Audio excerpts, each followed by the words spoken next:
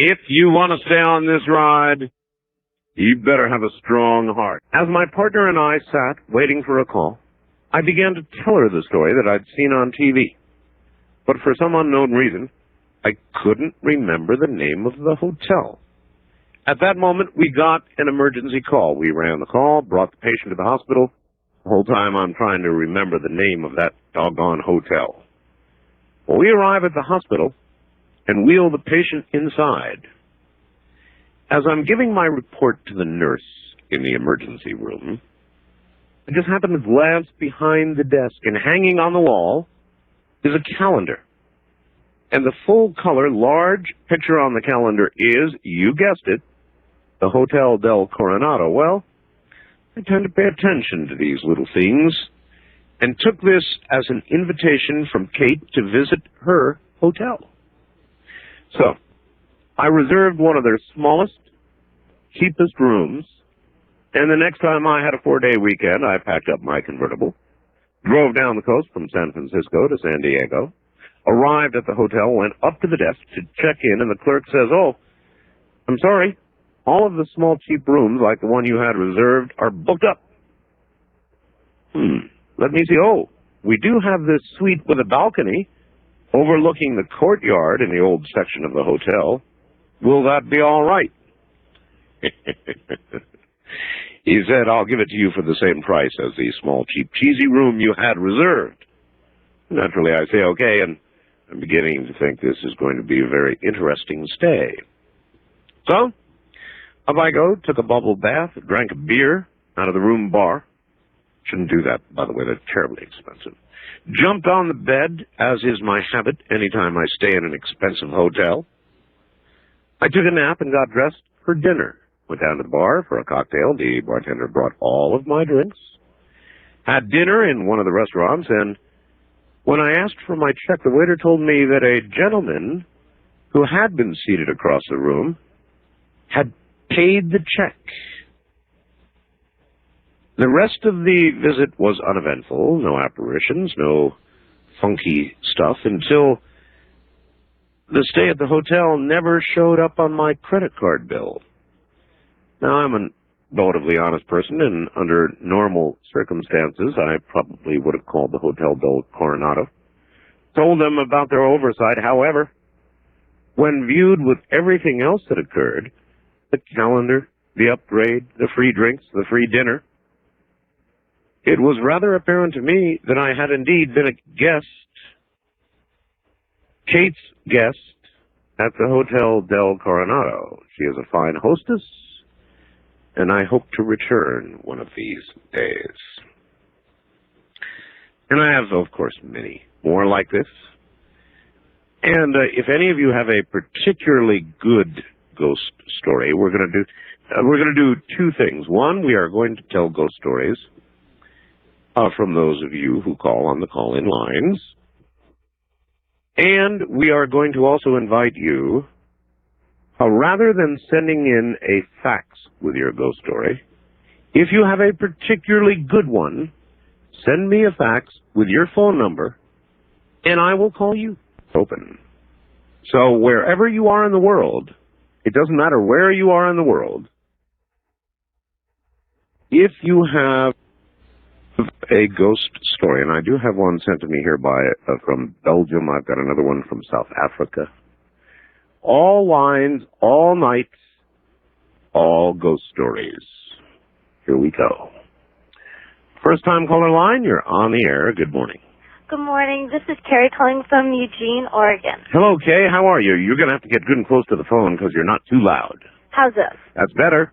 All right. Well, my boyfriend's brother, he moved into this house in Providence, Rhode Island. And come to find out, it used to be a funeral home. And, they have the places, in the basement where, they burn the bodies and did all that crazy stuff. Cremation. Yes. Mm-hmm. And now he feels like there's a ghost there. Things will be missing, things you don't misplace, like toothpaste, cutting board, just gone. Gone. And one time, his roommate, they were just sitting there drinking coffee. His roommate went into his room because he finished his cup, and he came back out, and it was completely filled hot. Jason didn't get it for him or anything. And it wasn't even made right how he likes it. And he says sometimes, you know, like a door will slam. One time he actually had to leave because he was so scared because there was like rubbing all on the walls and clanging noises.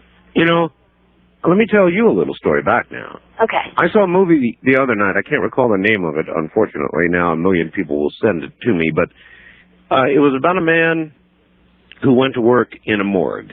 Uh-huh. And he was a guard in the morgue. Mm-hmm.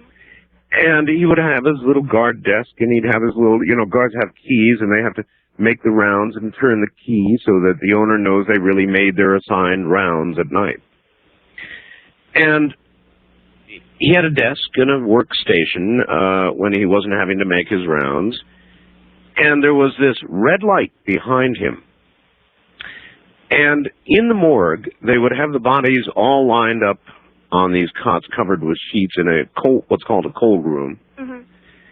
But above each body, there was a pull cord. You know, a cord you could pull. Just in case.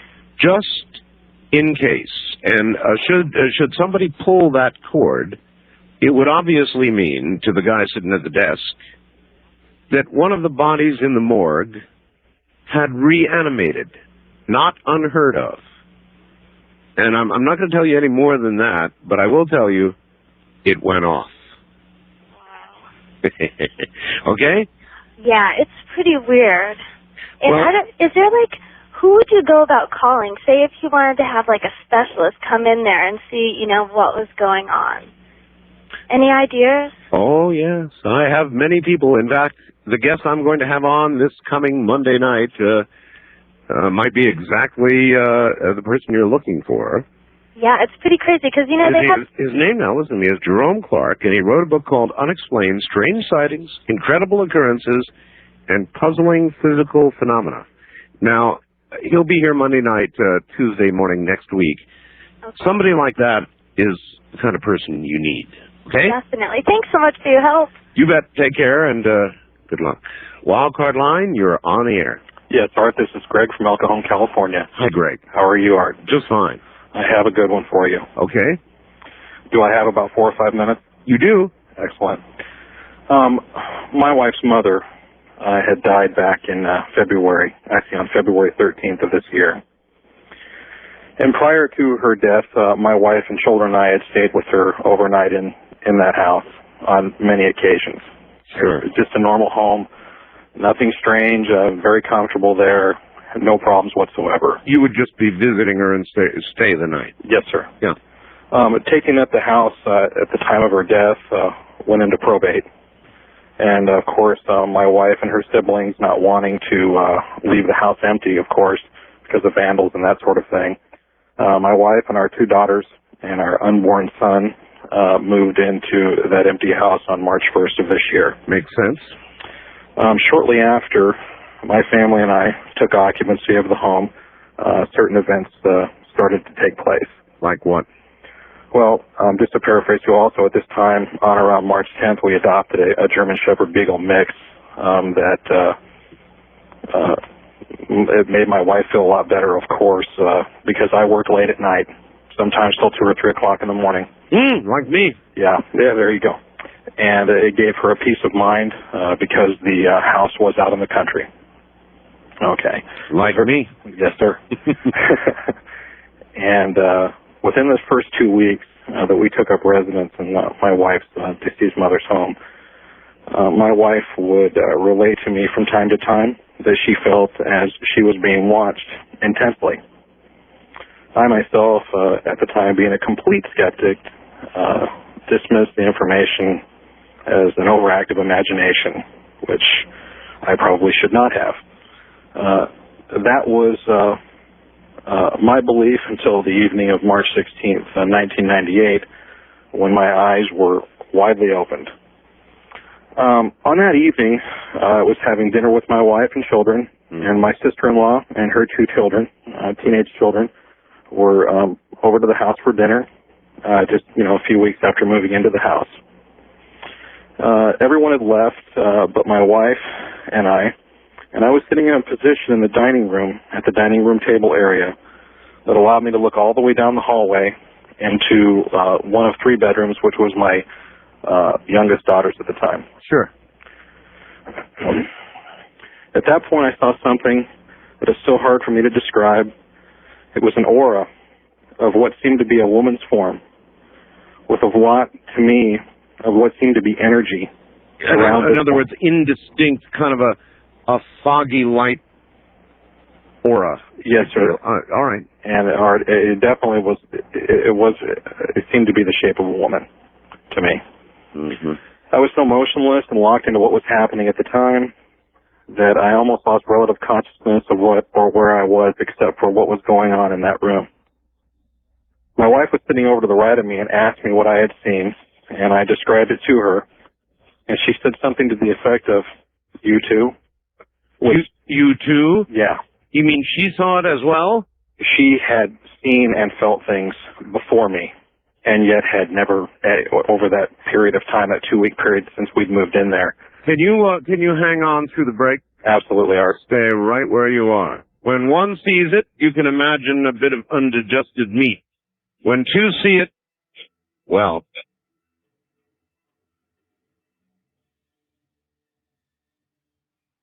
my suggestion, turn the lights down, turn the radio up, get as comfortable as you can, because some of what you hear is going to require you be in a nice, comfortable place. By the way, with respect to my story about the Hotel del Coronado, I just got this. Hi, Art. My sister-in-law actually works at the Hotel del Coronado as a concierge. She says the ghost stories are real, and you can, even if you wish it, rent. I repeat, you can rent the haunted room. That's from Jeff in Amherst, Ohio. Wonder if that's really true. Thank you, Jeff. And by the way, for any of you who have ghost stories out there, just send me a fax and tempt me. Tell me how good it is and give me a phone number. And if I am tempted enough, I will call you and get you on the air. My fax number is area code 702-727-8499. If you can't tempt me in one page, you can't do it, so hold it to one page. And now, back to the gentleman who saw the apparition down the hall in the bedroom and then turned to his wife, and his wife saw it too, right, sir? Yes, she had seen it, but it was at a different time. And so then what? I mean, did you sit there and compare notes with her, or what? Well, I had the hair was standing up on the back of my neck, Art. I'm sure it was. And I didn't know what to think. I just moved my wife and my children into a house, and I didn't know how long I was going to be there. Did you think about getting out? You know, at that point, I really didn't know. You know what? I actually, it's so easy to say, man, I'd be out of there like a shot. But the fact of the matter is, there are financial considerations, there are physical considerations. You have a wife, you have children, you have a lot of furniture, you've moved into a house.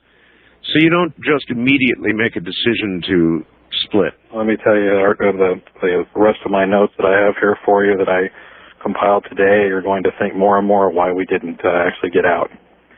On or around March 22nd, I was alone in the house. And my wife had left with her sister, and my children, they went over visiting for the day. Mm-hmm. It was around the noon hour. I was preparing to leave for work. I'd just come out of the restroom that adjoined our master bedroom. Mm-hmm. Bear in mind, our bedroom used to be my deceased mother-in-law's bedroom. Oh. In a fairly quick instance, as I looked over my right shoulder, and I can see this as plainly as the day that, in my mind, is the day that I did see it. In just a few seconds' time, I saw my deceased mother-in-law leaning over the dresser area where her dresser used to be in her room. Mm.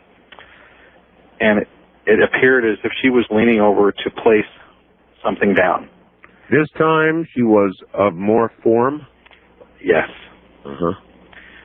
Shortly thereafter, that situation, Art, an interesting yet strange phenomenon began to occur.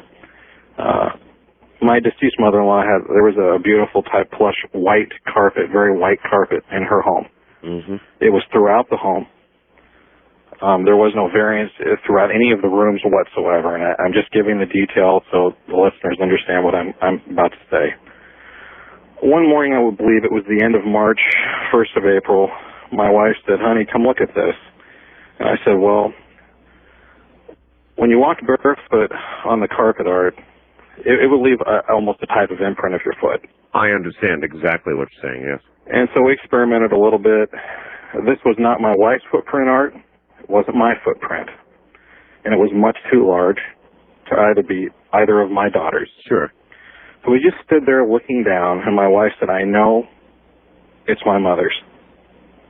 I know it's my mother's footprint." And she lived with her mother until she married me, until she was, 19 years of age. She felt that, also too, from that time on, that the constant set of eyes or being watched was all the more ever present. Our dog, on many occasions, Art, would stand up and stare across the house into our bedroom, whining, staring. I've got to ask, it's an embarrassing question. You don't have to answer this, but if it was your wife's mother, yes, sir, haunting the house, present in the house, didn't that kind of take the edge off moments of intimacy for your wife? Well, at that time, Art, and that is a personal question. My wife was only about 3 months from delivering our son. I see. You say no more. That's she fine. Was very pregnant. Otherwise, I can imagine there would be a problem. I can understand what you're saying, and I do agree to that with that. Mom, if you're listening, you know what I mean. Okay. In the summer months, another factor started to come into play, and this is one when I was writing it earlier this evening. I guess I'm listing this in as much of a chronological order as I can. Sure. I was reluctant to discuss this, and the only reason I am discussing it right now is after we'd moved out and we're living where we're living now, I asked my wife if she, I didn't want her to think I was nuts. So I asked her, and she looked at me and said, yes, I had too, and this is the next part of the story. At night in my wife and I's bedroom, which of course was my deceased mother-in-law's, at times my vision in the dark, I would lay awake at times and it would start to blur. Eerie, if not demonic type faces would appear in the dark room. They would come, it was very sharp to me, and they would fade out slowly. That would be enough for me. And the thing that bothered me about this, Art, was if this was my mother, it wasn't that obviously to me was not my mother-in-law. Obviously. Her appearance was not as foreboding as this particular situation. And that's when I started thinking, my God, is there a portal or something else that followed? That's exactly where I was about to go. We've got to wrap this up, but that's exactly where I was going. Is there a clothesline to this, or is that essentially, did you get out of there, or what?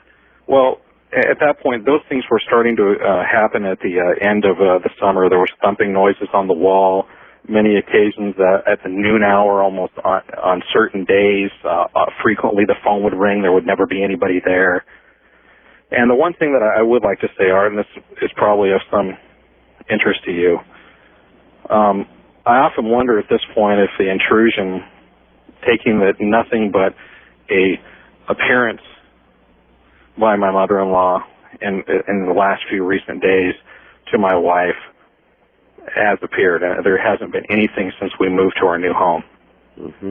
Well, all right. Listen, thank you so very much. There are two things here. One, It's pretty well known, and I can't explain why. Maybe you can. Maybe one of you can. Why a spirit, apparently trapped on Earth, or one that has not yet moved on, remains essentially in the same place, the same house, same geography, the same place. Why? Why?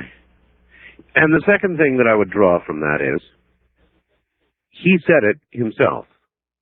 Do you think it might be true that once something has come through or is visible on both sides, depending on how you want to look at it, that in essence a portal has opened, allowing not just the spirit of his mother-in-law, but more to come through?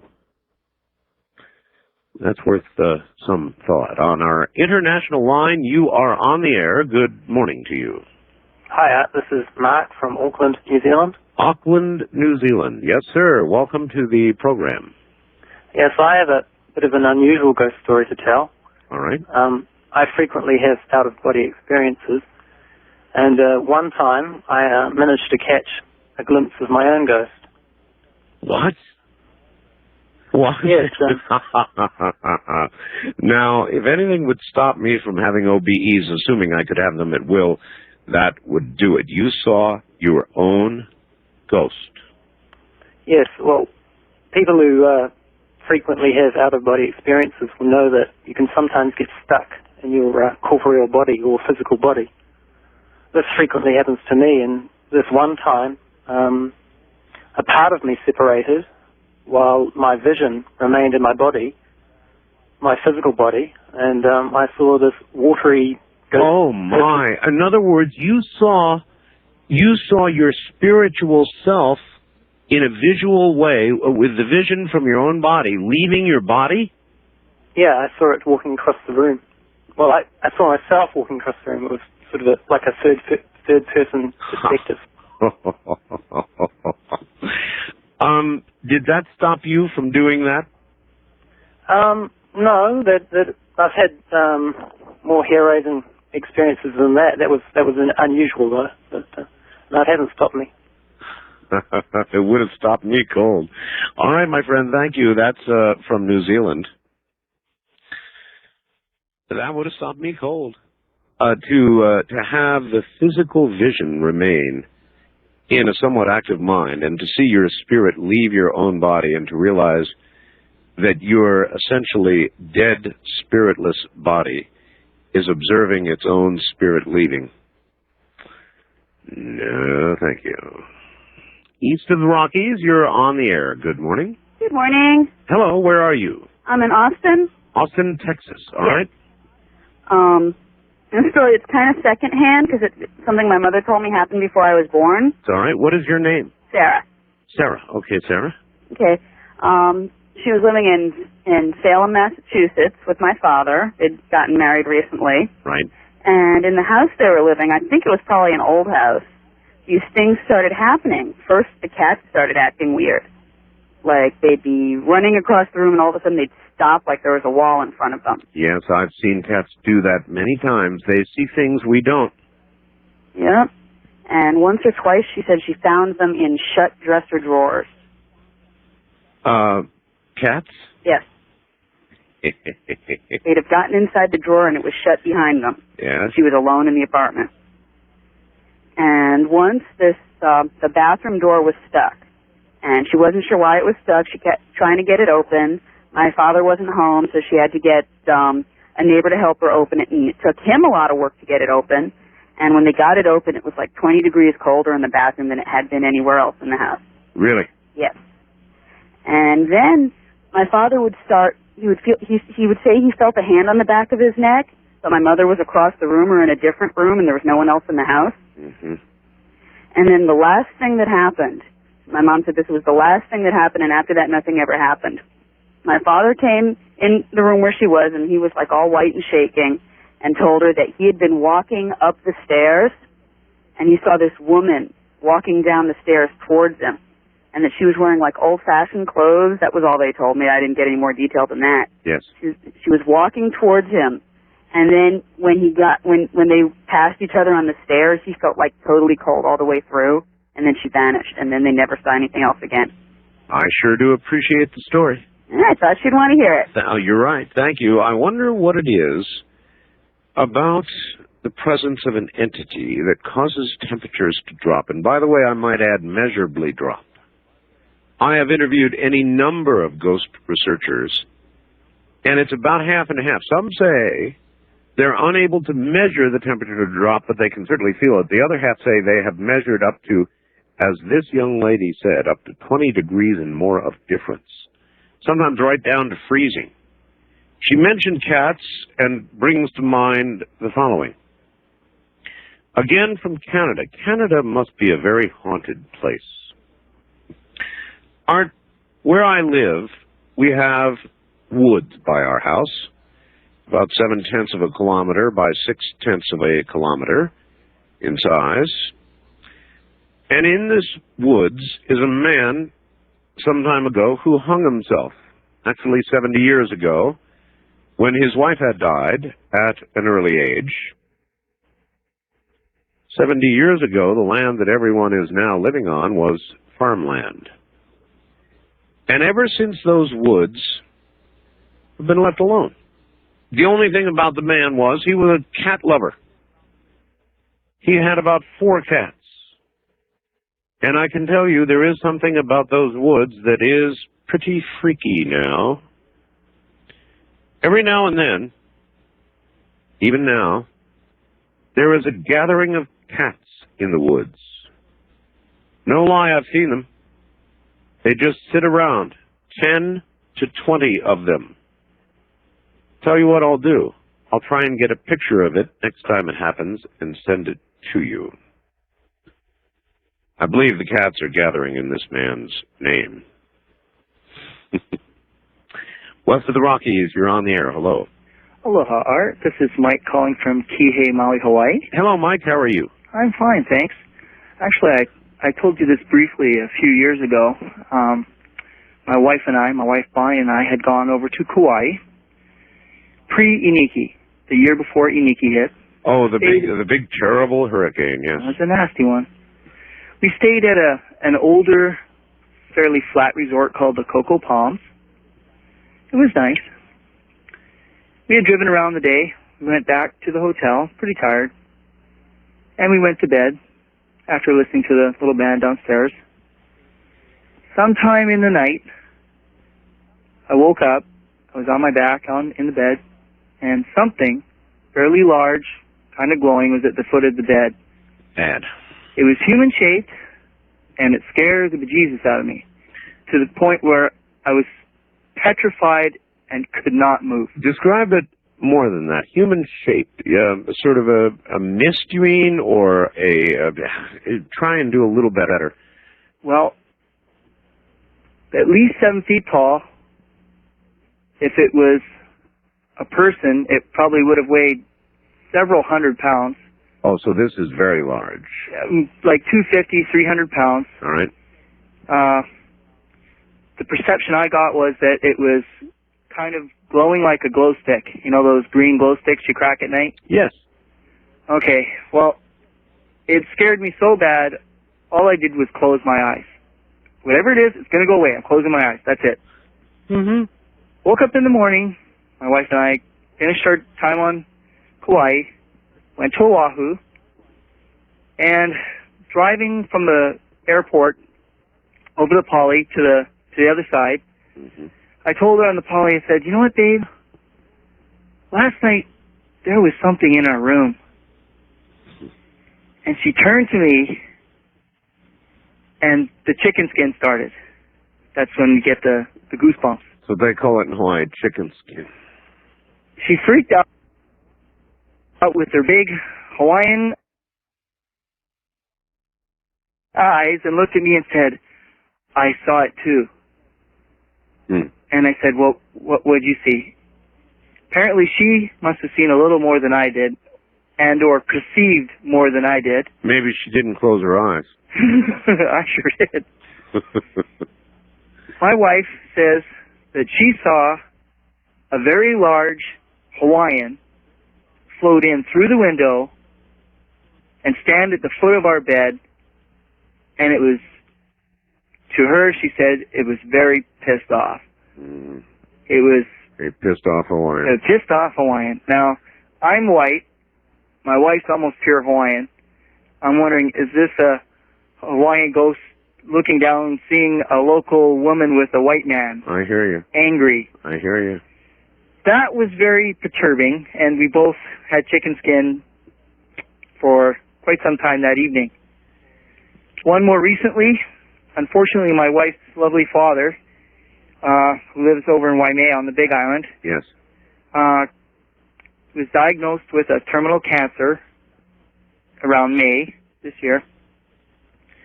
And he decided that he would prefer not to fight it and would go with hospice care and prefer to live out his remaining time in the living room at home.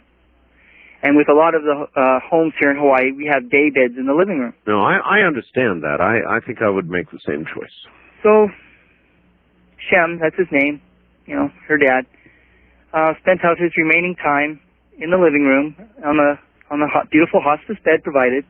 Mom lovingly cared for him, and it was wonderful because he had time and all of us family could come by and say aloha. Well, we're staying there, and he has not yet passed away, and the only room left because of all of the ohana, or family over, is Mom and Dad's room, which they really don't sleep in too much anyway because they sleep in the living room. Anyway, Dad is still alive, but getting near the end. This was within 3 days of him passing on. Mm-hmm. My wife and I go to bed about 11 o'clock at night in the parents' bed. I'm sleeping on my stomach, and something gives me a finger jab poke through the mattress into my ribs. It felt like it came up about 2 inches. Yes? It woke me up, scared the hell out of me, and I said, "Bonnie!" She goes, "What?" "There was something poke me in the ribs." And I rolled over onto my back, and she goes, "Are you okay?" I go, "Yeah, but what was that?" She goes, "I don't know." And then something, the pressure of someone sitting down on my legs. And I said, "On your legs?" "On my legs." I said, and I'm getting chicken skin now. I'm freaking out remembering. I said, "Babe, it's sitting on my legs. What am I going to do?" She says, "It's okay. It's all right. It's probably just Dad, his spirit, coming into the room saying, 'You're in our bed.'" I said, "Well, he's not dead yet." She says, "I know, but this is his house, and he can move around when he wants." Sure. I said, "Babe, can I please sleep in another room? I can't handle this. It's too much." She said, "Okay." So we switched with her sister. And Dad passed on shortly after that. Uh-huh. We have not yet, myself, she's returned to visit Mom twice. I'm a little leery about visiting. Why do you think the state of Hawaii is such a haunted state? I don't know. It is, though. I've had guests on who have told story after story like the ones like the ones you just told. Hawaii is a very, very haunted set of islands. There's no question about it. You and your wife, well, your wife's from Oahu, right? That's correct. Thank you for listening, Art. I hope your audience keeps in mind that the loved ones are close by. All right. Take care, sir. Hello. All right, that's it. Tonight, all we're doing, as you can already tell, are ghost stories. Real ghost stories. And it's so easy to do. You know why? Because there are so many of them. Sorry about that. I get caught up in the stories, and it just happens. Here is a gentleman who works, or did work, actually. He did the same thing I did in a 911 dispatch center. I guess fire dispatch center. Where are you, sir? I'm in Birch Bay, Washington. Welcome to the program. Well, thank you, Art. You're about to tell me that you have had ghosts call 911? In a way, yeah. It was basically to, it would be well over 100-year-old emergency, I would say, of a dying woman in a small Mexican village on the banks of the Santa Ana River. My God. 100-year-old emergency. Mm-hmm. Middle 1800s, 1864 to be exact. So it's a time travel story as well as a ghost story. I guess it is, huh? Well, it may be that where the spirits are, there is no time as we quite, exactly understand it or think we do. Oh, sure. And, if they have a story to tell, it can wait for eternity if it has to. Well, apparently, one did, at least part way. Well, let me tell you a little bit about how this started. I had just started at this fire communications center. It was on the banks of the Santa Ana River. This was in 1984. Okay. And basically it was a 24-hour operation. We were on a 24-hour shift, so we would sleep and eat and pretty much live there for an entire day and then be relieved by the relief crew and work that type of schedule. So normally my shift would end at 8 p.m. From 8 a.m. to 8 p.m. I would get to sleep from 8 p.m. till 1 a.m. and then go back on the board till 4 in the morning. Gotcha.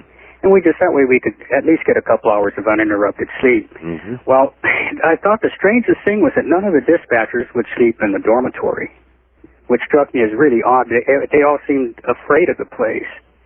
And the dispatch personality, they're usually guys that are rock solid individuals. Oh, yes. They're pretty fearless people, basically.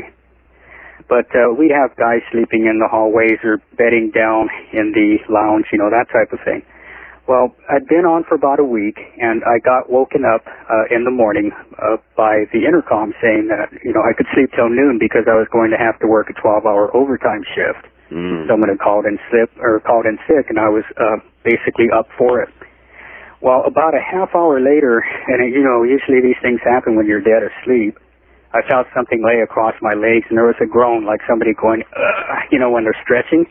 Yes. And I woke up and I saw this kind of it wasn't a mist, it was almost like a gelatinous fog breaking above my head, and the room was pitch black dark, which was really a strange thing. So anyway, I stumbled out in the dispatch center and asked the people if, what the heck was going on and, why are they playing games, and they all gave a conspiratorial look to each other and said, go back to bed, we'll tell you about the ghost later, right? So I slept real good after that. Yeah, right. Well, anyway, it was uneventful. I came back for the next shift, and that's when the weirdness happened. 1 in the morning, just a little bit before 1 in the morning, I went into the strangest dream I've ever had. I was walking along the banks of the Santa Ana River, and I knew it was 1864. I just knew it. And I thought, this is the strangest dream. For one thing, I'm here. I can feel the wind on my skin. It was just barely blowing. I could hear the leaves rustling. I could feel the sand crunch underneath my feet along the banks of this river. Right. And I thought, wow, this is really interesting. I know where I'm at. I'm right by the fire dispatch center, but the city's gone. There's nothing here, and, where are all the children and the animals? You mean you were literally seeing the same geography minus the buildings and the people? Except for, differences, the variations of a river as it changes over the year, but my internal radar and compass told me I was exactly at the fire dispatch center. I was actually walking up to it, approaching northbound along the banks of the Santa Ana River. And I saw this small house. Yes. Kind of like an adobe little house like you would see, part of a rancho or a very small village. And this woman appeared in the door. And she was what you would call, probably about a 20-year-old, really beautiful senorita. She was just gorgeous with long flowing hair and a smile that would melt your heart. This was like, wow, what's going on? Anyway, she beckoned to me to come to the door. And as soon as my foot hit the threshold of this little house, I was kind of transported into her, if you know what I mean. It's like she melded with me, for want of a better word. And we were like one person. Spock would say mind meld, yes. Almost like that, but not quite as as trite as you would expect something on Star Trek. This was like a total 2 bodies and 2 souls instantly mingling together.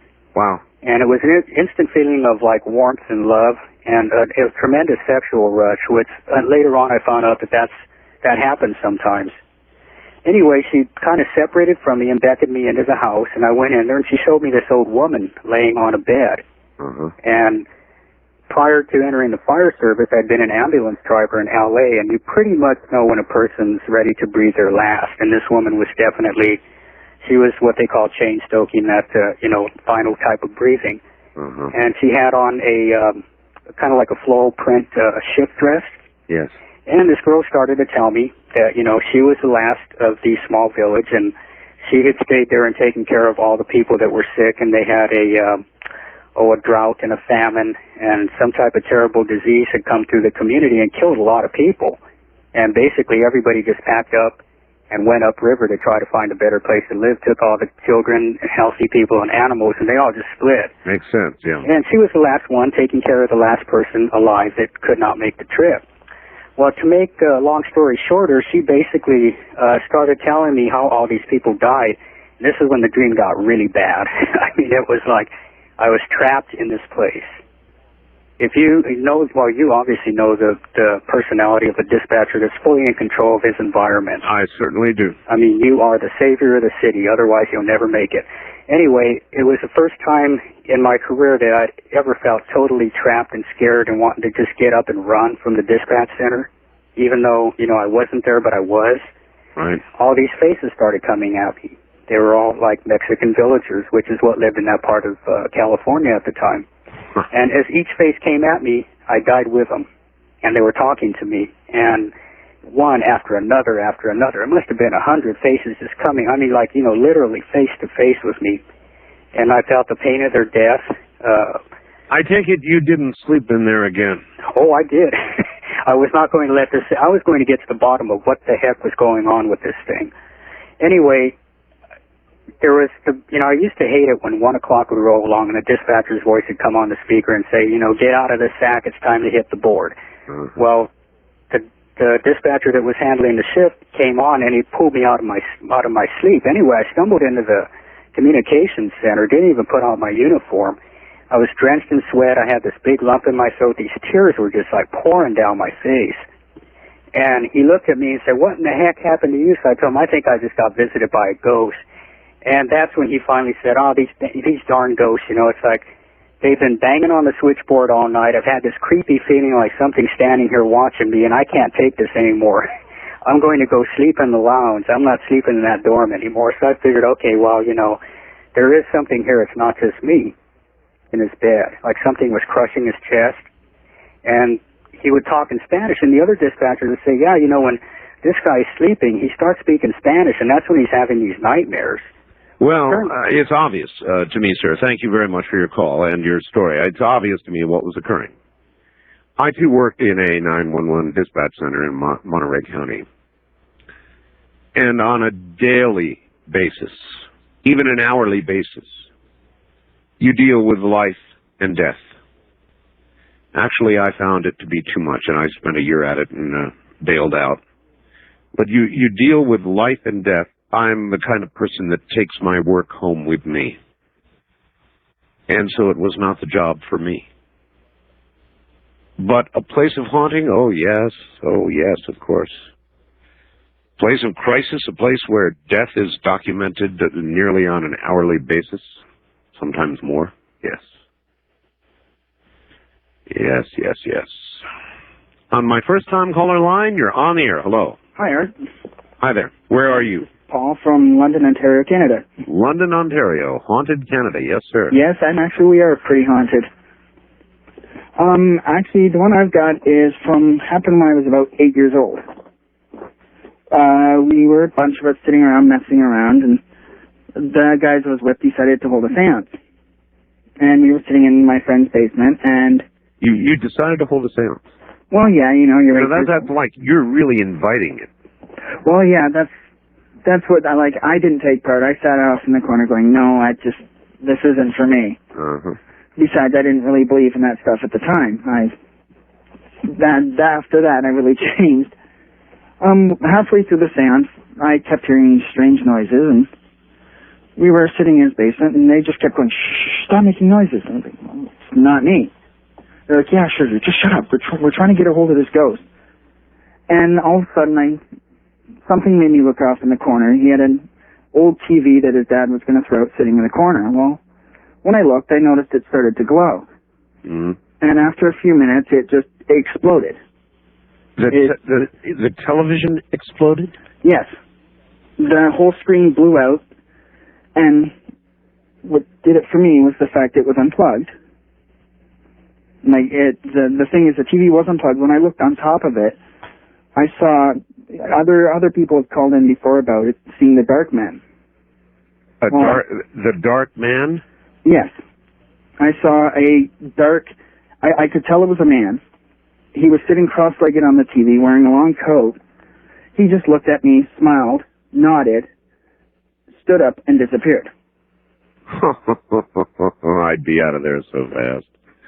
Well, the thing is, no one else saw it but me. They Well, were... I mean, yeah, but what about the television? You said the television... Oh, they all saw the TV explode. His mom came downstairs yelling what happened, and we were just, nothing. Like, I couldn't tell her, well, there was someone on top of the TV made it blow up. Mm-hmm. First of all, a television under no circumstance, sitting there, sedentary, not plugged in. Televisions do not explode, period.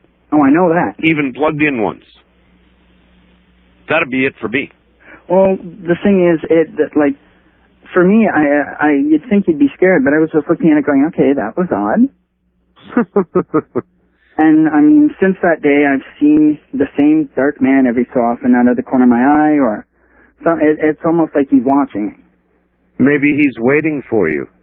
Well, that's what I think, because, like, ever since then, I've seen him, and if I don't see him, I'll hear him call my name. Yes. And the thing is, it's loud and clear. Other people have heard it, and we can be in an empty hallway, and we'll hear my name clear. Maybe one day when he calls your name, you will go with him. Oh, that's what I thought. And the thing is, though, like I said, I'm not afraid of it. It's almost like he's there protecting me for something. Maybe. Maybe you should be afraid. Well, everyone says that, but I don't know. Like I said, it's just something about him doesn't seem to be scary. Uh-huh. He just seems to be there. He doesn't seem to be presenting any harm to me. Uh-huh. I mean, you've got to consider that he's there for a reason. Oh, that I'm pretty sure of. I mean, it was since that day I've started seeing other ghosts as well, so. I understand. All right. Well, I appreciate your call. I'm a little hesitant to suggest to you that you may be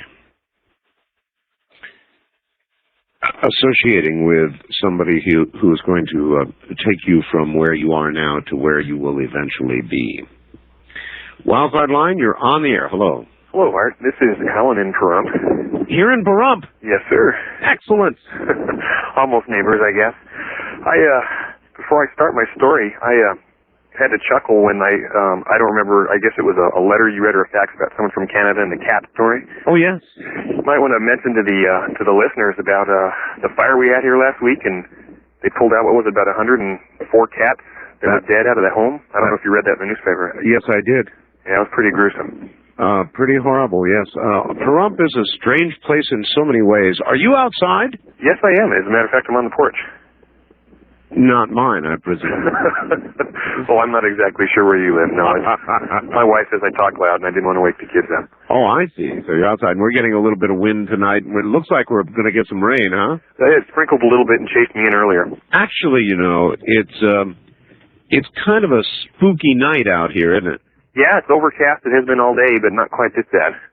All right, listen, I'm at a break point, so I'm going to hold you over, and since you're in Pahrump, obviously, there is no charge. Okay.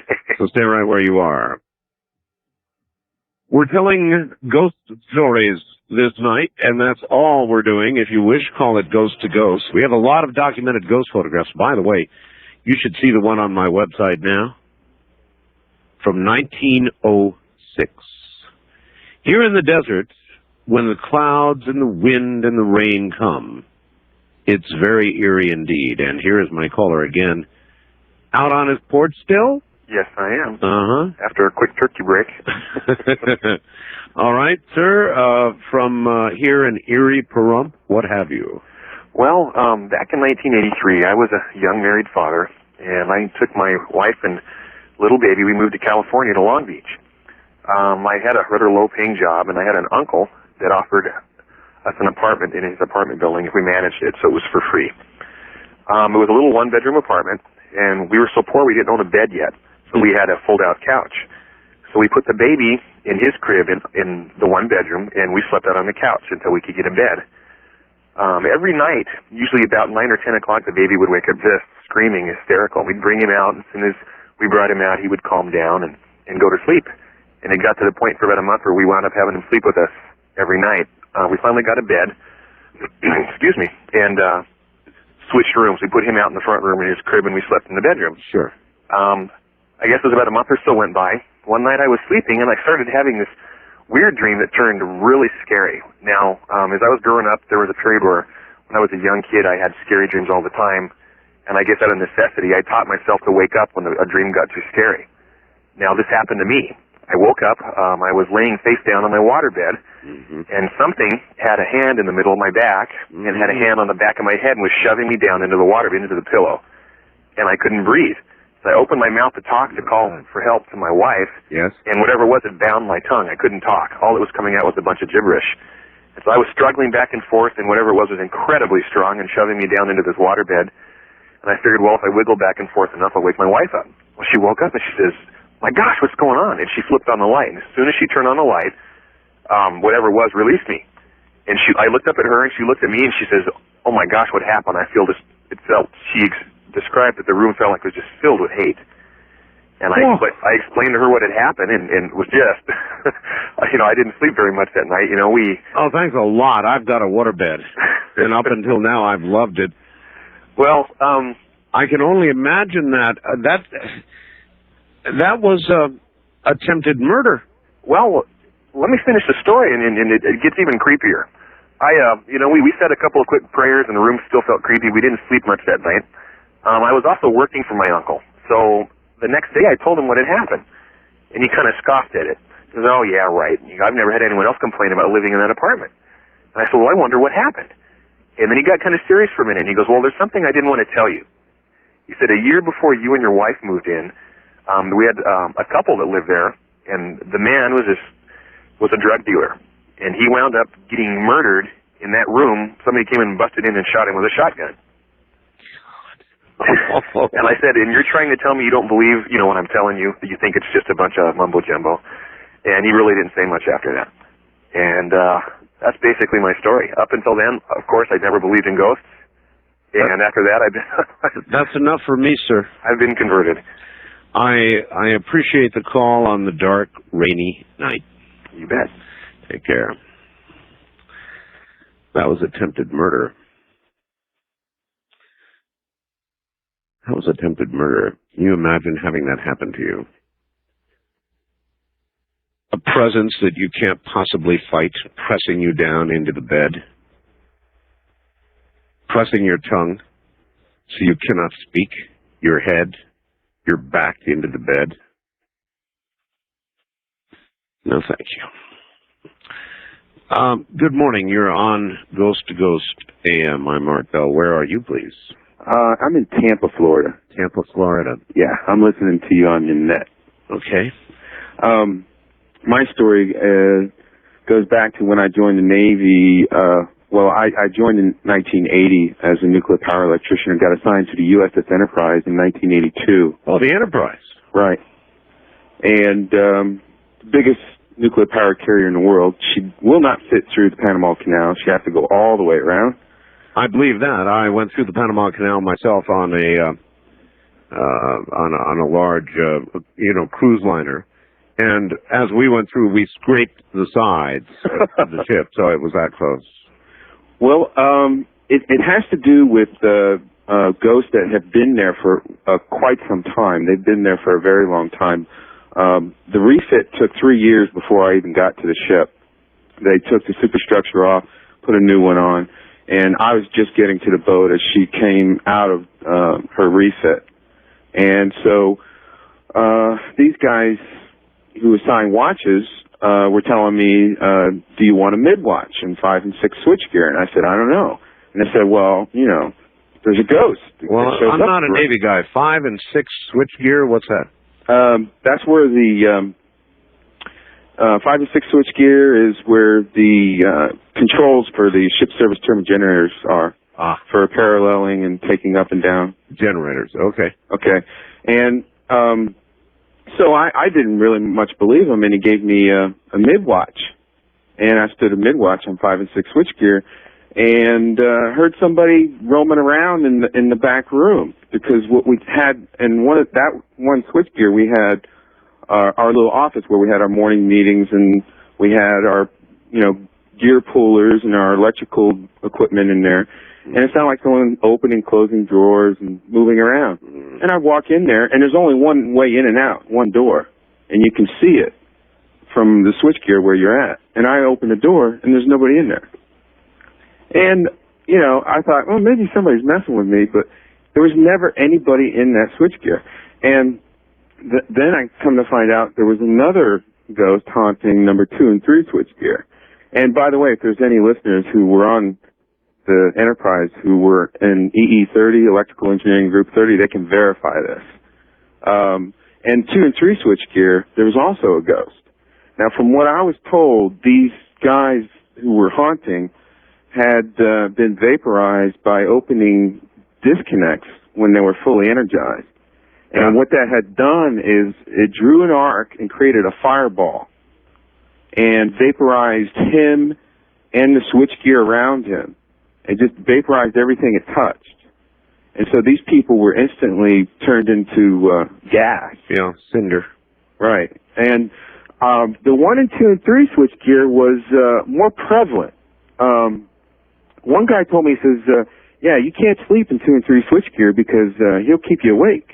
This is very common. When people die that way, completely, unexpectedly, instantly, tragically, that's when they seem to remain.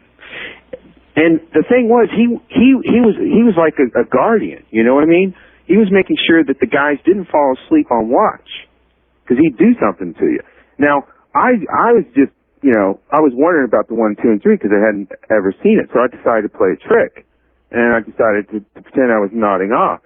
And it felt like someone grabbed the back of my head, my hair, and yanked my head and jerked it to wake me up. And I was like, man. And that just, sends a shiver up your spine. I take it you stayed awake on future watches. Yes. It was really, really something. And you're telling me that anybody who was on the Enterprise, EE30 that time, could verify this? Oh, yes. Oh, yes. Guarantee it. Guarantee it. There's absolutely no doubt. In fact, one guy left his post screaming from 2 and 3 switchgear and said he'd never stand watch there again, ever. And he never told anybody what happened. And he wasn't in Electrical Engineering Group 30. He was a conventional electrician. Sometimes really good conventional electricians, they'd let stand watch on those switchgears. But the thing was there was the nuclear electricians and there was the EE30. What kind of voltage and current were running through those? 450. 450. Right. Tremendous current. The ratings of those generators. Tremendous, I'm sure. We had 8 turbine generators in all, and there were 4 main machinery rooms and 2 reactors for each. So we had a total of 8 reactors, and each reactor, I believe, was 1 megawatt each. So we were running about 8 megawatts of power when we were churning and burning. I appreciate. I'm sure you were glad to get off the Enterprise. Well, you know what? I never really had a problem with them. It didn't really scare me. Was there any doubt about the fact? Now, you say you sort of pretended to be asleep. Yeah, I was trying to see if it was real. Do you think that it could have been your imagination? Oh, no. Oh, no. When someone comes up to you and grabs your hair and jerks your head, you know it. You're right. You know it. I mean, that's something, and it happened to anybody who ever fell asleep in 2 and 3 switchgear. Boom. They get waking up instantly. You could never fall asleep on there while you were on watch. Appreciate your call, sir. Yep. Thank you. Take care. He's right. There would be no mistaking somebody grabbing your hair and yanking your head up, would there? First time caller line, you're on the air. Good morning. Good morning, Mr. Bell. How are you? I'm sorry? I said, how are you? Pretty good. And yourself? Fine. Where are you? I'm calling from southern Indiana. Southern Indiana. Yes, sir. I'd like to answer your questions first. You had a couple like, why do ghosts stay in one place? And I think there was something right up about why does the temperature change when there are ghosts around? Well, I think the last caller was a very good example of a ghost that remained exactly there. And if that one didn't do it for you, I've got one from San Antonio, Texas that'll curl your hair. That was fairly scary, but I was wanting to explain to you why ghosts stay there, though. Now, I was speaking from the philosophical point of a ceremonial magician. I don't know if you know anything about, like, ceremonial magic or Kabbalah or ritual magic or anything like that. I know a little bit about it. Are you familiar with the philosophical elements like earth, air, fire, and water? I am. Well, they have spirits associated with those. They're intelligences of sorts that are similar to animals as far as their intellectual level. Mm-hmm. But sometimes, see, elementals can feed off of emotional energy that people put out. That's right. And when people pass away, they'll leave their astral shell or astral body behind. And sometimes these elementals can take control of these astral shells. And they'll present themselves as a ghost when, in fact, they're elementals, but they'll take on this form. And, like, for example, a deceased father or a mother or something, and when this person feels an emotional attachment to this image they see, that elemental can draw energy from that individual. Mm-hmm. That's one reason why ghosts stay around like that. So in other words, they produce one of the greatest emotions a human can have, mortal fear, and then feed from it. Yeah, fear, love, any kind of emotion, anger, hate, anything, elementals can feed from that. Not all elementals will do that, though. That has to be something that's learned from them, kind of trained. Like I said, they have like the intelligence of animals. So, but that also has to do with the temperature change in the room. Because, for example, like a water elemental could produce a cool temperature in a room. But why would a spirit be bound like the spirit on the Enterprise or the spirits to, in effect, stand guard? Now, I'm going to tell you a very quick story, very much like it. I think a lot of the audience may have heard this or perhaps not, but it is a true story, believe it. In San Antonio, Texas, a school bus full of children stalled on a train track. A train hit it broadside, killed all the children, or the majority of the children on the bus. A horrible tragedy in the San Antonio area. And ever since, at that particular intersection, if a car stalls, in fact, people go and test it. They actually take their car and they drive onto these train tracks and stop and put the car in neutral, and the car is always pushed or seemingly moves by itself off the tracks and onto the road on the other side into safety. Now, they have tested this. They have taken cars and put them on the tracks with talcum powder on the back of the car. Actually, I have heard of this, Mr. Bill. This true story. And when the car reaches the other side of the tracks, there are children's handprints to be found in the talcum powder. And this can be done repeatedly. It'll occur again and again and again. And the story from the Enterprise reminded me of that.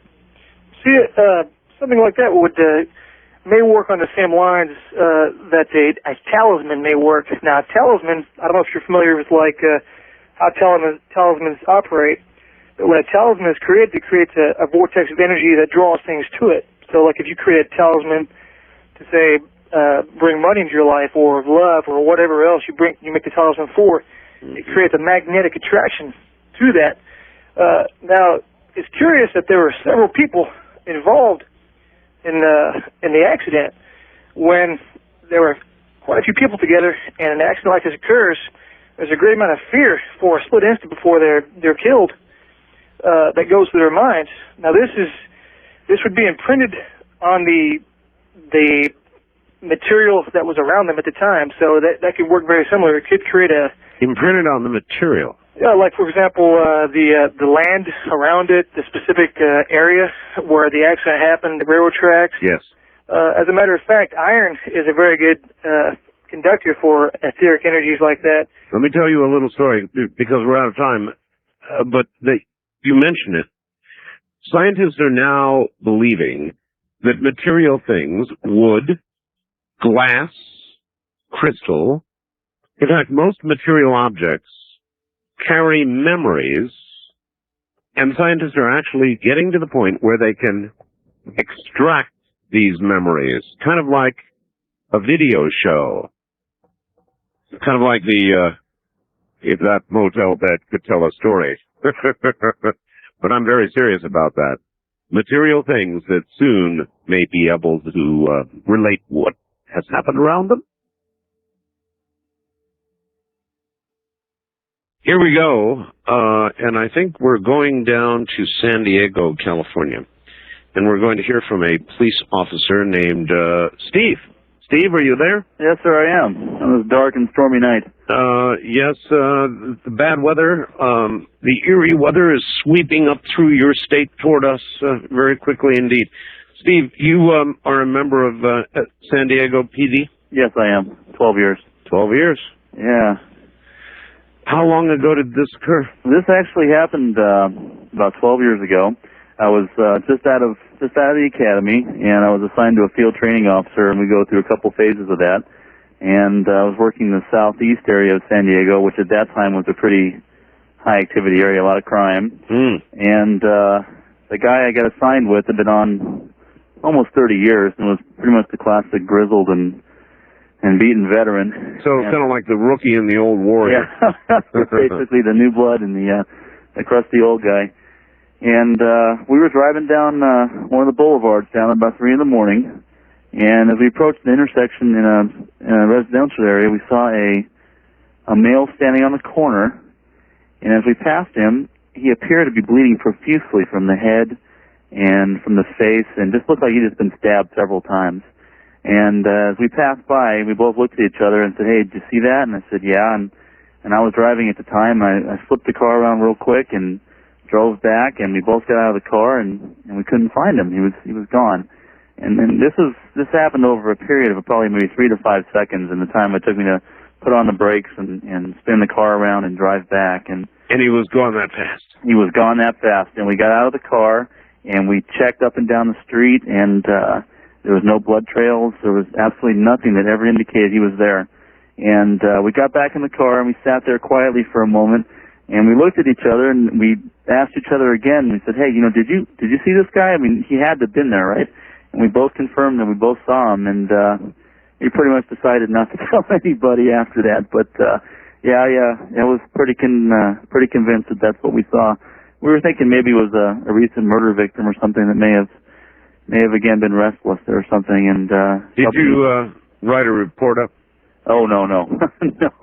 No, we just we just talked about it with each other, and I don't think we let it go out of the car at that time. It was just from that point on, it really was something that I thought about occasionally, and convinced me that certainly there's something out there that we're just not aware of. Boy, do I appreciate the story, Steve. You betcha. Thank you, my friend. Thank you, sir. Good night. Take care. San Diego police officer. Convinced me there's something out there. That's right. There is something out there. Something we don't understand, we may never understand, but you can be sure it's out there. As I keep saying, there are probably as many stories out there as there are all of you. And you don't really get them until you invite them, and you've got to invite them in a certain way. You can't invite them and ridicule them. You can only invite people to share once they become aware that others have seen some of the same things that they have seen. And then the outpouring is hard to stop. First time caller line, you're on the air. Hi. Hi, Art. This is Mike from Sacramento. Hello, Mike. How are you? My story starts, I'm a stuntman, and I do a lot of traveling around the country, and I was in Coral Gable, Florida, and there's a big hotel there called the Coral Gable that used to be Al Capone's, hangout. And so I went down there to do a film with a couple of buddies of mine, and As I walked into the hotel, it's this huge palatial hotel that, like a huge mansion. Was it a movie I would remember? Bad Boys? Bad Boys. With Will Smith? I think I do recall that, yes. Yeah, I've been in a lot of films. And I've come across a lot of ghosts, too, but this one was the scariest one that's ever happened to me. And so I walked through the door, and I was with my friend Richard, and I turned to him and I said, this place is haunted, man. This place is haunted. He goes, okay. I said, did you feel that when I walked through the door? It's like a cold wind. Now, this place is huge. It's not little. It's massive. And so we got assigned to our room, and I was the only stuntman that was on the 5th floor. And so I went to bed early because I had an early call that morning. And so around 11:30, I hear a knock at my door. I get up, look out, and there's nobody there. And one of the guys is playing a joke on me, right? So I lay back down, start to go to sleep, and I start feeling my covers being pulled off me. Right? And I said, and I looked down, and I thought someone snuck in, right? So, okay, whatever. Knock at the door again. Go to the door, nobody's there. Now I'm getting kind of irritated, and I'm hearing like a party going on down the hallway, and it's like noise. I'm trying to get to sleep. I got a 4:30 call. I'm getting real agitated.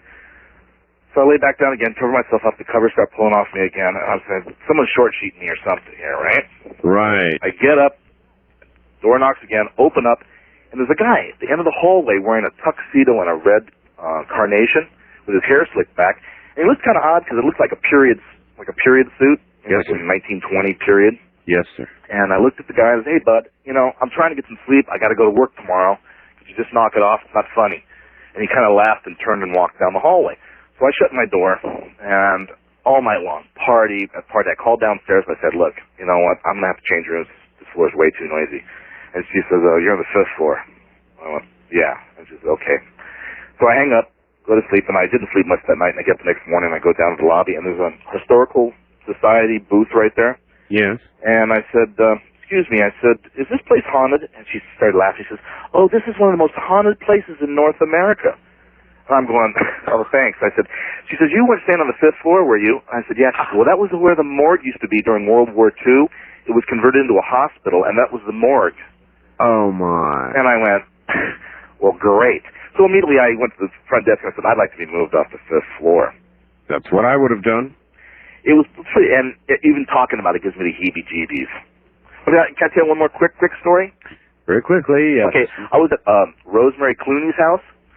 And the house used to belong to Russ Columbo, and Russ Columbo was a crooner during the 20s. He was like kind of a predecessor to Bing Crosby. Yes, sir. And so I went into their bathroom. I didn't know their house was haunted at the time. I went into their bathroom, and I started going to the bathroom, and some guy behind me goes, "Hey, buddy, what do you think you're doing?"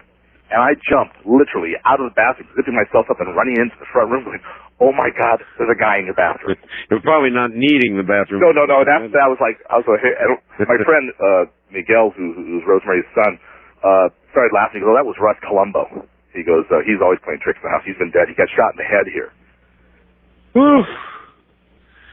So wow, oh my, shot in the head. Yeah, he got by accident. It was one of those fake cannons that you buy through mail order or whatever, and someone had put up BB-ins or a marble inside it, and when it was set off, it ricocheted around the room and hit him in the head. All right, I appreciate the call, sir. Thank you. Okay, Art. Take care. Wildcard line, you're on the air. Good morning. Good morning, Art. Hi there. Where are you? Houston, Texas. Houston. All right. Yes. You're going to have to yell at us a little. You're not too loud. Oh, okay. Well, my name is Mary. I'm originally from Houston, but I lived in Georgia, a small town in Georgia, just outside of Atlanta, called Covington, Georgia. Very historical little town. Beautiful area. Old southern mansion-type homes. Yeah. Oh, beautiful. Yeah. Well, I lived behind the mansion in a garage apartment overlooking the cemetery on Elm Street. And when we moved into the apartment, my brother-in-law was kidding me about it, saying I would never be alone. Okay? Yeah. Well, I figured, it's because of the cemetery. Well, one night, my husband, he worked out of town, and he would only come in on the weekends. So I was there by myself all the time, which is kind of spooky anyway. But I'm not, prone to let my imagination run wild with me. Well, early in 1975, I was at the house, the apartment, all by myself. I'm shaking just thinking about it. And I had the TV on, and it started acting funny and was picking up Houston, Texas. Ads. Really? Right. Okay, the apartment, I could not get it to stay warm. And I was just restless that night and just wandering back and forth between the bedroom and the living room. And at the top of the landing, it was 13 steps down to the front door. And it had a little window. Mm-hmm. Okay, in this little window, I saw like a face. Okay? And I kept hearing this humming. I kept turning off the TV and everything and listening, and I heard this humming. Now, it wasn't like a heater humming, the air or anything like that. It was actually very cold. So I was nervous. I stayed up all night. I could not sleep. I kept hearing this humming, but it wasn't like a mechanical humming or anything like that or electronic. It was like a voice humming. Okay, so being I was up all night and everything, I decided the next morning I would take a walk. So I walked out there and I was looking at all the old Confederate tombstones, everything, all the unmarked graves, Oh, yes. the cross on it and everything. And when I came back over to the apartment, there's one little sectioned area there with wrought iron and everything, and it had about 6 tombstones in it, so I walked around it and I'm looking. This was so freaky. There was a young lady whose tombstone was there. She died back in, I believe it was 1873. Mm-hmm. Her name was Mary Robbins. She died when she was 16 years old. My maiden name was Robbins. Oh.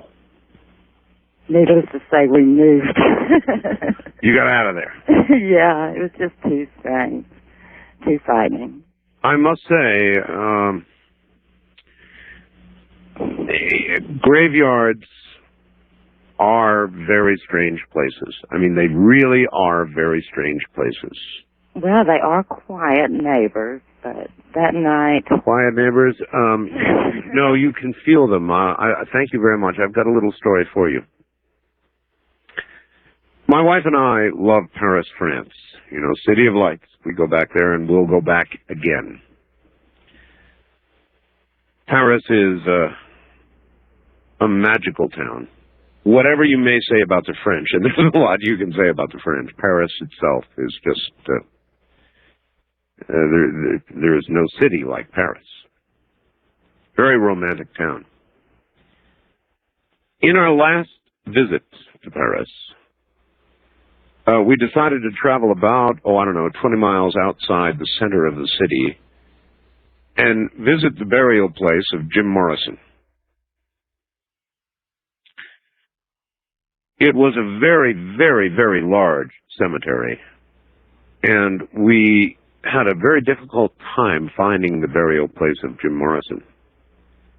And I finally got sick of looking, and there were tombs everywhere, and they were truly ancient, back in 1800s, late 1700s.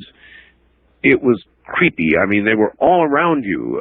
You were literally in a field of graves, many of them decrepit, many of them the inscriptions very difficult to read, and I finally got sick of looking, and so I said, I'm just going to sit here and wait. And Ramona would hike up the hill and look for Jim Morrison's resting place. But just sitting there by myself, in the middle of all these very old stone graves, I don't want to tell you because I would be lying that I could feel a presence. Because I didn't. I felt a kind of universal presence. A kind of reverence that I can't quite explain for a place where many lives came to rest. So no ghost story there, just a very eerie feeling. We did, incidentally, find the resting place of Jim Morrison, ultimately. But sitting there by myself, with all of these crypts, many of them crypts around me, very odd feeling. East of the Rockies, you're on the air. Good morning. Hello? Hello. Good morning, Art. How are you? I'm okay. You're going to have to kind of yell at us a little. This is Dave from northern New Jersey. Yes, sir. About 40 miles west of New York City. Okay. A lot of people out here love you. Thank you. And we're tired of the art bell bashing from the local affiliate. Oh, you refer not to the local affiliate, but to Curtis Sliwa. Correct. And his little angels, his band of angels. They're supposedly coming out here to talk to me. He talked about it for the whole past week and a half. Yeah, that's what I've heard. In any event. He ruins my NFL Sunday, and there'll be hell to pay, I'll tell you that right now. Anyway, do you have a story? I've got a wonderful one. All right. It's a little bit long. I'll try to condense it for you. I got my parents a puppy back in 1980 because my dad had recently lost his hearing. And I had read that it was very cathartic to healing to get an animal for a person that went through a traumatic loss of the sense. It absolutely is. It lowers blood pressure. Right. Scientifically proven again and again. Listen, it's going to take obviously a moment for this story to unwind. So let me go ahead and do the break and come back, and we'll get it full on. All right? Okay. Okay. Stay right there. Yes. Yes. If Curtis and his little band of so-called angels come out and screw with my NFL Sunday, they're going to be haunting the halls of WABC. You hear me, Curtis? From the high desert, I'm Art Bell. This is Ghost to Ghost AM.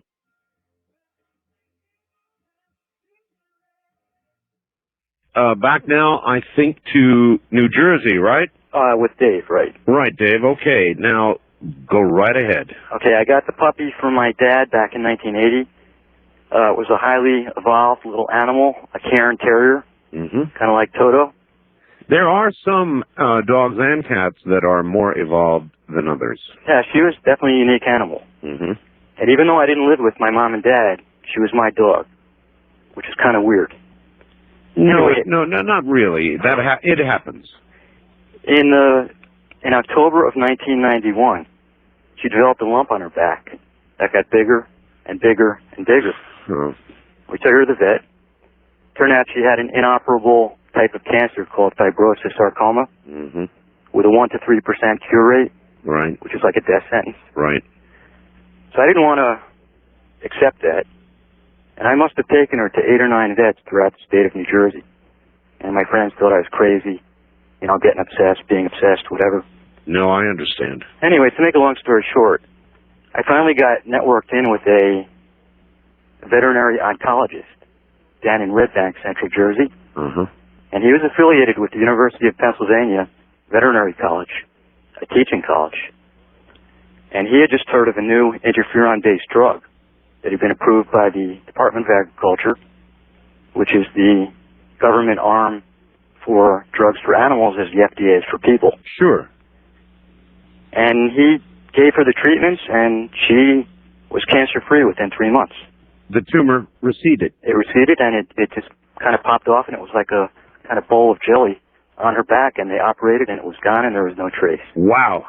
And she made the front page of the Asbury Park Press, which is the main paper for Central New Jersey, with a readership of about 1.2 million.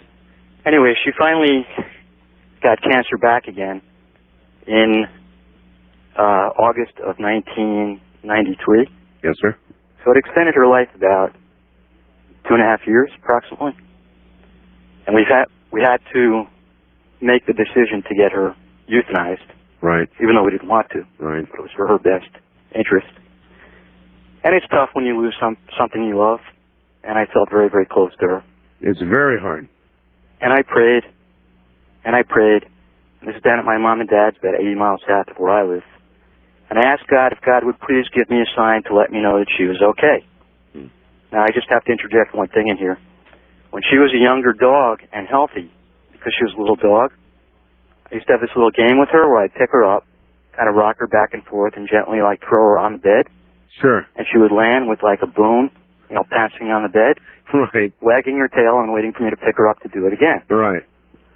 So I get back home the following morning, after we had her euthanized, got back to my apartment, the middle of a beautiful August day, and I'm sitting on my bed, and I think this happened during the day, purposely, so it wouldn't frighten me. And if somebody had told me this, Art, I would have a very tough time believing it if it didn't happen to me. Sitting on my bed, all of a sudden, I hear a thump to my left, and I instantly turn. Right. And as God is my witness, there are 4 indentations of like paw prints on my bed, right into the mattress. It was not of this earth. Oh. And at that point, I got a chill, and I'm getting a chill right now. But it made me believe that there really is something after, in respect to the fact that this happened, because I prayed for it, and I felt incredibly lucky that God heard me and God answered me. I believe every word of it, every single word of it. And it was the most incredible thing that ever happened to me in my life, you know, to this date.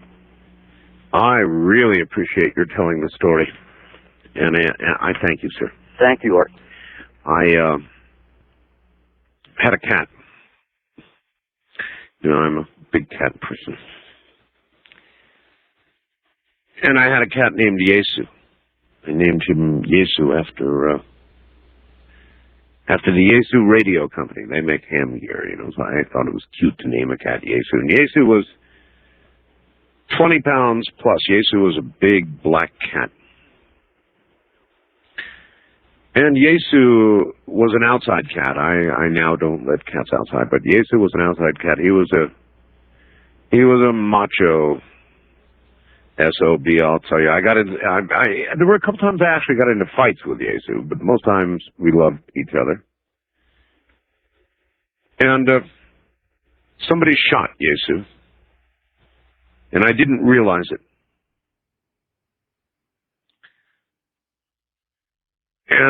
But I did realize that my cat was extremely ill, possibly dying, and unfortunately the bullet hole was not visible. Somehow the bullet had gone in and exited and gone right through Yesu's body and wasn't visible. You know, the fur, I guess, blood clotted, I don't know, the fur covered it. I had no idea this cat had been shot. Yesu, to make a long story short, died in my arms. That's something I will never forget, just died in my arms.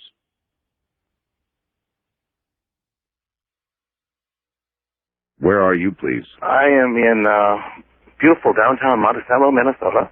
Yes, sir. Just north of the Twin Cities. I'm listening to you on KSTP AM 1500. I suspect KSTP goes all the way to the North Pole. Yeah, I'm pretty sure it does. Yeah. I, with a partner, do a lot of work with ghosts in the Twin City area. And we've had several... You mean you do this professionally? I would say semi-professionally, because it's not constant enough to be professional by any means. All right. You know, it's occasional, once every month or two, you get somebody says, help me. But we did have a very interesting encounter. About a year and a half ago, it was my brush with fame, and the most famous person I can say that I've had a long conversation with would in fact be the late, great John Dillinger. I beg your pardon? That in fact would be it. John Dillinger, public enemy #1. You spoke with John Dillinger? Or an entity claiming to be such. How? Please explain the circumstances. Okay. Let me go back a little bit. And as with the work I do, I don't like to use the term seance. It's a very superstitious term, has a lot of negative connotations. Yes. I prefer the more enlightened term of circular gathering for communication with the mortality impaired. Okay. Well, let me get that straight. Circular gathering for communication with the mortality impaired? That is it. I've got to remember that one, all right. But we decided about a year and a half ago to, a group of us have a strong interest in 1930s gangsters. And so we decided to have one of these circular gatherings to talk to Mr. Dillinger on the anniversary of his death, which was July 22nd. Uh-huh. And so the first half of the evening, we invite whatever entities want to come to us. It's like kind of a warm-up. And we spoke to several different entities during that time period. Aren't you afraid to do that? Aren't you afraid to open a door which you have no idea what's going to walk through? We take precautions. Mm-hmm. We do a lot of work to protect ourselves. We call on higher powers, and whatever your faith system, be that God, angels, we do call on their assistance. We're not gonna be foolish about this. I have a healthy respect for these things. And being interested in documenting this occurrence, we did have tape recorders on hand, and because sometimes you can get something known as electronic voice phenomena, which is basically recordings of ghost voices. You bet. And, that was the ultimate hope, but at least just to kind of document what happened that night. The first half of the evening, we spoke to several different entities, and we did have the recorder in operation, and the played back that first half of the tape. And we don't get any EVP, but we do get, at least the room noise and the human side of the conversation. Take a short break, and after that short break, we call on Mr. Dillinger. And about 5-10 seconds after we begin our work, something enters the room claiming to be John Dillinger. We speak to him for about a half hour, 45 minutes. Now, when you say you speak to him, via Ouija board? No. You mean aloud? Aloud, and we get basically psychic impressions back. Ouija boards, I kind of have a very strong feeling about Ouija boards. So do I. They can be a useful tool, but it's a little bit spiritually like opening your door and inviting the first person that passes by on the street to come in. That's right. You just don't know what you're going to get. So we were speaking to this entity, and it answered a lot of questions. We know a little bit about Dillinger and had some specific questions, like the fate of some of his gang members. And at the end of the evening, we played that tape back, and about 5 to 10 seconds after we begin the work, the tape goes completely blank. Not even the human side of the conversation, yet most of the people at the table could see that the tape recorder was in operation. Okay. I'm curious, with all the work you did, you must have some recordings, some interesting recordings. Have you kept them?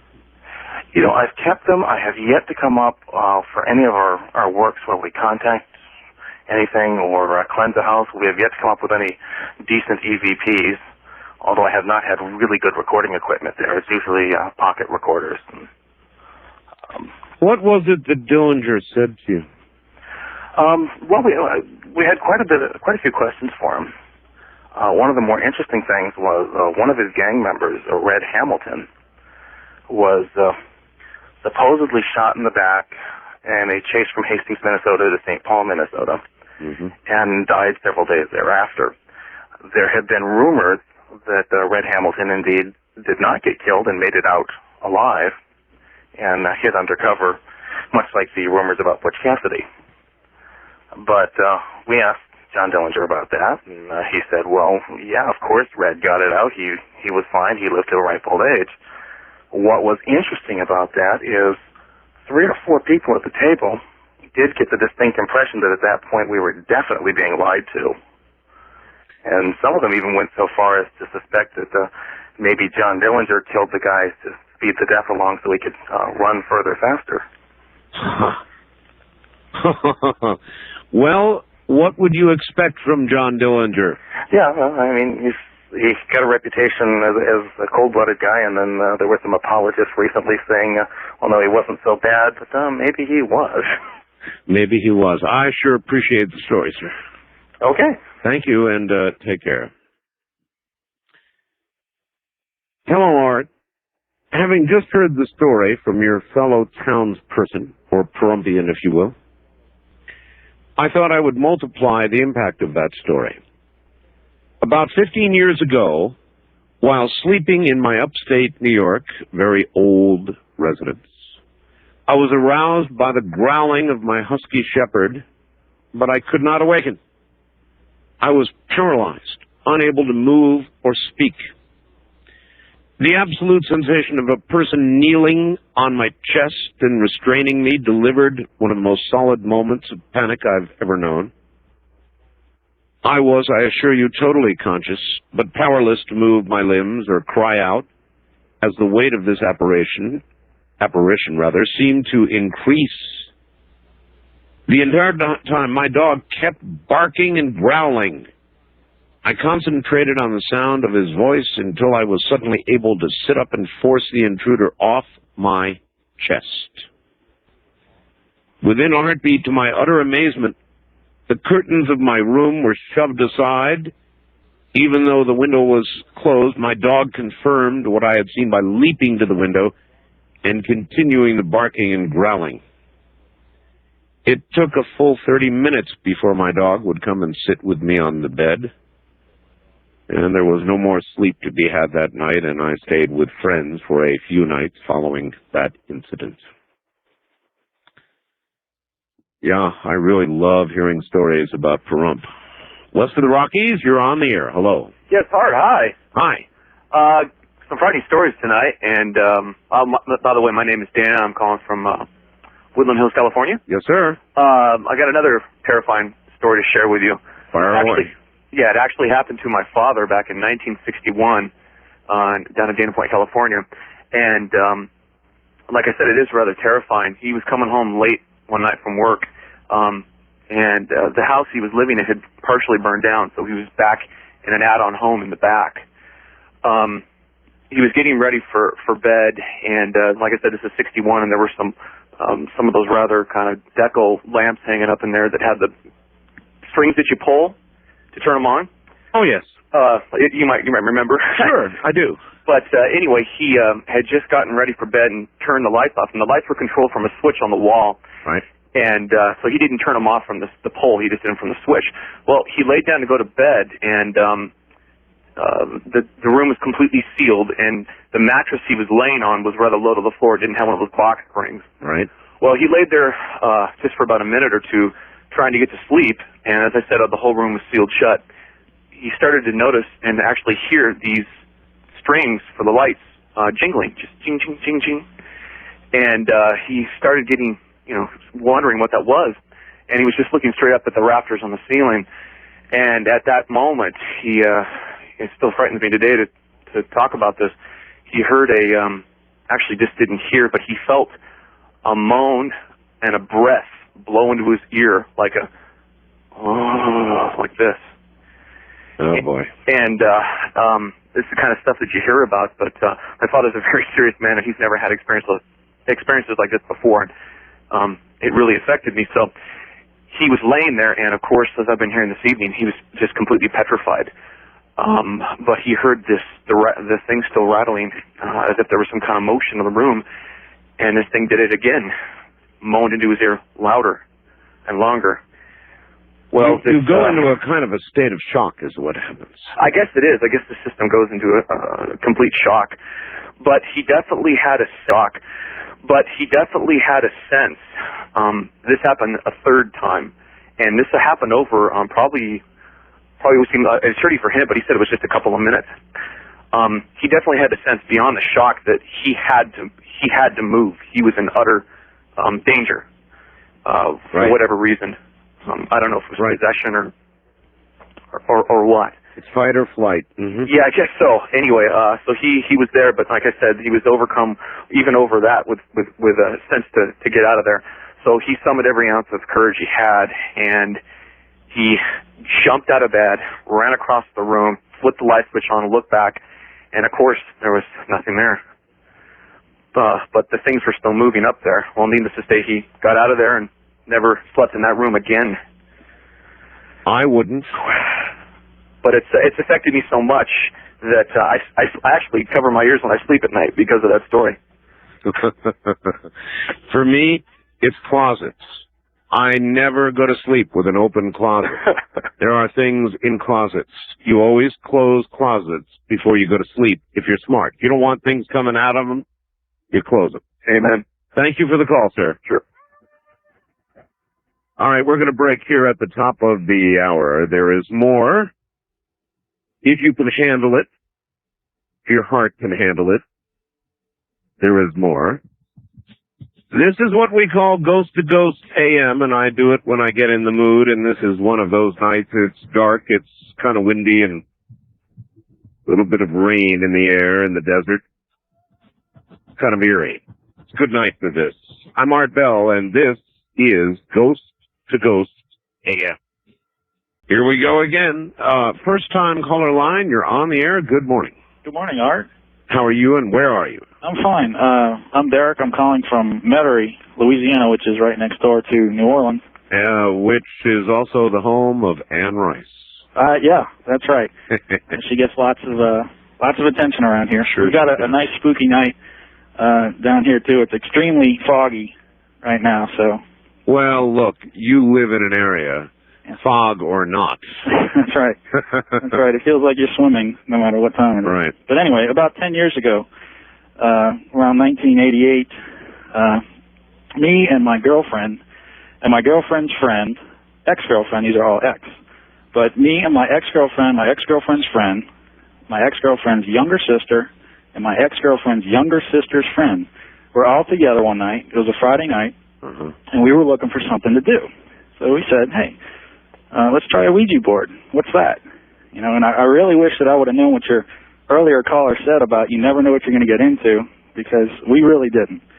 And I, being the scientifically minded, decided to do it in a way that it couldn't be faked.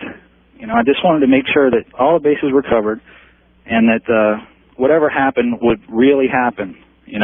Yes, I have a lot of respect for Ouija boards. Thank you. Okay, good. We turned off all the lights. We lit a few candles, and I had my girlfriend and her friend sit across from each other with a Ouija board on their lap, and the other two youngsters were just on the side watching. This was great Friday night entertainment. So I just started asking questions, and I said, the two girls, my girlfriend and her friend, had their hands on a little pointer thing, and I said, I want you two to look eye to eye the whole time, because I wanted to make sure that they wouldn't be able to see what was going on the board. Okay? Right. So I was asking questions, very general questions, like, is there anybody out there? Stuff like that. And, they'd move the thing around and it'd go, close to yes, stuff like that. And I was like, okay, well, let's narrow it down a little bit more. Are you a boy or a girl? And it'd fool around the board, and eventually we ended up getting some sort of man. Okay, I couldn't tell you the history of this man, but it started to feel a little bit eerie. It started to feel like the board was not joking around. It was starting to talk to us.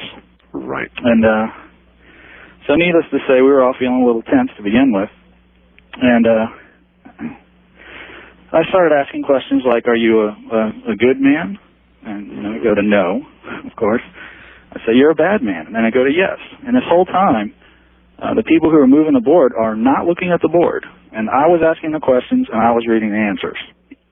So the younger girls are starting to freak. I'm starting to freak. So I say, well, it's about time that I ask a question that's going to call his bluff. It's going to prove that this really isn't happening. So I said, well, how many people are in this room right now? And it went to 6. And at first I was like, oh, you see, I told you. But then it hit me that there were 5 of us in the room, and he was the extra one. And it was 6, and we just freaked. Yes, of course. The young girls bust out into tears. We felt a presence in the room that scared the living daylights out of us. It was unbelievable. So all I can tell you is my experience with a Ouija board was similar, and I won't get within 1,000 miles of one. I'll never touch one again. And the weekend after that, we were like, y'all want to do it, but no thanks. No thanks. It really, to this day, 10 years later, I'm still remember it, and I still tell this story. And I believe every word of it. Thank you very much for it. Look, I won't even talk about it, but I'll tell you that you be wary. Don't think it's fun. Ouija boards are invitations to, it's like, I guess it's like getting on the radio and inviting everybody in the audience over to your house. You have no idea who's going to come through the door. Wildcard line, you're on the air. Hi. How you doing this morning, Art? Well, I'm okay, I guess. I'm getting a little freaked out at my own program, like usual, but I'm all right. That, it just goes with the territory. Yeah. Now, this is from an earlier caller. He was on the Enterprise back in 1982. That's correct. I was on the Enterprise in 1984. And really? I can verify what he was saying. I was in a different department, but I can definitely verify what he was saying. Really? Yeah. Mine is from the same time frame, 84 to 88. I was in a squadron, one of the fixed-wing squadrons that was on board. We were to do some temporary duty on the USS Independence. And so a few of us went over there with it. I'm one of the cooks out of that squadron, so I was like, yeah, I'll go with the guys, no problem. Right. And we were told that, some strange things happened on board that ship. And I'm going, okay, yeah, whatever. Well, I'm in one of the voids. It's a room that's just used for whatever. And this one just so happened to be for a lot of our dry storage for the galleys. Mm-hmm. And me and this one guy from that normal ship's company, we're sitting there, we're talking, we're going over inventory. And he goes, hey, you want to hear something really freaky? I said, okay. I said, first of all, you got to turn down the radio. Well, there was no stereo in the room. Okay, there's a bunch of music. He goes, well, that's part of it. I said, okay. And he goes, you just stick around here for a little while. You're gonna see something really strange. Now, there's boxes all over the place with cans of dried goods or fruits and stuff like that. You're talking around 25 to 30 pounds each box. And all of a sudden, at the complete other end, the boxes are just starting to fly. What? Like something is just going right through them. And I'm the one that's facing it, and the guy's looking the other way. We're standing right there by the hatch. And he just sees this look on my face, and he grabs me, and he pulls me right through the hatch, and he slams it shut, and it sounds like something just ran right into the hatch. And I'm going, what in the hell was that? He goes, oh, that's just the beginning. You don't know about this ship. And there was nobody else in there but us two. And we had already looked everywhere. Right, we were going through making our inventory. He goes, come on, I'm going to show you something else. So we go into this other void that's completely empty. Except over on one of the bulkheads, one of the walls, there was a former hatch there, but it was all bolted down. Right. I'm going, okay, so this is, nothing new. I used to play poker in some of these rooms and stuff like that on the Enterprise. And he goes, oh, no, just sit here and listen. So we're sitting there just shooting the breeze for a little bit, and all of a sudden I hear a whole bunch of banging and a whole bunch of yelling. And it was kind of muffled. It sounded like it was coming from the other side of the wall. And I'm going, okay, so what's going on? And it was getting louder and louder and louder. And the more that you listen to it, the more you can hear, help us, don't let us drown, just, help us, all this. I'm going, what is going on here? And he goes, come on, we're going to go explain it to you. So I'm sitting there with a whole bunch of these other guys. You're telling me this is a bolted hatch? Bolted hatch. What had happened was a torpedo hit perfect right into the one of the old tanks where they used to hold the jet fuel. And there were a whole bunch of guys down there at that time scrubbing it out because it had been contaminated with something. They had to completely empty it, scrub it down, dry it, and then refuel it with jet fuel. No problem. Well, these guys were down in it. I believe it was during World War II. A direct torpedo hit right into that tank. It was already empty, so it didn't, completely blow up. But all these guys drowned in there. They had to close all the hatches that led to it. So it was called watertight integrity. This way, the water wouldn't spread out throughout the ship. Right. All right. But all these men drowned in there. And that's what you were hearing? Oh, yeah, that's what we were hearing. I don't know if I could stay on board a ship like that. Well, there's a lot more. Going up, now this is all on the Independence. Go up there to the bridge to go visit a couple of friends of mine that I knew from high school that I knew were there. And I was telling them about these two experiences, and they said, oh, that's nothing. And, oh, yeah, there was more. And just as I said that, all the instruments were blinking. The standard compass that we have, a humongous compass, at least 3 feet in circumference. Yes, sir. Was just spinning. It was just going like it was hooked up to a mechanism to where it was just going to start spinning. I hear you. Well, electromagnetic disturbance around things like this is fairly common. Yeah, it was just, I mean, to this day I will never forget it, especially hearing the screams that were on the other side of that bulkhead where those guys were that had drowned, and then seeing all those boxes fly around, 25 to 30 pounds each. I would not handle that well. I appreciate the call. Sure. Appreciate the story. Thank you. I wouldn't handle that one well at all. Not well at all. You know, the implication of that is, and I'm still trying to figure this out as we handle these kinds of stories. What is that? Certainly it cannot be the lingering souls of men who died such a horrible death. Can it? Reliving that again and again? With some kind of hellish consciousness? No, I wouldn't handle that well at all. Good morning. You're on the air on Ghost to Ghost AM, if you will. I'm Art Bell. Where are you, please? Hello? Hello. Hi, my name's Denise. I'm calling from Sacramento, California. Hi, Denise. And the story I have for you, by the way, I've really been enjoying the ghost stories. Well, enjoying is a word, I guess. I'm not sure if it's a proper one for some of what we've heard, but... Not some of them. Yeah. Perhaps. Anyway. So anyway, my story is, my mother, she drove down to Lodi, California yesterday. Both of my grandparents are buried there. Oh, yes. And she went down to see her uncle, my grandmother's brother, with her brother, my uncle. And they usually stop by the cemetery to see my grandparents. And she is not a believer in ghosts. But I think, I don't know, she might have changed her mind after yesterday. She went by the gravesite, and she usually goes by to do a little visiting. And she was knelt down, she was saying some prayers, she said to herself. Right. She says, just all of a sudden, there was this film in front of her. It was just like a film. And she said it wasn't there that long. And she said, then pretty soon it was just gone. And she said, it was strange. And I said, you don't believe in ghosts, huh? She's not a believer, but I am. And there are a couple other odd things that have happened with that particular...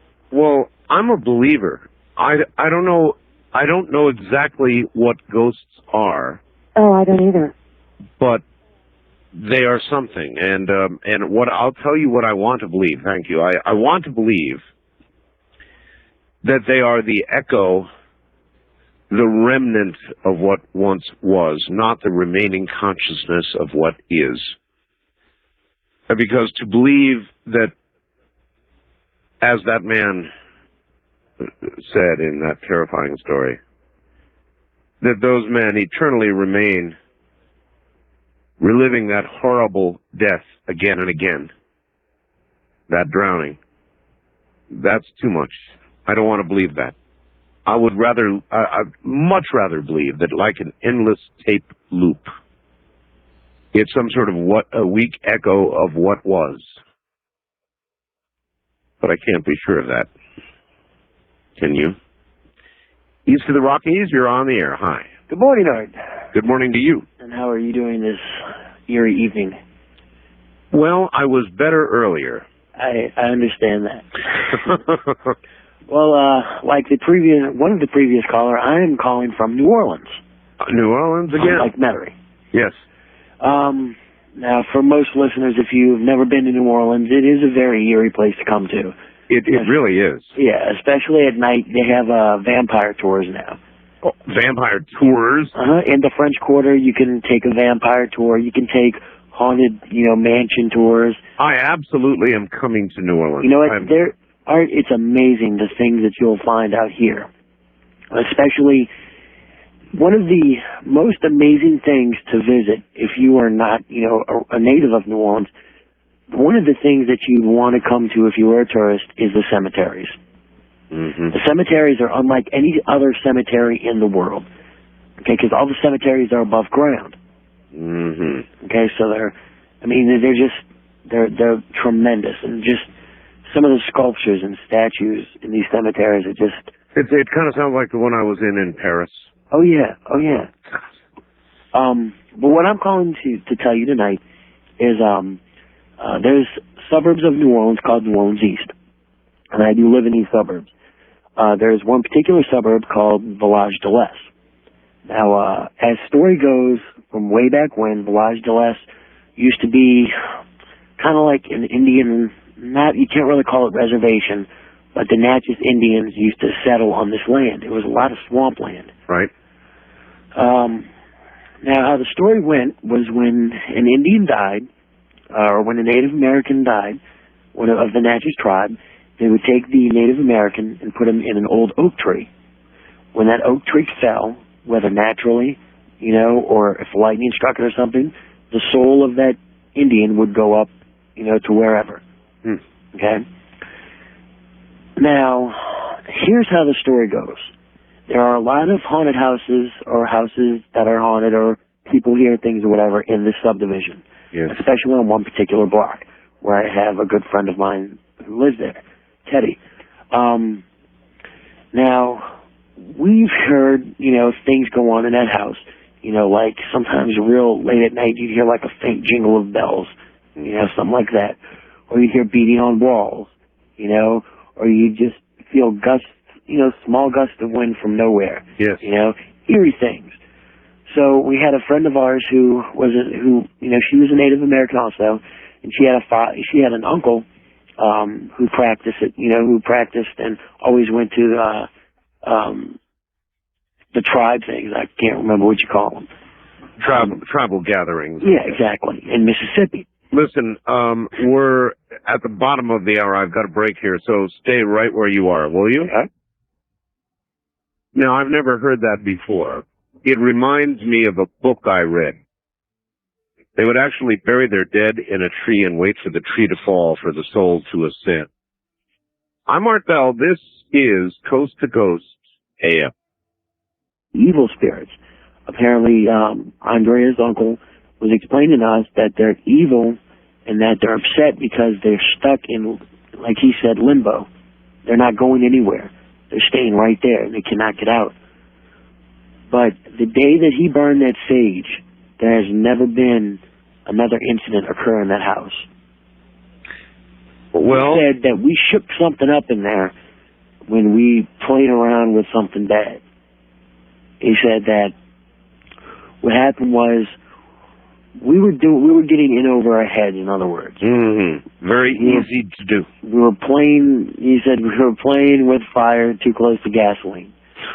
And he said that really, really upset the evil spirits that they have in that house, and it kind of, peed off, the good spirit. Because the good spirit was trying to keep the evil away from us. But Andrea's uncle came in, and he was the one that explained to us about the Natchez Indian burying their dead in the trees.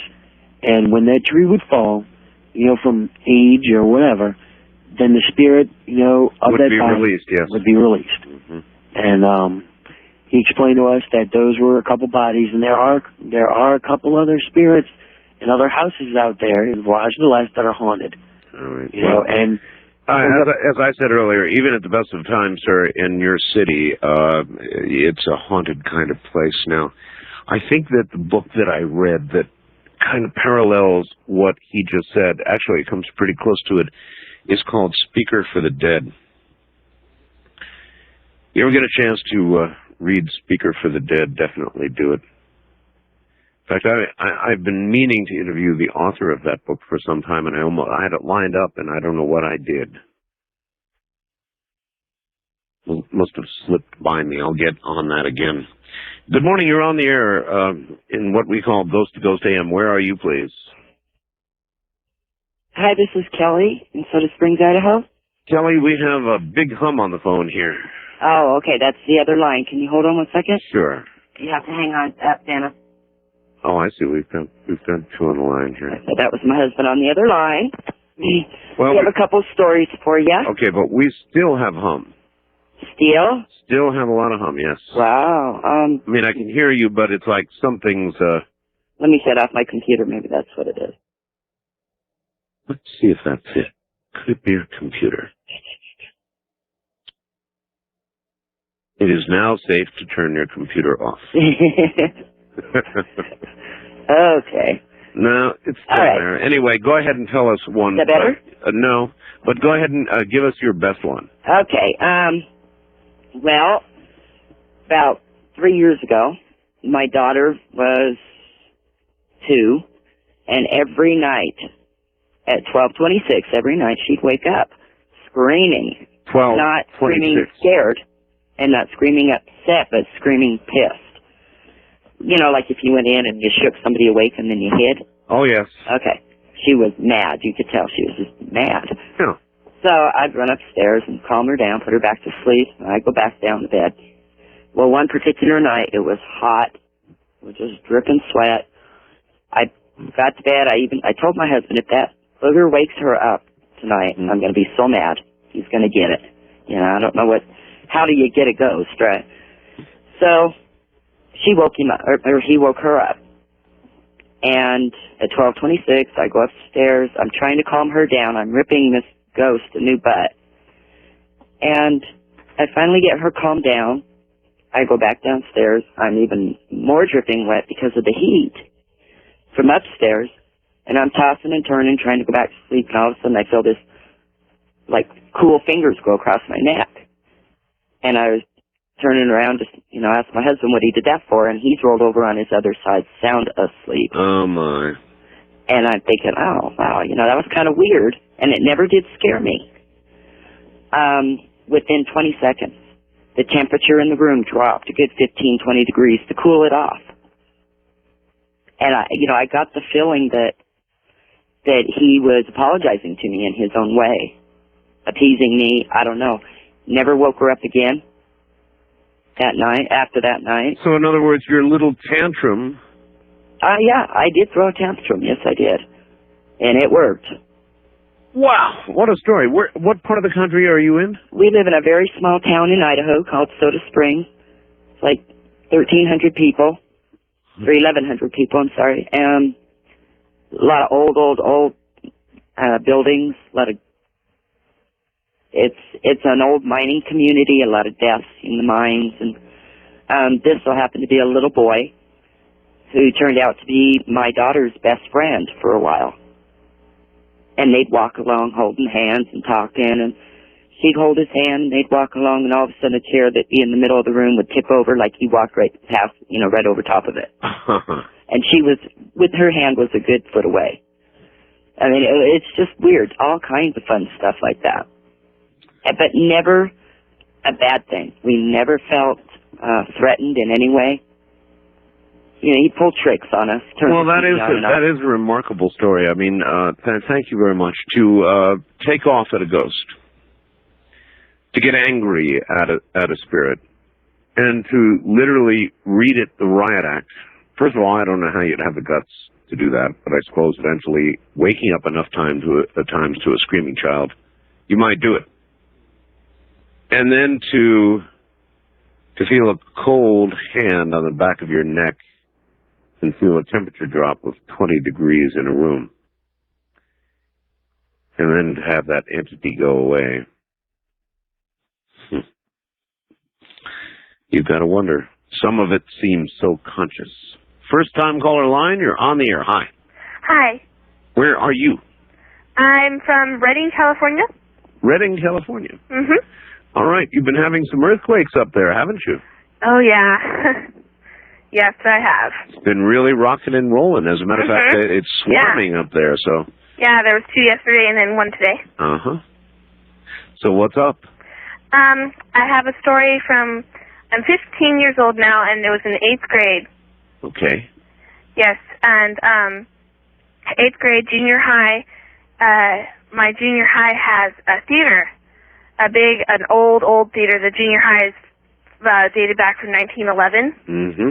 And I was doing a play there. It was my first play. I had the lead role, and all throughout the play, well, there has been plays before about speculation that the theater is haunted, because all the time the house lights, brand new house lights, would go on and off and on and off and on and off. The whole audience saw it, and the stagehands backstage could see the light switch going up and down and up and down. Your name's not Carrie, is it? No, it's not. Okay. It's Heidi. Heidi. Yes, Heidi. That's just as good. All right, Heidi. And then there'd be pounding on the top part when nobody would be up there. You could actually, going back, you could actually see the switch going on and off? Yes, my friend was the stage manager, and she was there doing the house lights, and she wasn't even touching them. The light switch was going on and off and on and off by itself. Be enough for me right there. It was pretty scary. And the pounding on the top part, the catwalk on the top, above the house lights, yes, was pounding like footsteps running across. Yes. And then those side entrances going to backstage, the curtains were flapping back and forth like somebody was pushing them around. Mm. And, well, while all this was happening, I was the lead of the play, so I was getting into costumes and stuff, and I knew something wrong was going on, but nobody was really... I really wasn't following, but I was really nervous because it was the first play that I was ever doing, and I was the lead. Sure. And I could, I don't know if I could actually physically hear it, but I felt like a girl's whisper in my head saying, "You're going to do all right. I'm looking over you. You're going to do great. Just go on there, and you're going to do fine because I'm watching over you."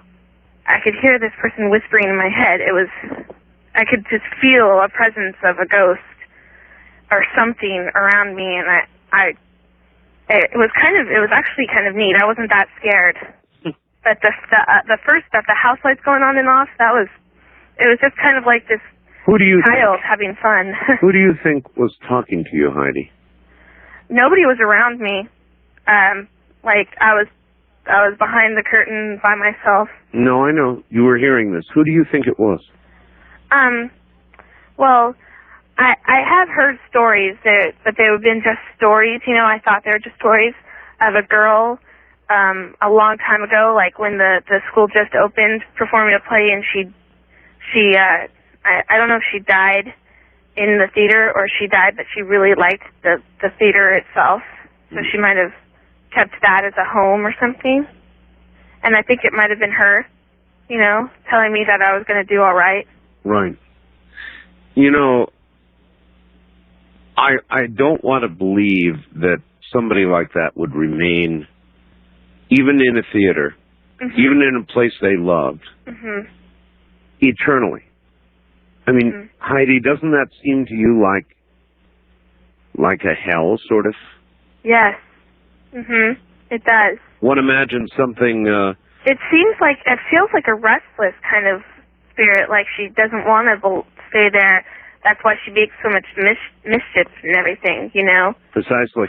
Flicking on the house lights and pounding up in the stairs ways and messing with the curtains and everything. Heidi, how did the play go? It went fine after that. Besides, everybody was just... They all thought that it was a trick, which was all right. We didn't want the audience to get scared, so we just let them think that it was a trick. So they never really knew. They thought that was part of the act. No, I think they just thought it was part of the act, yeah. Afterwards, the backstage people told their families and stuff, but, yeah, it was... We all felt it, and we're pretty serious about our craft, so we wouldn't really do anything like that because it's pretty unprofessional anyway. Uh-huh. So, it was something else. It was pretty interesting. I really appreciate your story, Heidi. Okay, thank you. You bet. Good night, and I'm glad you did well in the play. Wildcard line, you're on the air. Hi. Hi, Art. How you doing? Okay. Okay, well, I had a story that happened about 24 years ago. I was living in a rooming house, and the lady that owned the house was 89 years old. She lived in the front part of the house. it was separated from the other sleeping rooms. Right. And I got out of the military and kind of a rogue and stuff. Anyway, I had stayed there for, maybe 6 months or so, and she asked me if I wanted to come in and play a game, and I thought, well, she's going to have to play checkers or something like that, or something along that line. I got in there, and the room was dimly lit, and she sat down at the table, and she pulled out this Ouija board. That kind of a game, huh? Yeah, and she started to told me how to do it, and we proceeded with it, and it started spelling out old-fashioned names, first names, like Horace and Elmer. She had been married 4 or 5 times before, and she told me that these were the names of her husbands. And the more we played it, probably went on 45 minutes to an hour, the faster that would go across the board, that little triangle-shaped thing would go across there. Yes. At the point, it was almost flying off there. At one point, she had some tea there. She asked me to go to the kitchen and get a cup, and I went to the kitchen and opened the door, and this is no lie, she had hundreds of cockroaches crawling all through her cabinets, and she had honey in jars where she said she was catching them, and so I had enough of that. I didn't want any tea or anything else. I went back, and we continued to play that game, but it turned into, I just felt real eerie, like the hair was standing on the back of my neck, and that it got so out of control that that triangle little deal that we were working would just fly off the table just about. So that was a pretty scary. My friend, that would be it for me. I've got to go. We're at the top of the hour. You're on the air, Coast to Coast AM, or is it Ghost to Ghost AM? Good morning. Hi. Hi there. This is Joe. I'm calling from Jamestown, New York. Hi, Joe. Hi. I'm just so glad you called me. I can't believe it. Well, I I'm love doing your that, show. selectively doing that, looking at stories, and if they seem interesting, I'm calling a few people. Well, this is so great. First of all, I guess to start the whole thing, I've been living it's my dream home, and it was a home in Frewsburg, New York, which probably no one's ever heard of before, because it's kind of like a Mayberry, and a very small town, but beautiful community. And but it's been known to be haunted because it was built in 1840, and it's a part of the Underground Railroad. So it has the tunnels and the false fireplace. There may be some people who don't know what the Underground Railroad is. The Underground Railroad was all of the connections that were made from the South all the way up to Canada to help the slaves escape from the South. So this was a home that was built. While it was being built, he was an abolitionist, and he actually built his home to provide for this, so that he would help keep the slaves in a safe area, even though they wouldn't just hide in these little cubby holes or anything for a long period of time. Only if the sheriffs would come would they need to hide. But they had it all protected so that they could help to, when it was safe, then they would move on to another station closer and closer, like up through the route came through Silver Creek, Buffalo, that kind of area, and then up into Canada until they were free from the country. Right. So, and this is, and it's written up in all the books and everything because it's one of the few places left standing, which makes us kind of nervous because it is old and it's huge and it has all its little hiding places and beautiful wood. And the reason I chose it was because I love antiques and I knew it was haunted from the stories that I'd heard in this small town. You know, people talk. But it didn't bother me because that kind of thing doesn't bother me. But we had right away.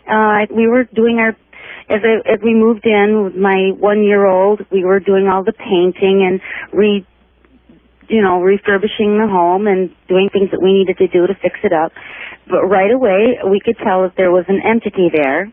Right. I had the first thing that happened was when my little girl who had cerebral palsy, she couldn't even turn or crawl, move to crawl, but she was eyeing a ball that was like six feet away from her, and she wanted it so badly. But and we were busy painting, and I took one little break, and I sat down in a chair, and I had one eye on her and one eye on still my work I was going to do. But instead, I see this little red and white ball just not roll to her, but move to her about 6 feet.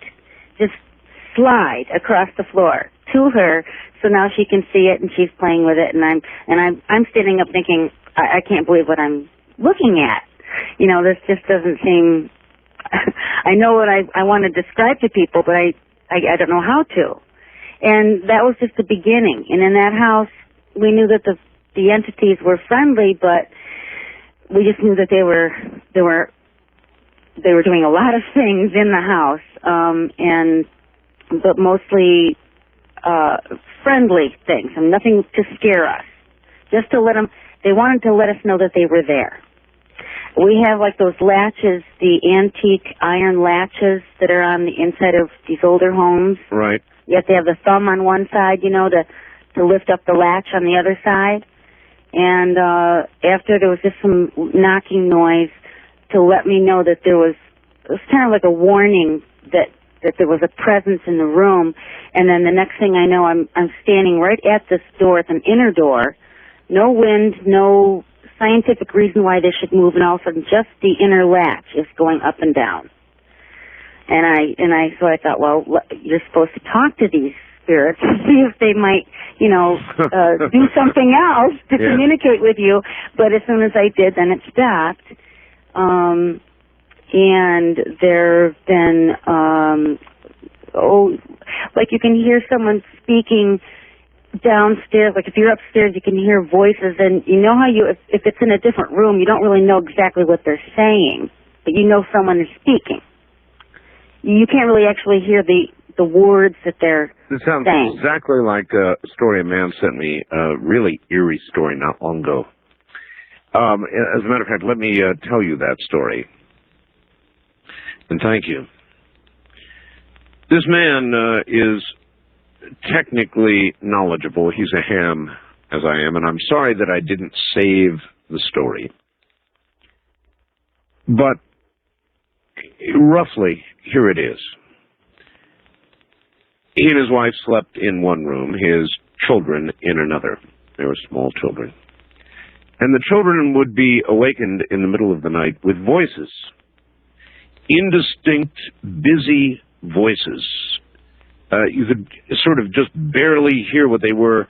You know, kind of like you would hear voices carried on the wind from a neighbor's house, something like that. But the voices were so loud in the children's room that it would wake the children up at night. And the man finally went into his children's room, and he had to stand on a chair in order to hear the voices. But he heard them not clearly, but with enough volume to be bothered. And he had to be in one particular spot. Now, this man monitored these voices for months. And here's the really eerie part. You had to be in one particular place to hear the voices. And the voices would move about an inch or two every day. Every day. And he monitored these voices until finally they exited the house, spot where you could hear them, and literally moved across his backyard until finally he had to literally stand on the brick, the block wall by the back of his house to hear the voices. And there they were, chattering away. Months later, they had moved, 50 or 60 or 70 feet, and they just kept going. Now, you tell me what he was hearing. He ran through just about everything. Could it be RF from a radio station nearby? No.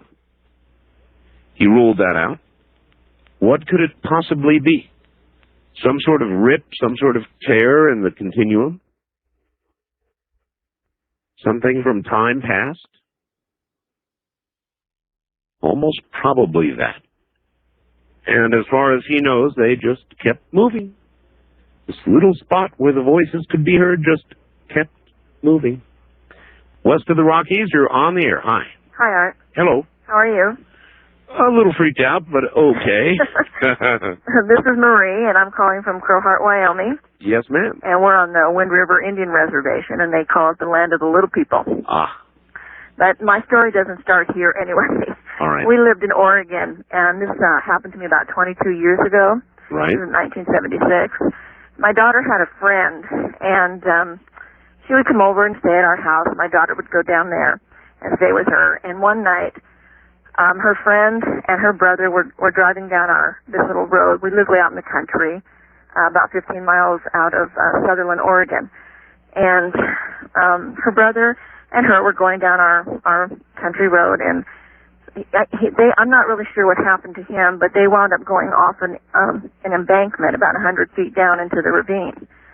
And he helped her crawl up the side of the hill, and they were hurt pretty bad, but he got her up to the side of the hill, and just as she got up to the top of the road, he fell back down. Well, she made it about a quarter of a mile to a half of a mile to where the fire department was, and she got some help. Well, needless to say, he didn't make it, and she wound up in the hospital. And I worked nights. I worked at the Denny's restaurant there, and I worked graveyard shift, or actually wasn't graveyard, but until midnight, and I'd have to come home through that road. Well, like the day after the accident happened, I would come to the area where they had gone off the road, and there was this Aborigine standing in the road with his hands up in the air. Oh, my. And it kind of scared me, and I didn't know that if I should keep going or stop or what I should do. And I said, no, I'm going to go past. So I went on home, and I told my husband about it, and the following night the same thing happened. And this happened for like 3 or 4 nights. And my daughter got a call from her friend that was in the hospital, and she asked her if she could come and see her. So I took my daughter in to see her, and I really didn't understand why I was seeing this in the road. I mean, to me it was sort of, what do you want, what's going on, type thing. It was like he was restless or something was going on and trying to tell me something. At least that's how I felt. So I took my daughter in to see her friend at the hospital, and she went in to see her, and then she asked my daughter if I would mind going in and seeing her. Right. So I said, well, okay, I'd go in. And my daughter waited for me out in the hall, and it was just her friend and I in the room. And she started telling me that it was all her fault that her brother died, that she could have done something to help him, and, she was just crying. And I finally told her, I said, it was not your fault. There was nothing that you could have done to change the situation. And after that, I didn't see him in the road anymore. Wow. It was almost like I was to go to tell her, because she wanted to commit suicide. She wanted to end her life because she felt like she was responsible for what happened to him. And after I went and saw her and told her that it wasn't her fault, then I felt like a big weight was lifted off of me, and she got well. Remarkable. Absolutely remarkable. It was really a strange situation. Did it make you a believer?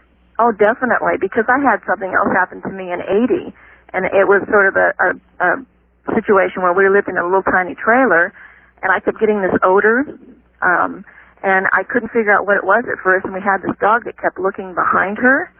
Well, this odor that I kept getting was sort of like, I could smell like my grandfather. You know how certain people, they eat certain things, and they have just an odor about them. Sure. Well, he always ate Cheerios and All Bran for breakfast and toast, and that's what I kept smelling. Now, they lived in New York, and we were in Oregon. And my dog kept looking behind her one day and growling, and I couldn't figure out what was wrong. And the following day, I got a phone call from my mother that my grandfather had passed away. And I knew he had been there. There's every reason to believe that those who pass away, even those who move on, linger long enough near loved ones. So I hadn't seen him in probably 20 years. And I think it was just his way of making sure that me and my family were fine, and then he was okay. A very common story. Thank you so much. You're welcome. Thank you. Take care. Bye. Listen, I'm getting a lot of email here indicating, well, let me read you one from Jay. Warning, warning, warning, solar images. Look out, here comes a big solar flare. And this one is a big one. We'll try and get the information up on the website tonight, if not tomorrow. So there apparently has been a very, very large solar flare, and we'll try and keep you updated. First-time caller line, you're on the air. Hi. Hello? Hello. Hi, how are you, Art? I'm okay. Where are you? I am in Kansas City, Missouri. Kansas City. Oh. The story I'm about to tell you, although it does not happen here, happens in central South Dakota. Central South Dakota. Right, Mitchell to be exact. Tell me something. Are they saying bad things about me on Kansas City Talk Radio? You know what? My husband turned me on to you this evening, and I work in a bar, and he said he kind of got freaked out yesterday about some Catholic pastor talking about... Oh, yes, that was another program. No, this relates to a possible curse placed on the Kansas City Chiefs. I've been getting some really nasty... Anyway... I'm a Raiders fan, so... You're a Raiders? Yeah. Yes, so am I, actually. All right, go ahead. About mid-1991, I had just filed for divorce, and I found out 3 weeks later that I was pregnant with my second child. Oh, boy. Which is, not great. Not great. And I was living with his family in a little town called Parkston, South Dakota, and not very happy. And I was thinking about an abortion, which I have a very Catholic family. I understand. And their Catholic upbringing, but at the time I was so sick of religion, I didn't think about church, I didn't care. No, you were in the middle of a divorce. Taking a long way home, sort of, and thinking about an abortion. Listen, this sounds like a very interesting story. We're at a break. Can I put you on hold? Okay. All right. We will come back after the break and finish this one up. Can you imagine that? Are there worse, more serious human situations than that? You file for divorce, you're with your family, and you find out you're pregnant. You begin thinking about an abortion. It's your second child. I don't know. It doesn't get much rougher than that, does it? From the high desert, where the clouds and the rain and the mist are moving in on kind of a creepy night, this is Coast to Coast AM. I wonder if they speeded up her voice or if she just had 10 cups of coffee to do that. All right. Well, anyway, you're back, and I cannot imagine a worse situation. Filing for divorce. You find out you're pregnant. You're living with your family. And you're thinking... Pardon me? His family. Even worse yet. And you're considering an abortion. Right. Okay. So at the time I decided to take a part-time job to get away from my situation, collect my thoughts. And I happened to land a job in Emory, South Dakota, where he grew up, actually, where he went to high school and grade school. Working for a couple, husband and wife, well into their 80s, and this gentleman's wife had Alzheimer's. Oh, yes. And not being in a great situation as I was. Not at all. It was very difficult for me. And so things proceeded, and one afternoon I just got fed up, and not to be, caught, I used a payphone and looked in the Yellow Pages. I was desperate, and I looked under abortion. This wonderful lady came on the phone, and I said, I need help. And she said, let me pick you up this afternoon. I'm going to take you to my office here in Mitchell. I said, you have it. You got it. So she shows me all these films, and I was totally disgusted. And she says, I'm going to give you another option. So I have this wonderful lady who lives down the street. She's 73 years old. She's looking for a roommate. I said, really? Because you know you don't want to do this with you, right? I don't. So I moved in with this lady. She was 73 years old, and she got me back into church. And I started going to church faithfully and doing church functions, and I decided to get rebaptized in a Christian church. Right. And so I was going through the classes, and I was teaching some youth classes, and at the time I was working at a computer place that made floppy disks, and I was going to school. And I remember the pastor telling me, Tracy, there's going to be a time, there's a door here, and you're about reaching that time. You're going to have to make a decision. Either you want to go with the Lord or you want to go elsewhere. He says, and someone will try you. And I thought he was just full of it, growing up in a big family, big Catholic family. I'd never been in that kind of position. So one evening, and it kind of struck me weird, one evening I left both doors open. I slept in the basement, and there was 2 doors to my room, and I left the television on. And I read my pass out of my Bible, and I went to sleep. And I don't know what time it was in the morning, because it's awful dark in the basement, being one little window underground. Sure. And all of a sudden, I hear 2 doors slam and the TV turn off. I'm freaking out. Yeah, of course, somebody's there. And then I open my eyes, and I see not an apparition, but a silhouette with 2 red eyes like you saw from Amityville Horror. Yes. I have chills right now remembering this. And this voice said, "Come with me. Come with me." Now, I heard other people talking about being paralyzed. Yes. I was paralyzed. I couldn't scream. I couldn't say anything. And all of a sudden in my mind, all I remember in my mind saying was, "Jesus save me. Jesus save me." And then I was able to roll over on my belly and put a pillow over my head. And it was gone. And the next day, the doors were still open, and the TV was on. Mm. So we went and we talked to the pastor about this because I'm freaking out. Selma, being in her room right upstairs, never heard a thing. And the pastor came down and he anointed all the doorknobs, and he blessed the whole house, and I never heard anything again after that. And now I have... Do you wonder sometimes whether there was a subliminal or not such a subliminal suggestion given to you by the priest which caused this in your own mind, or if it was absolutely real? It was real. I mean, I even thought through that, you know, being, I was 22, and, you know, I'm like, I know I'm more intelligent than this, you know, my mind doesn't play tricks on me. And, I mean, I looked a couple times at this thing, and I just saw its eyes, and they came close. I take it you went ahead with a divorce.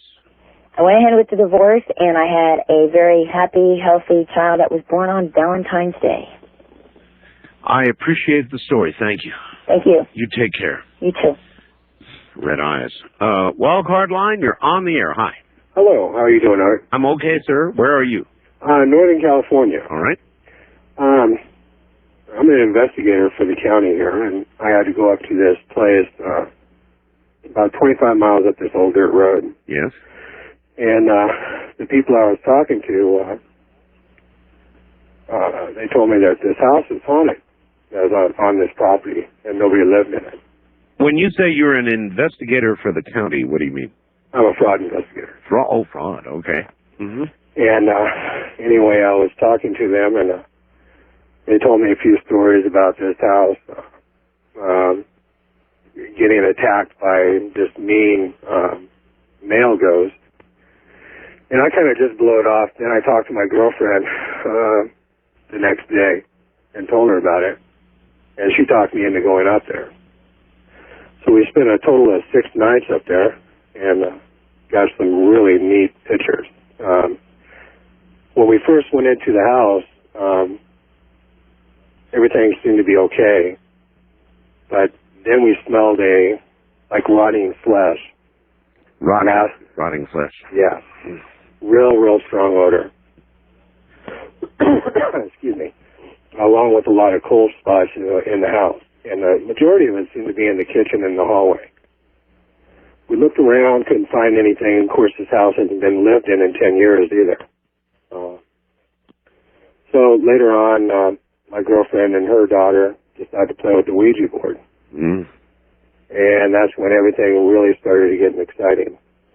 I'm taking pictures and playing with the Ouija board, and it's probably around 11, 12 o'clock at night.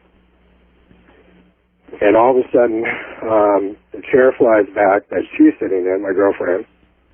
She gets up, she's holding her knee, and she got kicked in the knee, or hit in the knee, which left a bruise. Immediately after that, the door, which is right behind me, the handle turned. Mm. Now, there's no one around, and it's close to midnight if it wasn't midnight. Right.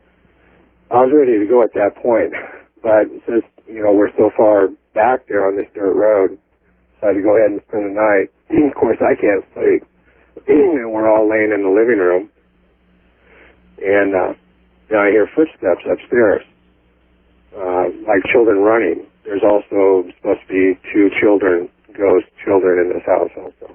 Mm-hmm. Now, 6 months ago, I wouldn't have believed this until it happened to me.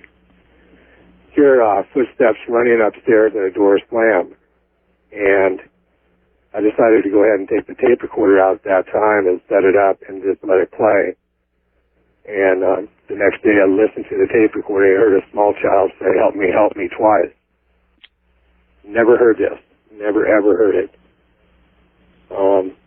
Just incredible. Just incredible. Got pictures of orbs, orbs in motion. There was sent them to the Ghost Web, and he posted a few of them, and I finally made my own website because I have about 400 pictures. 400? Yeah, that I've taken up there in that 6-day. Why don't you send me, excuse me, some email and give me your site. I'll take a look and put up a link.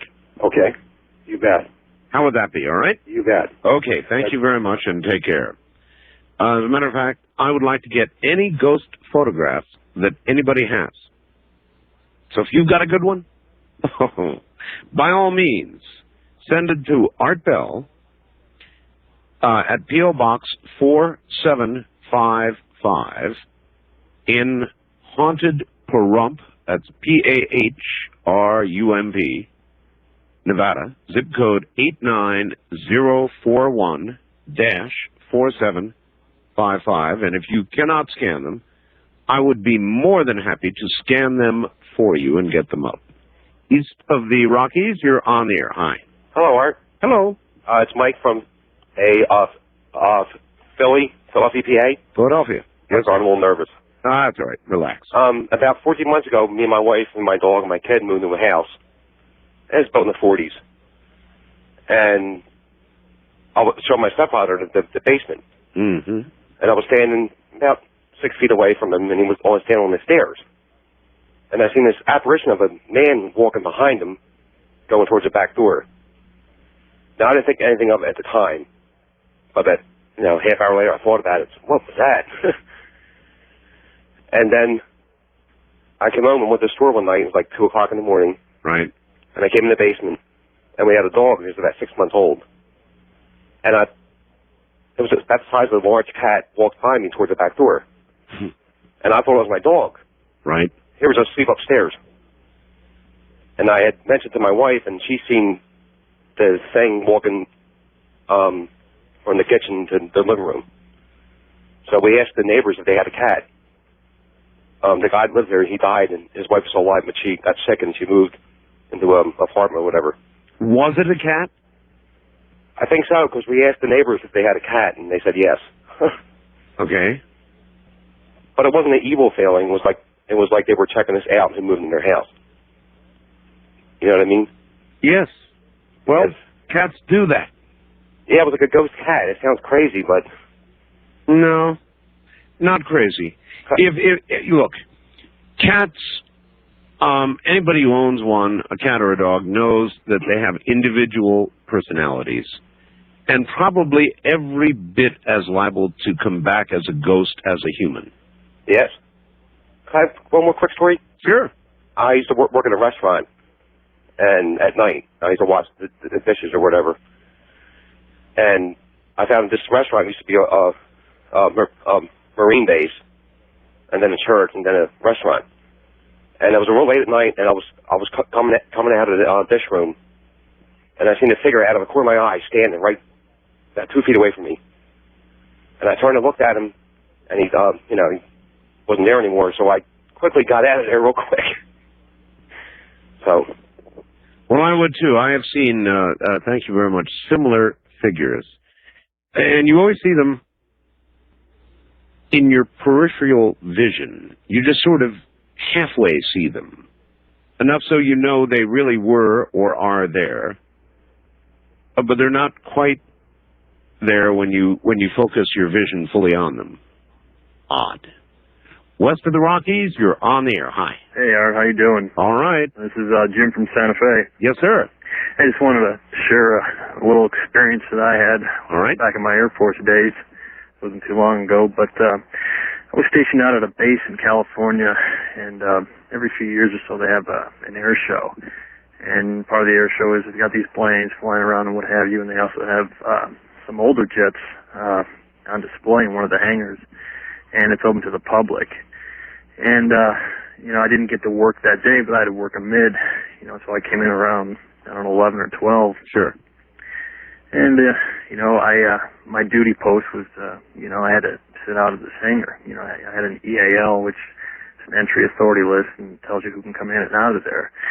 And the guy relieved told me, yeah, it was quiet. There's nobody in there, just the planes or whatever. And there's only a couple ways in and out of this hangar. So I go in there and I'm looking around. They had like F-4s and F-5s, some other planes. And I was, pretty interested in the ones from Vietnam. Yeah, some of them even had like bullet holes in them. And I took a flashlight and I went up to, to the undercarriage of an F-4. And, I was just looking around and checking out the lights and the tire and what have you. And I just kicked the tire, just see how much air was in. I don't know why I did it. But people always kick tires. Oh, yeah, especially when you're bored. And, I started walking away from it, and I heard this, tap, as if somebody was tapping on the glass. I turned around and I looked up, and in the cockpit there was what appeared to be like somebody sitting in there. And it really spooked me out because he was wearing I don't know how to describe it, but like Red Baron, the goggles and the scarf and the cap. Sure. Guy was sitting there grinning at me, and I was like, whoa. And I made sure there was nobody in there. And it, really spooked me out. This was a Red Baron type in an F-4? Yeah. Okay. Yeah, and it really spooked me out. And I didn't say anything to anybody until actually about 2 weeks ago. This happened about 5 years ago, and I talked to one of my friends. And I'd be disinclined to tell that story myself. Yeah. That's an amazing story. And so you just, took off? Oh, I couldn't take off. I just went back outside the hangar and called one of my friends who's on a roaming patrol to come over, and I just told him I felt really sick. Didn't tell him why, until 5 years later. That makes sense. I appreciate your story. Thank you. And while we're on the military subject, perhaps a correction, I don't know. Dear Art, my name is Jeffrey, and he gives the last name. I won't read that. And I also served aboard the USS Enterprise. One of your callers said the Independence took a torpedo hit. That is a Forrestal-class carrier and has never taken enemy fire whatsoever, not even during Vietnam. The explosion, in fact, did occur and was caused due to a maintenance error, but the stories he told are true. I've served on 5 carriers. The one I liked best was the USS Ranger. There was a ghost of a chief that wanders through the ship's galley. He was killed in a fire that broke out in the main machinery room, number 3. So that may be a slight correction, but the story remains. Don't blame you for a second. Well, listen, we're out of time. We could go and go and go and go. If after listening to 5 hours of all of this, you don't believe we're more than flesh and bones, then you just haven't been listening. Tell everybody good night. Good night, everybody, and sleep with your lights on. I imagine a lot of people will be doing just that this night. That's Ghost to Ghost. I'm Art Bell from the High Desert. Good night. I woke in the early morning to see someone kneeling beside my bed staring at me. I could see the outline, a smoky outline of a man, almost transparent, with an expressionless face. To my disbelief, I closed and opened my eyes, repeatedly thinking that I must have been dreaming, only I continued to see the figure kneeling and staring at me. Frightened, I threw 2 quick punches at my intruder's head. I have a black belt in karate, only to see my fists and arms pass straight through this entity as it slowly drifted back into the night. Obviously, I was frightened and confused. Was I dreaming? Earlier this week, I was again awakened in the middle of the night by someone or something grabbing at my wrist. So I shot up in bed and again saw the smoky outline of my visitor. This time, it was holding my arm and staring directly at me. No time to react as the figure slowly simply faded into the dark again. Was I dreaming? Convinced this might all be in my head, I only told 2 of my closest friends about the ordeal. That was until last night. You see, I was at a school function, sitting with many of my fellow students. When the conversation turned to the supernatural, that's when one of my classmates embarrassingly admitted that he and his roommate believe there is an entity visiting their apartment. Though they haven't seen the ghost, apparently their visitor makes itself known by moving objects around the apartment and knocking other items over. Couldn't believe what I heard, turned white as chills ran down my spine. You must understand, Art. The two students who told us that story live in the apartment across the hall, directly across the hall from mine. I don't know if I'm going to have time to get this in or not. It's from a police officer. He says, here's my ghost story, Art. I'm a cop. When I was 13, we lived in an old church parsonage on the Saline-Seward County line in Nebraska. The church and the small country cemetery was just south of the house. My bedroom was on the southwest corner of the house.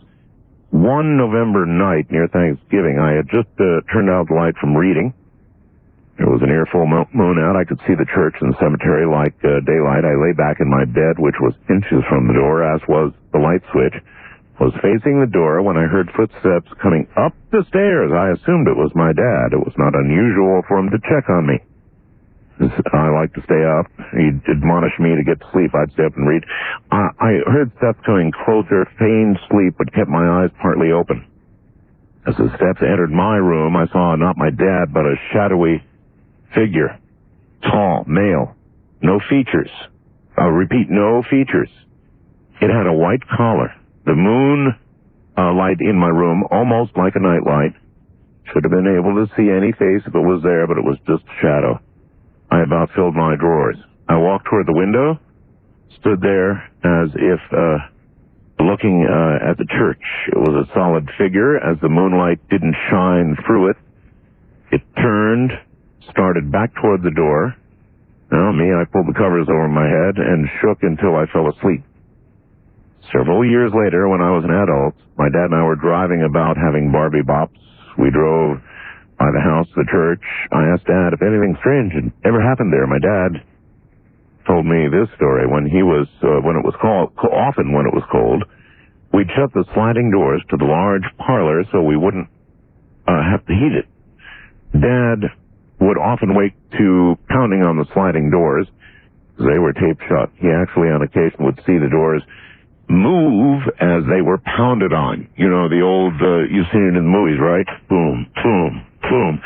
Door bows in, that kind of thing. It just goes on and on. In other words, his dad had seen the same thing. There's not going to be enough time for me to finish this story, but there's another case, you see, of an independent confirmation. As I said earlier, a lot of people think, they see these things, they experience these things, and they don't want to talk about them for obvious reasons. Because somebody's, you're afraid somebody will think you're nuts, right? Well, you're not nuts. And so tonight you will hear stories, and we're about to go to the phones, from people who I can assure you, most of them are not nuts. Now, of course, there could be a few, but most of them are not nuts at all. What's happening is real. A couple of these photographs, and one in particular totally freaks me out. Again, on my website, artbell.com. What's new? Second photo down at the moment.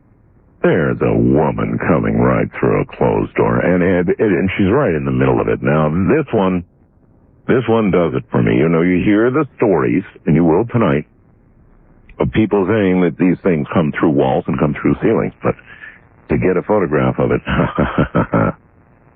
this one's really creepy, folks. All right, here we go. First time caller line, you are first on Ghost to Ghost this night. Hello. Hey, Art. Hey. How you doing? Okay, where are you? I am calling from Chicago, WLF. Of course. Yeah. Yes, sir. Well, let's see. I was doing an antique show in Texas, and on the way back, I went to visit my sister's house, who lives in St. Bernard Parish, right outside of New Orleans. Right. And so she was taking me on like a tour that most people don't go on, showing me interesting stuff. And she goes, "Oh, I got to show you this. I got to show you this. It's the LeBeau Plantation House." We drove by it, and it's owned by a fairly famous sugar company. Any grocery store that you would go into, you'd see these sugar packages. Well, they ended up buying up this plantation and the property there. Right. And it's all boarded up. Place looks real spooky and everything like that. She starts telling me the stories about this, and the first thing that I said after she started telling me this is, "We have got to go in there. We've got." And she started laughing, going, "Ever since I moved here, I've been waiting for you to get down here because I've been wanting to sneak in." So, in other words, you would intentionally go into such an environment? As crazy as it sounds. Yes. Yeah. Okay, fine. So you and who went? Me, my sister, and my wife. Now, we're all adults, but we're all kids. You know what I mean? Yeah, I do. All right. So a couple days later, it rained for a couple of nights, so we couldn't do it. But a few days later, we got some good weather, and we were armed with a towel and a flashlight. Yeah, that's good armor. Yes, towel and a flashlight. Yes. And it's funny because the people that live around here, if they're listening to the show, they'll know exactly what we're talking about. I should probably tell you the history of this place first. Well, I'd rather just kind of get to what happened. Okay. Well, we sneak we go behind VFW Hall, which is back behind this place, and we got to go a roundabout way to sneak over the fence and this, that, and the other. And it's kind of like right out of an X-Files episode, you know, going through sugar tankards in the middle of the night, stacked too high, and all this stuff. We get into the house, finally, and I'd like to say that we didn't really destroy anything except like a little 8-inch board trying to get in, but we get into this place, and it's huge, and there's like 8 rooms on the bottom floor, and so we start making our way around, and we're looking for a staircase, and you have to imagine that we're not supposed to be there. I understand that you did this voluntarily. So anyway, well, and also we're trespassing, and you know, so we're more afraid of security than we are of ghosts. All right, you know? I've got the picture. And so one of the first things that happened, and this was really bizarre, okay, because you know I'm pointing the flashlight down at the ground. I'm using the towel to kind of like block out the light, so we're not lighting up an entire room at a time, but only a little bit, so that we're not going to be seen from the outside. Yes. And now my wife and my sister saw this better than I did. I saw it out of the corner of my eye, but they saw it. Just tell me what happened. A flashing light shot across the room, but in like a swooping motion, going upwards and then down and then back up again. Like in Ghostbusters. Yeah, it just shot across. Now, I only saw it out of the corner of my eye, and they saw it, so I turned out the flashlight, because I'm thinking somebody's, you know, security's coming, they're flashing a light, everything. Oh, yeah, sure. Of course you would think that. So we're like, shh, be quiet, be quiet, be quiet. And we go stand by the doors, and we're looking out. The doors are boarded up, but, you know, there's places where you can see out, and we're looking to see, and we're like 300-400 yards from in any direction from anything. And so we're just standing there being quiet, and then my sister goes, "I just saw a light up in through the floorboards in the ceiling above us." She goes, "I just saw a light up there." I went, "Get out!" And I'm looking up, and then I see it in a different place, and there's like light coming through the floorboards, but yet there's like big holes here and there, and the holes weren't illuminated at all. Just little cracks of light. I mean, not coming from everywhere. Okay, I get it. Really, really bizarre. Okay, so then we go on, and I'm like, nah, because you know, you're sitting there, you're saying none of this is happening. You know, you're just paranoid and all this stuff. And so we go walking. Got about 30 seconds, sir. Oh, I'm sorry. We go around to we make the first pass to the first floor, and then we notice that we couldn't find the staircase. So we start going through again. The second time through, this is the weirdest thing. We heard, I mean, this is like, it sounds like a classic haunting type of thing, but I swear it sounded like, you know, like a large metal handled door and something swinging closed. Yeah. The wind started blowing, and everything's boarded up. And it dropped like, we could hear wind outside, but it dropped like 20 degrees. and everybody just freaked because we thought we were busted, not that there were ghosts or anything. Okay, we're at about the end of the time here. Oh, that's a shame because it gets better. Well, it's going to have to do it real quick. Well, basically, I go over by the end all be all is we heard what sounded like the voices of like slaves calling, like adult black men calling to each other. And where was this again, please?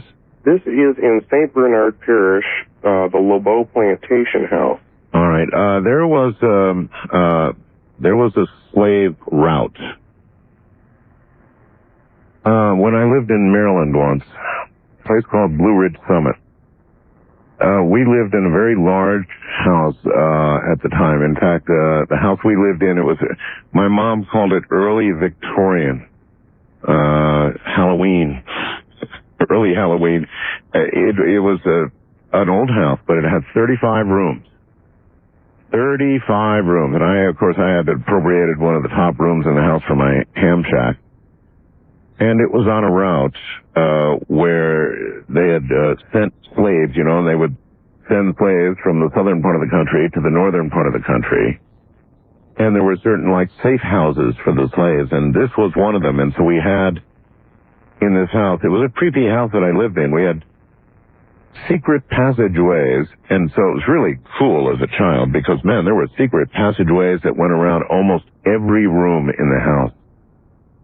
Totally secret passageways. Now, the story was they had been used to hide slaves in their trek north. Would be a stopping off point. But, man, that was one weird house I lived in. A place called Blue Ridge Summit, Pennsylvania, Maryland. The Mason-Dixon line actually ran right through the house. Actually ran through the house. Amazing. Wildcard line, you're on the air. Hello. Hello? Yes.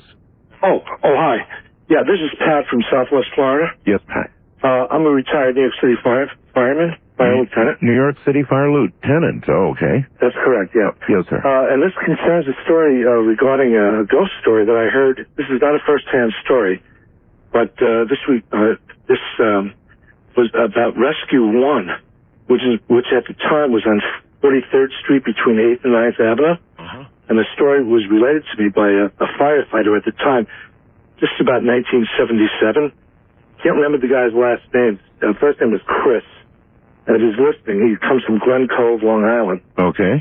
But at any rate, he told me this story that on the second floor of this particular firehouse on 43rd Street, Rescue 1, it's the bunk room. On the first floor you have the fire truck and the kitchen and what have you. Sure. On the second floor you have the bunk room. And he said that one night he went up there between about 2:15 in the morning, and he, between runs, you can go into the bed, Can I ask a and you lie down. Can I ask a stupid question? Sure. Lieutenant, in those firehouses, the old-fashioned thing was that there was this sliding pole between one floor and another, and you would see firemen sliding down it. Did that exist? Oh, sure, of course. Really? Of course, yeah. They had two of them in each house. In this particular house, they had two, one up front and one in the back. I always wondered if that was real normal or just sort of a media thing, Oh, no, that's absolutely true. It's okay, all right. Absolutely true. Yeah, okay. And if there were any New York City firemen, or any fireman, I suppose, for that matter, they would certainly know this, Oh, okay. At the time, I was assigned to Fort Truck, which was on 48th and 8th, 48th Street and 8th Avenue. Anyway, he told me this story, and he said that this one particular night, he went up into the bed, and he was lying on his stomach. And by the way, this particular bunk room is extremely dark, or it was extremely dark. Right. Pitch black. I mean, you couldn't see your hand in front of your face, and the only thing you could see was the luminescent light up on the wall, and he looked up and he saw it was about 3 o'clock or so, something like that. And then all of a sudden he felt a pressure on his ankles, like somebody grabbing his ankles. Oh. Yes. And then they moved up towards his calves and so on and so forth, And he thought maybe it was one of the guys that playing a trick or, goofing on him, Yeah. And he said, when the guy got up to the back of his thighs, he said, that's it, I'm not putting up with this. Right. And he jumped up and he turned on the lights in the bunk room, which was pitch black. And there was absolutely nobody there. And everybody else was fast asleep. Yeah, well, this is part of what I've never understood, and part of what I was after tonight. If, I can understand that there could be a ghost or there could be an entity of some sort, but how they actually physically manifest in this world and attack people and do things like you're talking about, that one I don't get. Well, I saw this guy twice afterwards, and I said, Chris, were you telling me the truth about that story? Right. And he said, I absolutely was. But let me tell you let me go a little further with this. Sure. Okay? So the next morning, he got up and he related the story to the lieutenant on duty that morning. Right. And he said, hey, something happened last night. It was really weird. And they checked the records, and it turns out that something like 20 years before, like 1957, something like that. New York City's fire department keeps long records. Oh, of course. Yeah, records back to the 1800s. So okay. So anyway, they found out that at that particular hour and that particular date, there was a fireman in Rescue 1 who was between tours. In other words, he wasn't on duty. Right. He was between tours. Right. They had a fire. This guy went to the fire between tours. He wasn't officially on duty. Came back to the firehouse. Went up to that particular rack, that particular bed, and died of a heart attack. Oh my God. Really? At the exact time, 20 years ago. Oh yes. My. And it was documented. And from what he told me, the widow of the firefighter, and I don't know his name, but the widow of the firefighter never received any compensation for that. There was... well, then you could imagine a motive, perhaps, for the haunting. I don't know. Is that what you're saying?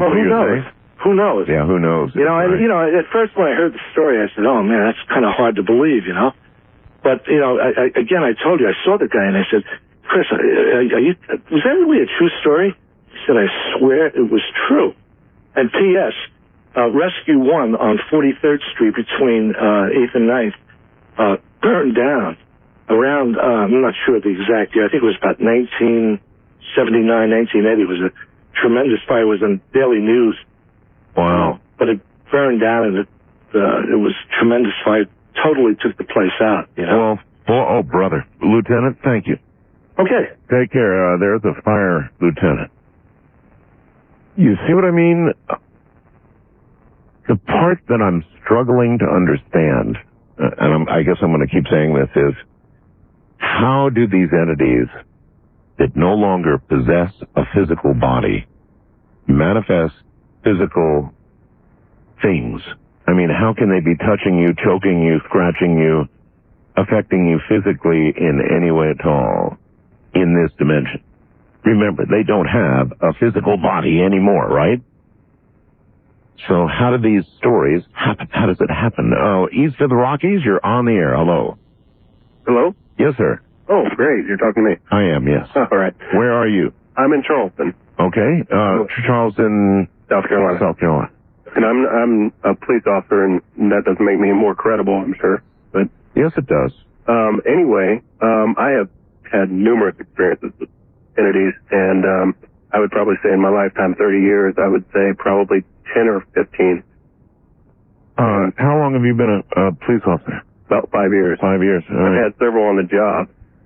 But actually, the one I was going to talk about was what happened as a child.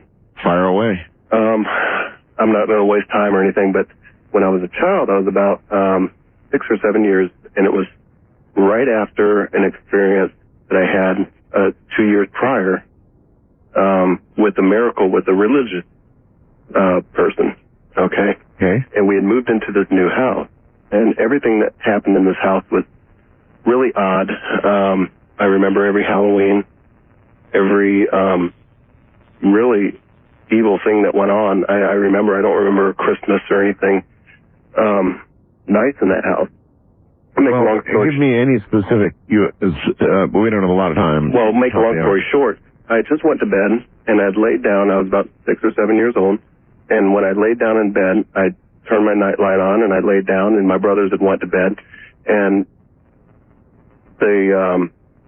once I had laid down, I heard footsteps coming towards my door, and it's much like that other police officer talked about. Oh, yes. Except the weird thing about this one was it wasn't a hazy glow or anything like that. It actually, it was, I call it a demon. But I had laid down, I had not even closed my eyes. Could you actually describe what it looked like? Oh, absolutely. Absolutely. And then do it. What had happened was it stepped in my door. Tell me what it looked like. It was about 6 or 7 feet tall. It was a figure of a dog, believe it or not. Oh, brother. And it was a demonic look. It had hair. When I first saw Cujo, it had muddy, bloody, matted fur, just like Cujo had after he attacked all the people. And when it walked in, I smelled the odor of what I call pure death. If I ever smelled it again, I'd probably get sick. It walked into my room. It looked at me, and it had bangs on the front of on the bottom jaw that went straight up. You're a police officer. You know what death smells like, though. Oh, absolutely. Absolutely. Yeah. And, but I hadn't smelled that at 6 or 7 years old, and I've not smelled anything like it since. And the top bangs went straight down, had long fingernails, and it came in, it looked at me, it walked toward my bed, and the only thing I could think of to do was cover my eyes and start praying, which I did. And it leaned over me and was Officer, hold it right there. We're at the top of the hour. So can you afford to hold through the news? Absolutely. All right, yeah, good. Hold on then, please. Does it make somebody more credible if they're a police officer or a fire lieutenant like that previous caller? Yes, because these are men trained in observation. It's their job to observe and see what's going on and to observe it accurately. So yes, of course, it adds some credibility in that sense. I'm Art Bell from the High Desert. This is Ghost to Ghost AM. Again, you're going to want to check out that picture on my website, second one down. Girl either walking through a door or right in the middle of a door, manifesting right through a door. It's totally creepy. We will be back.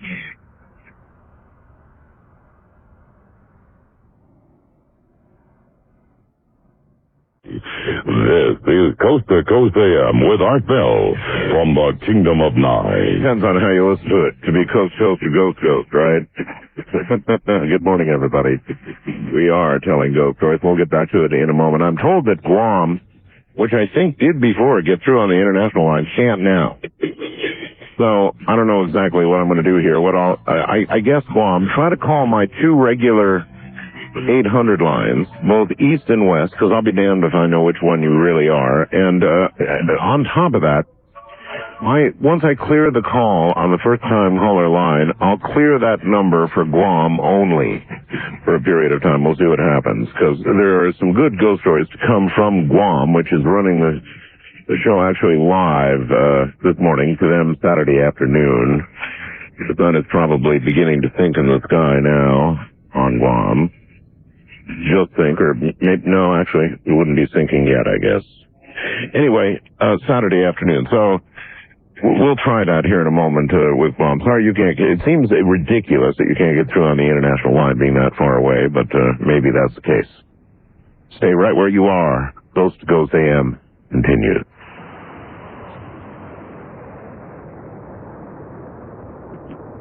Back to the police officer. And where are you again, sir? I'm in Charleston. Charleston, that's right, Charleston, South Carolina. I wanted to read this to you before you continue. Sure. There's a man who writes from Wisconsin. Art, it sounds like the policeman you're talking to had an encounter with Black Shuck, a spectral dog that has been reported all over the world. Demonic, ? That it may have been a demonic thing, and he calls it Black Shuck, a spectral dog, for whatever that's worth. Wow. You know, I've always wondered what it was because I've always had experiences where I've actually seen figures. I've had doors bang. I've had a lot of things happen. Yeah, but this thing looked like a dog and about this thing was actually physically there, you know, and it wasn't in the spiritual realm. It wasn't cloudy. Misty. It wasn't misty. It was in a physical realm, and it topped my list as far as something that I could actually put my finger on, you know, and literally touch. If I had reached down, I probably could have touched it. But of course, you don't know that for sure. I don't know that for sure, but the thing was that it scared me to the point where I'd actually covered up and I started praying. And I was always wondering if anybody else had that experience or if there was something in literature. Well, then maybe I just answered your question for you. I'll have to do a little bit of research on that myself. But the thing that really troubled me about the whole thing is I never spoke about it. I never told my family. You know, I'm the youngest of two brothers. Right. You know, I never told anybody. And 7 years ago, I was sitting there talking to my brother, and the thing that shocked me, the whole situation, was we had started talking about, he's also a police officer, and I spoke to him about, you know, old houses, and he said, I didn't like this place, and I said, why? And he said, well, I had a problem there. And I said, what was that? And he described the creature to me. The same creature? The same creature, and he said he was homesick, and he was laying on the couch, and he described it to a T, and I interjected periodically so he knew that I knew exactly. We both saw the same thing. Well, we both validated it to each other. That, my friend, thank you very much. That's as creepy as it gets. To see something, you know, perhaps demonic. I mean, you can always later sort of close your mind, right, and think to yourself, no matter how real the experience was at that moment, hey, I dreamed it. I had some, you know, some kind of hallucination, something. But when somebody else saw exactly the same thing, then your options begin to dwindle pretty far. West of the Rockies, you're on the air. Hello. Hey, Art. Hey. Okay, where are you? Oh, I'm in Reno. Reno, okay. Listening to you on KOH. And you're on a cell phone? Yes, I am. Okay. Okay, now, just bear with me here. When I lived in Colorado Springs, I was living in this house in the northwest part of town. And it was a very hot summer evening. Well, probably about 8:30. I was sitting there watching TV. And we had this ghost there that just walked up and down the stairs. That's all it ever did. Just walk up and down the stairs. A ghost that you saw or just heard? Just heard. You heard the footsteps. Okay. When you came in the front door, there was a little foyer and 3 steps into the basement and then like 8 steps up to the living room. Okay. And it constantly walked from the basement up the steps and then back down again. So I got set up because I'd lived in another haunted house a couple of years earlier, and the ghost there was pretty friendly. So I said to this one, I said, was that all you can do? Just walk up and down? Can you materialize? Can you speak? What? Yes, and I guess it considered that an invitation, right? Yes, it did. And did what? I was sitting there in a chair, and then all of a sudden, like I said, it's a very warm evening, must have been in the mid-80s, had the windows open, and it walked right up next to me, and all of a sudden, I was freezing. And the hair stood up on the back of my neck, and I got goose flesh. It was totally creepy, and I felt this, you know, how you can tell when your wife's angry at you. I seriously doubt. Sure. I seriously doubt you don't experience that much, but... Oh, don't you kid yourself. But, you know, you could feel the anger. Yes. And I could just feel it, and I was going, oh, geez, I'm sorry I said Actually, anything. That's a very, very good analogy, sir. Very good. Every man out there, and probably every woman, too, from the other side, knows exactly what you're talking about. Oh, yes, I know that. Oh, yeah. Oh, yes. And that's the only thing that ever happened to that one. But in the previous house, we used to have windows fly open, doors fly open, lights go on, banging, pounding on doors. We called him Bob. Yeah, well, Bob. Well, I don't like the pounding on doors part.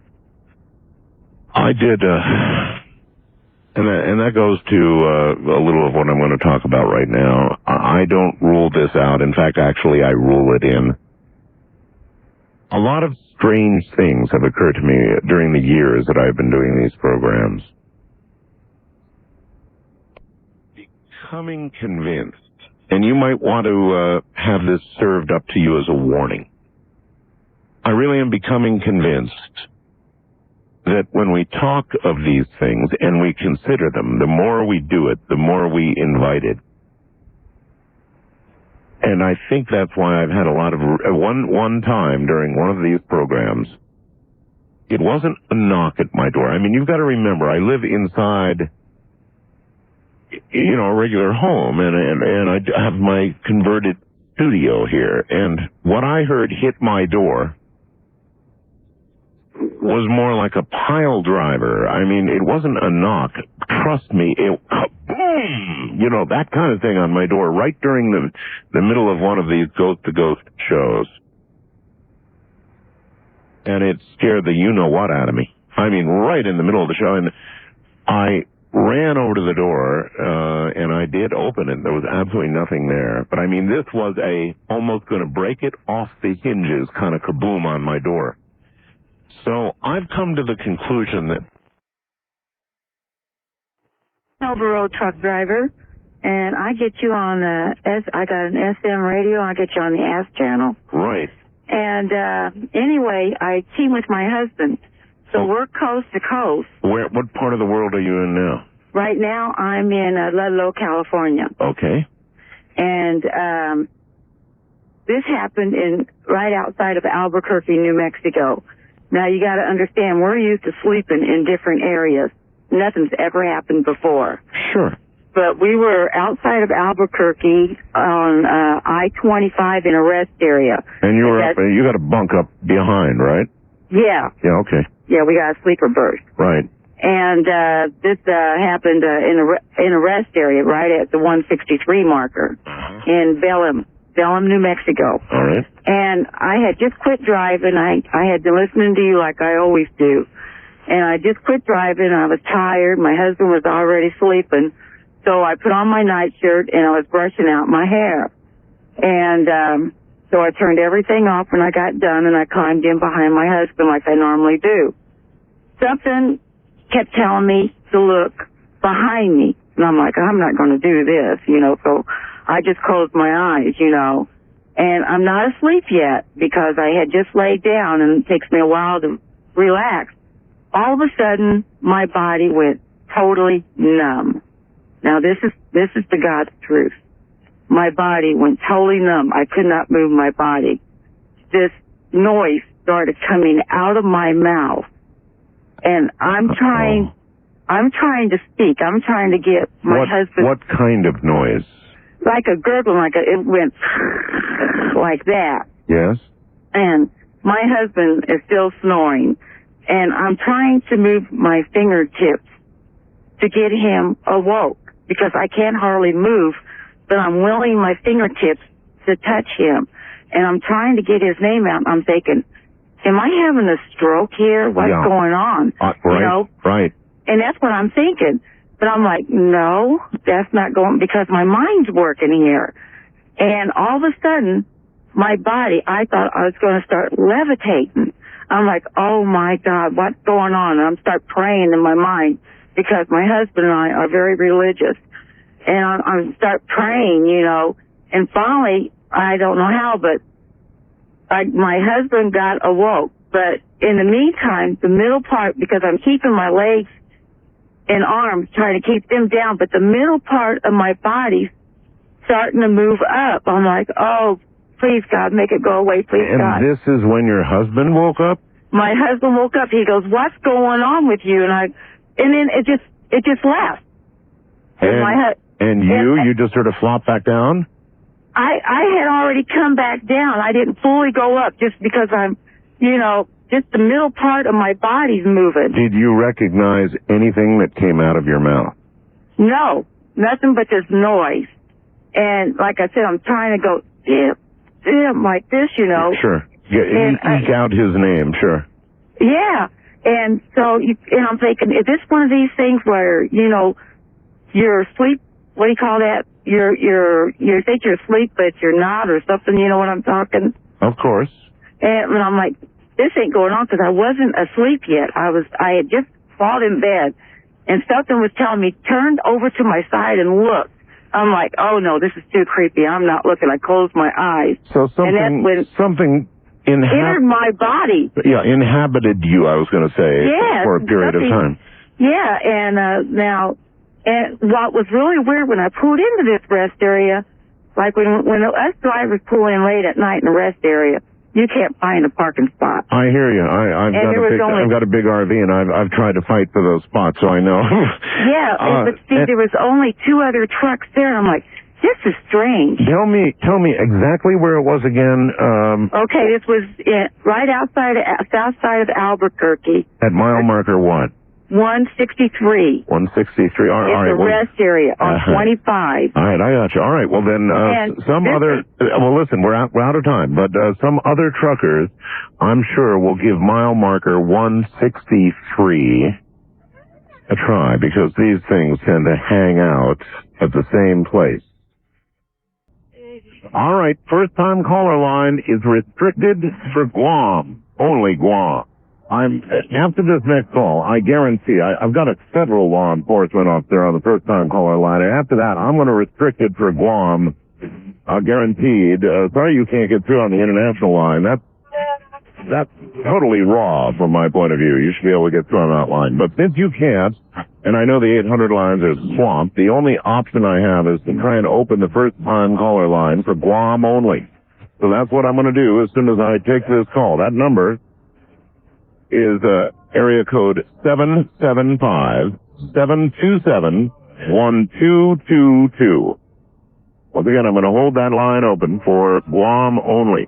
775-727-1222. The only option I've got, I know that Guam is with us right now on a Saturday afternoon. Stay right there. Hi, Tom Bodette from Motel 6. Welcome to Tom's chat room. Of course, the beauty of Tom's chat room is that Tom does all the chatting. So let's talk. Dearborn, Michigan asks, say, Tom, does Motel 6 really have the lowest rates of any national chain? Yes. And that's Tom's chat room. I'm Cyber Tom Bodette logging off for Motel 6, and we'll leave the light on for you. Motel 6 at a core hotel. All right, let me say it one more time.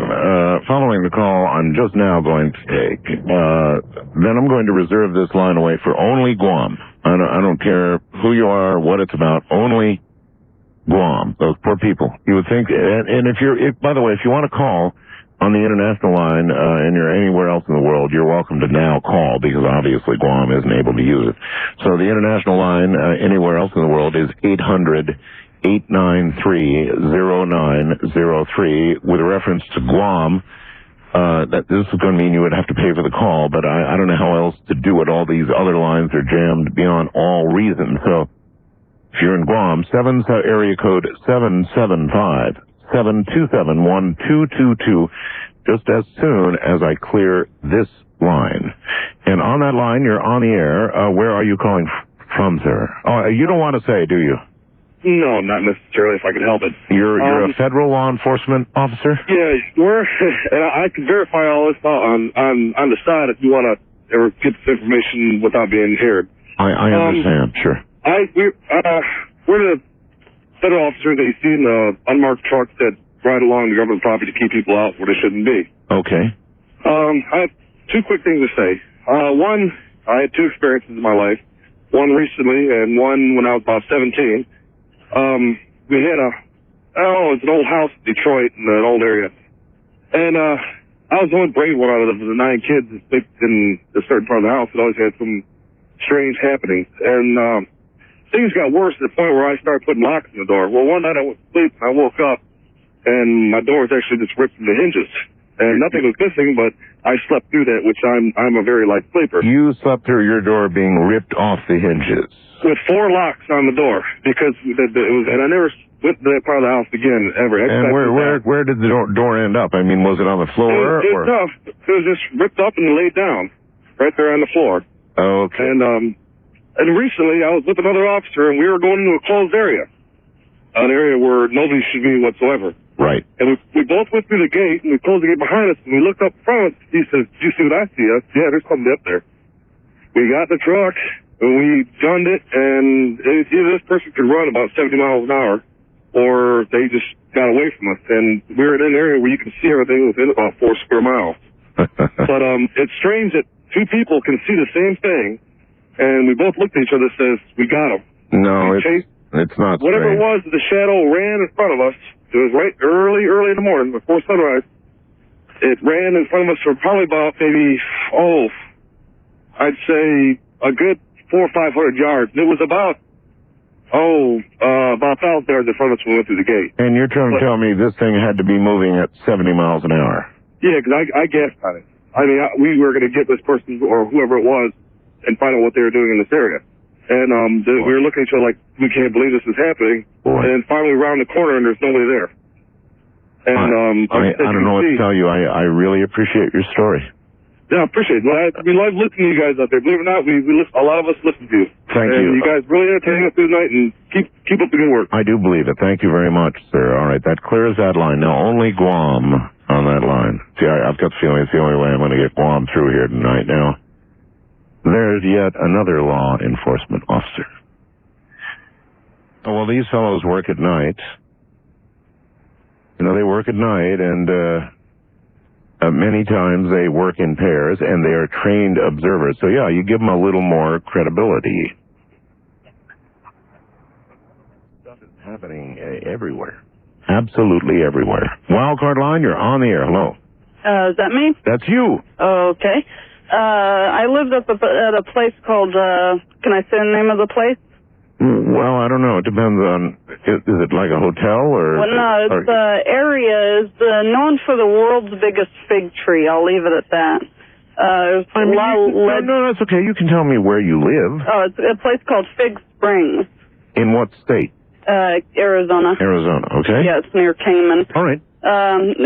There's a lot of legends about the area itself, but one particular night, my mother and a friend of ours were up there, and we're just hanging out in the main trailer. My parents caretook the land for the people who owned it, and we're just talking about different stuff. It was nighttime, and I started getting really nervous. I was pretty young at the time.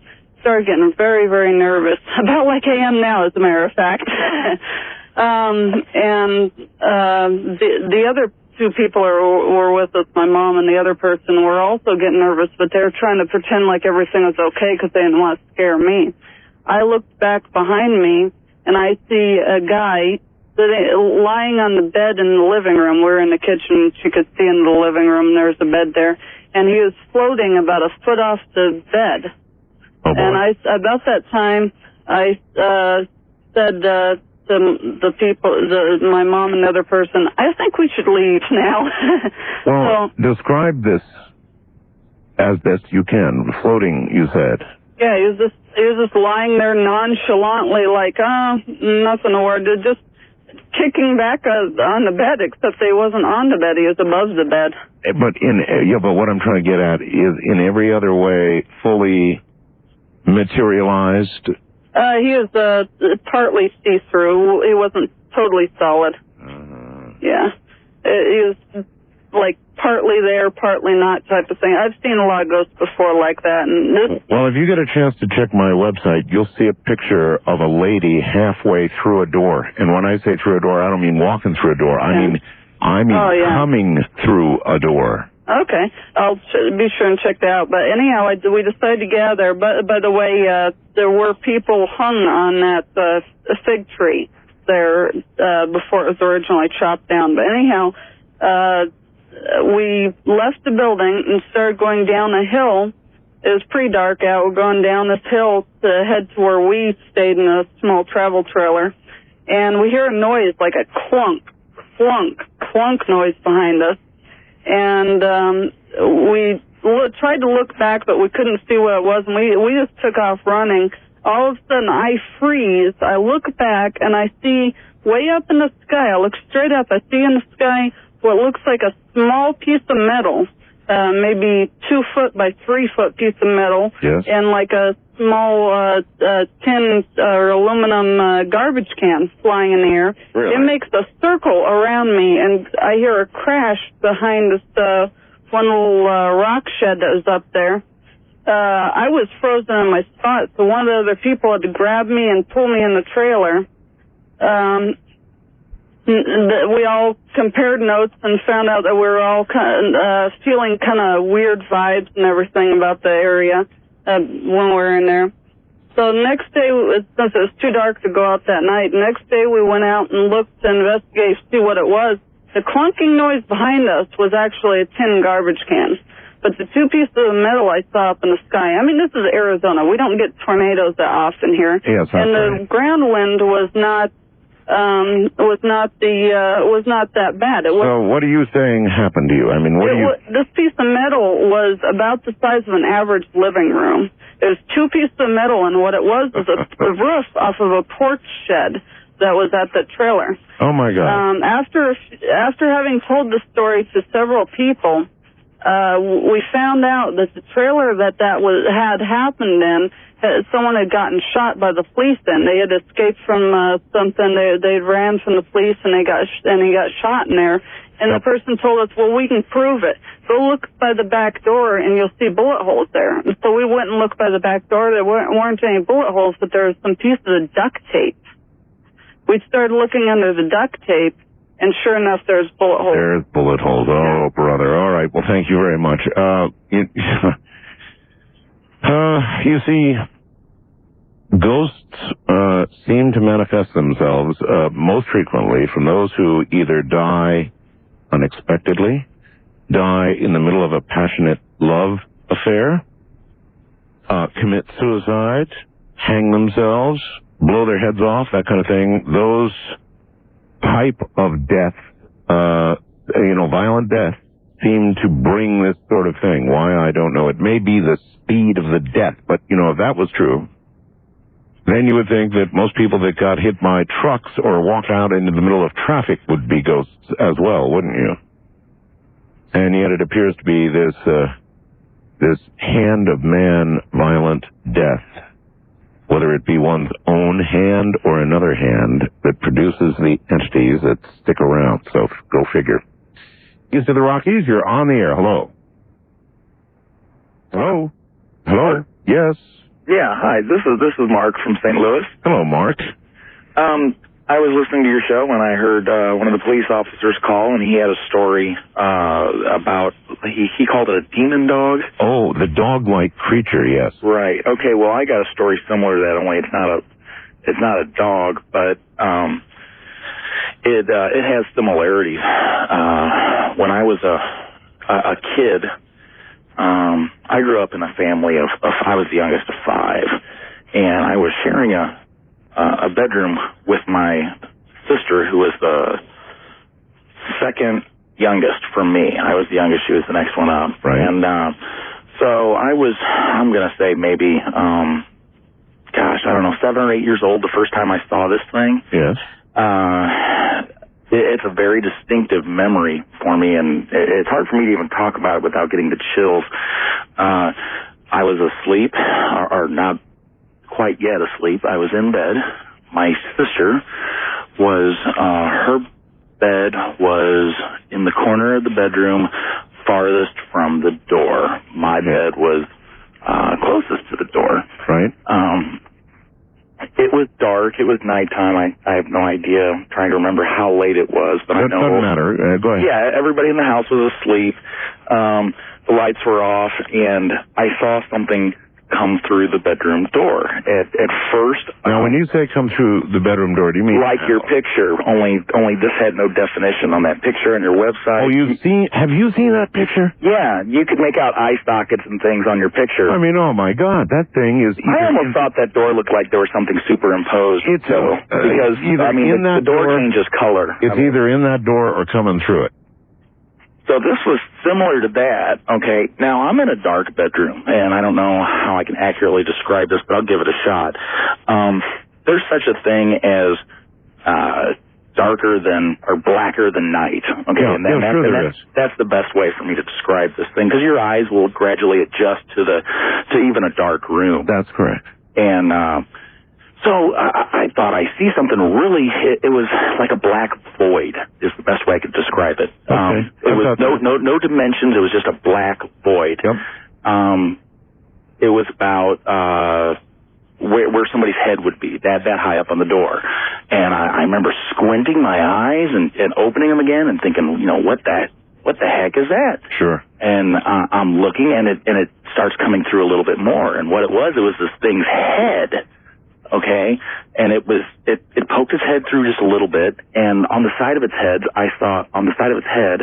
I could see, like, again, blacker than black, wispy arms coming through, like the hands were being extended, and they were coming through the side, from the side of the head.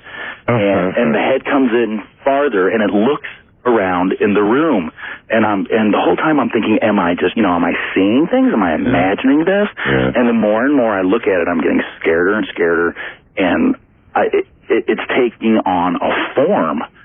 And my sister's asleep, and I'm getting scared to death seeing this thing, and it finally comes through the door, floats through the door all the way. I could see it was smooth shaped, meaning it didn't look like it had wild hair or anything. It was completely black, but the head was round, like a mannequin's would be. Yep. And I remember seeing arms and a torso. I'm peeking through my covers. I got my covers probably like up to my nose at this point, looking at this thing. And the way I'll never forget the way it moved. It was like a burglar was, like he would move, if he was tiptoeing. It was very, like, almost stalking the room with his head crouched down, and the arms were kind of up in the air. And the arms, there were really no hands. It just kind of ended in long tendrils. Well, long tendrils. This sounds classically like a shadow person story. Exactly. And you describe it as blacker than black. Blacker than black. Something that would be black within a totally dark room. Yes, yeah. Exactly. And there's something I want to describe here, because I think this is just as important or prominent as the actual seeing it. Sure. There was, again, this is from a kid, so 7 or 8 years old. I felt a presence of evil like you would not imagine. There was no way, even at that young age, did I think this was a ghost. I mean, I was scared out of my shorts.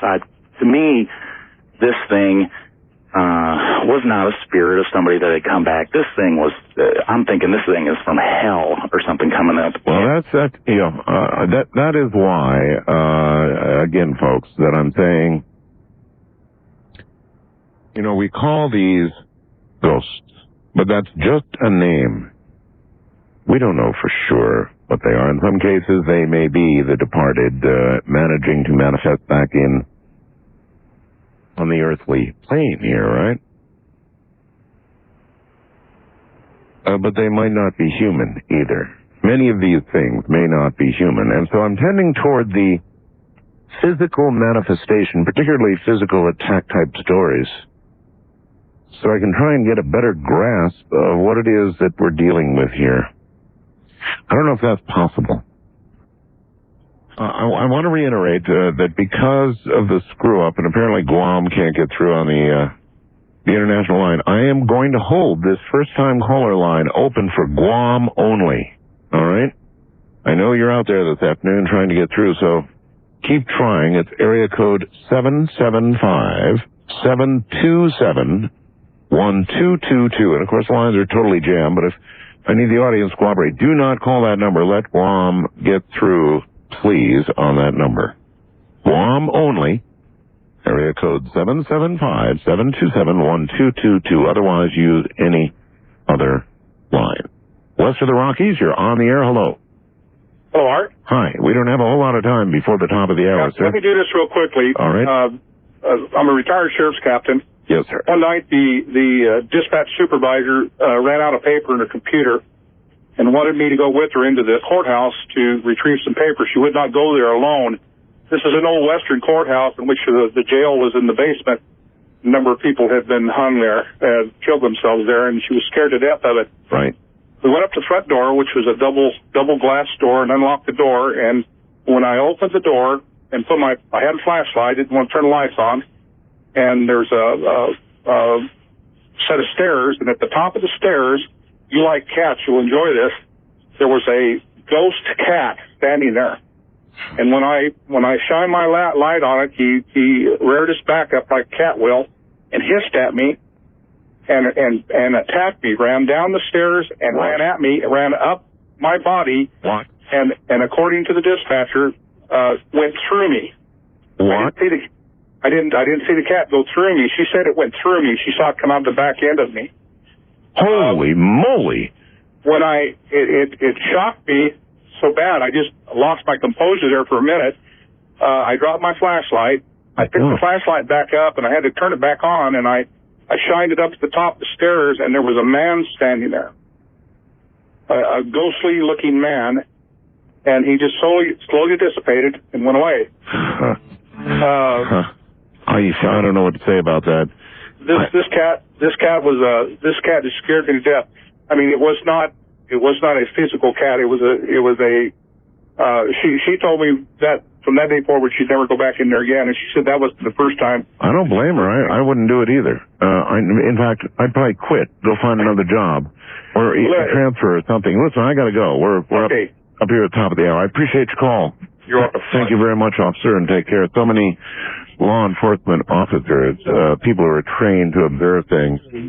A cat that attacks and hisses, arches its back, attacks you, and jumps right through. Step inside, but you don't see too many faces.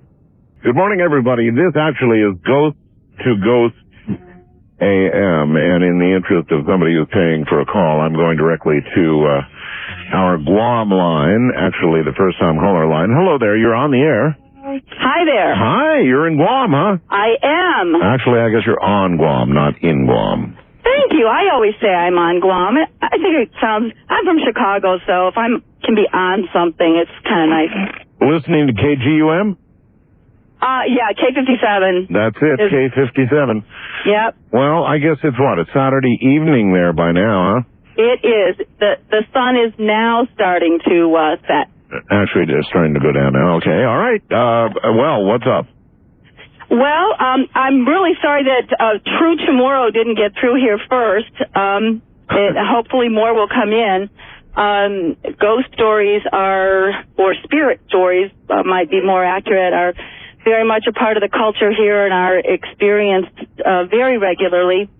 On island, they're usually referred to as the Tautamona, which I believe it literally translated means the original ones.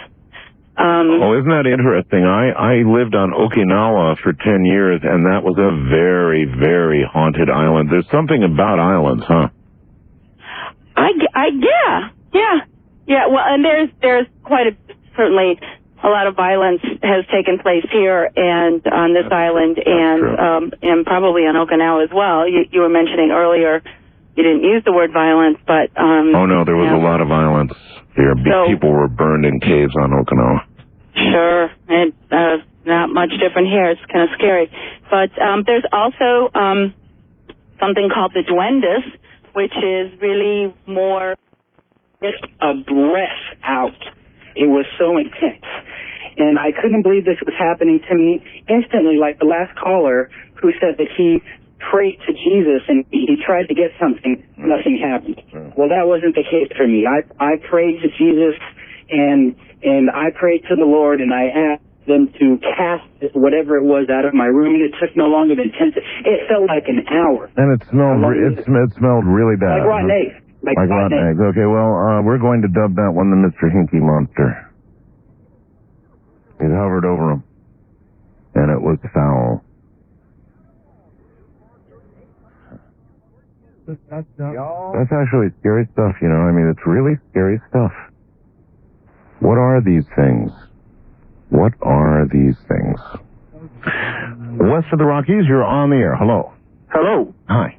How's it going? Yeah, I have an entity attack story. You too, huh? I mean, Yeah. I've got this special entity attack line, and you guys, there's so many of them, you're leaking into my other lines. Okay. Well, you know, it's amazing to think, though, that how common I think it actually is. Apparently. Yeah, it's, I think, well, I have a theory on what happened, but first let me tell you what happened to me. Sure. Okay, when I was probably about 8 years old, I remember I was at a house that I was living at with my grandparents and my father and, his ex-wife, I was in the room, okay, and I was scared, you know, just basically because of the dark. I didn't like sleeping in the dark, but so then my dad left the front door or the bedroom door open with the hall light on so that I wouldn't be quite as afraid. Well, I began to lay down, and I remember I was still, you know, kind of scared, and I laid there for a while, and I remember feeling afraid still, but I hid my head under the covers, you know, like kids do.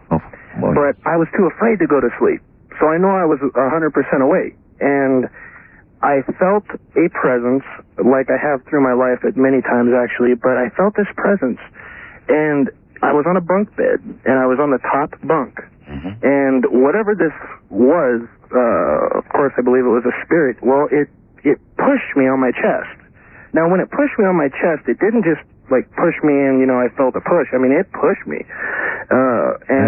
So if I'd been on the bottom bunk, I would have seen this giant indentation forming, right, as it crept you probably toward me. would have. And you would have also heard the thump that came when I bounced off the bed and hit the ceiling directly from it. And you hit I hit the ceiling because it was really close to the ceiling anyways, and it was a pretty bouncy mattress. But when it pushed me, and I bounced, and I hit the ceiling. Yeah. I remember I was so frozen with fear, you know, and I could barely, like, yell. But when I finally was able to, man, my dad, he knew I was, like, scared. So he came in there, and I told him something pushed me. And I told him that it hurt my chest, and so he opened up my chest. And, you know, it's funny with all the stories that you've had on your program of people saying that there are handprints and things. Well, sure enough, I had 2 handprints on my chest. Which is weird, you know, because it's like, but anyway. No, it's not weird because it verifies what you just said. What did your dad say? Well, my dad and my family, I mean, I don't mean to sound, you know, like everybody's got their ghost stories and stuff, but my family, we've been very, very open to these types of occurrences, but, you know, it's like. Yeah, but I'm not going to say these aren't ghosts because who the heck really knows? Exactly. But I think I do. I do know that they are personally from within, but that's just something different. I myself... Oh, you believe from within, you know, the monster of the id. In other words, you created this thing yourself? More my perception itself of its existence. Like, in other words, why would it actually have the ability to physically assault somebody if it's not physical? I believe it's because of the awareness of what it wants to do. And sometimes, if you are fearful, like a child often is... Yes. Then it preys on fear, and that which is of fear becomes and manifests into physical. See what I mean? Well, yeah, I see exactly what you mean, and I think that that's entirely possible, that the amount of fear is actually able, or an emotion is able to generate that which is feared. It builds on itself, and it feeds on itself. And you create it. Yes. Exactly. That's as good an explanation as any. And perfect love, you know, it's been said in the Bible, you know, not that I'm a Bible thumper, but, you know, it's like, I can see validity in all religions. By faith, I'm a Christian, but I couldn't see Jesus giving Buddha a black eye, you know. But I think without a doubt, hands down, that perfect love, as it says, casts out fear, but I think perfect love comes through being wise through the years, right? And basically through growing as a human being. But when you're a child, you're naive and you're sensitive to these things. And that's why it comes to children a lot. Can you know perfect love without having experienced perfect fear, perfect anger, perfect depression? You know, in other words, can you understand perfect love until you've been the other place? Well, you know, believe it or not, my personal feel on that is that when you actually feel perfect love and when you experience it and you find it, of course it does come through rising above not being perfect. But see, rising above not being perfect has to come through serious pain. Yeah. Is the medicine of the soul. That's what I think too, sir. Thank you very, very much for the call. I just don't think you could know it, certainly not appreciate it unless you had experienced the opposite. On my entity attack line, you are on the air. Hello. Yeah. I'm Richard in Houston. Hi, Richard. About 1979, I was sleeping here beside my wife. Mm-hmm. I woke up, something was pushing me down onto the mattress. And I couldn't see anything. I could see the ceiling and all. Mm-hmm. And I was desperate. I couldn't breathe. I couldn't yell. I tried to yell, and all that come up was a little bitty squeak on my voice, and I was frantic. Was it like hands up? Oh, it was a weight on my entire body. All right, so an overall weight. Overall weight. Okay. And I struggled and struggled and struggled harder, and I was getting desperate for breath. And I must have struggled hard or something. I just gave up, because when it quit, when it let up, the mattress rose an inch or two, and then it was gone. And if you had not struggled against it, what do you think would have happened? I have no idea. I was in a panic. Well, I'm sure you were, but you didn't consider what might have occurred. Well, no. You mean let it give in to it? Well, or just not struggled. Perhaps somebody else might have imagined they couldn't struggle against something like this, and they would have just submitted. I don't know. I know it was heavier than I am. I weighed 200. Oh, by the way, can I mention one more thing? Yes. That sound you have with a Bigfoot? Yes. That's not a Bigfoot. That's a U.S. Navy sonar. Well, people How do I know? Well, yeah, but how do I know? Is more important. I know the sound. I'm a retired chief sonarman, and I heard that sound many hours. Believe me, I've heard this, but we have providence on the sound, sir. In other words, we know who recorded it, where they were in the woods, not undersea. A lot of people have said it sounds like sonar, and I understand that it does sound a little bit like that. But trust me when I tell you we have the providence on this tape, and that it is not sonar. We know who recorded it and where. Wildcard line, you're on the air. Hello. Art? Yes? Well, you cut me off on the other line, but I have an attack story, but I wasn't alone. I had someone with me. What do you mean? Well, I was with my girlfriend in the desert, and this happened in March of 1993. And what happened? Well, I was observing some lights about 100 miles away coming from the south, going due north. Looked like it was coming from San Diego up over Palm Springs. Mm-hmm. And I observed this for about 10 minutes. I called my girlfriend's attention to this. We were camping out near 29 Palms. Right. And I did my last year and a half in the Navy at Top Gun. There's so many aircraft flying around down there, it's hard to keep track of them. Sure.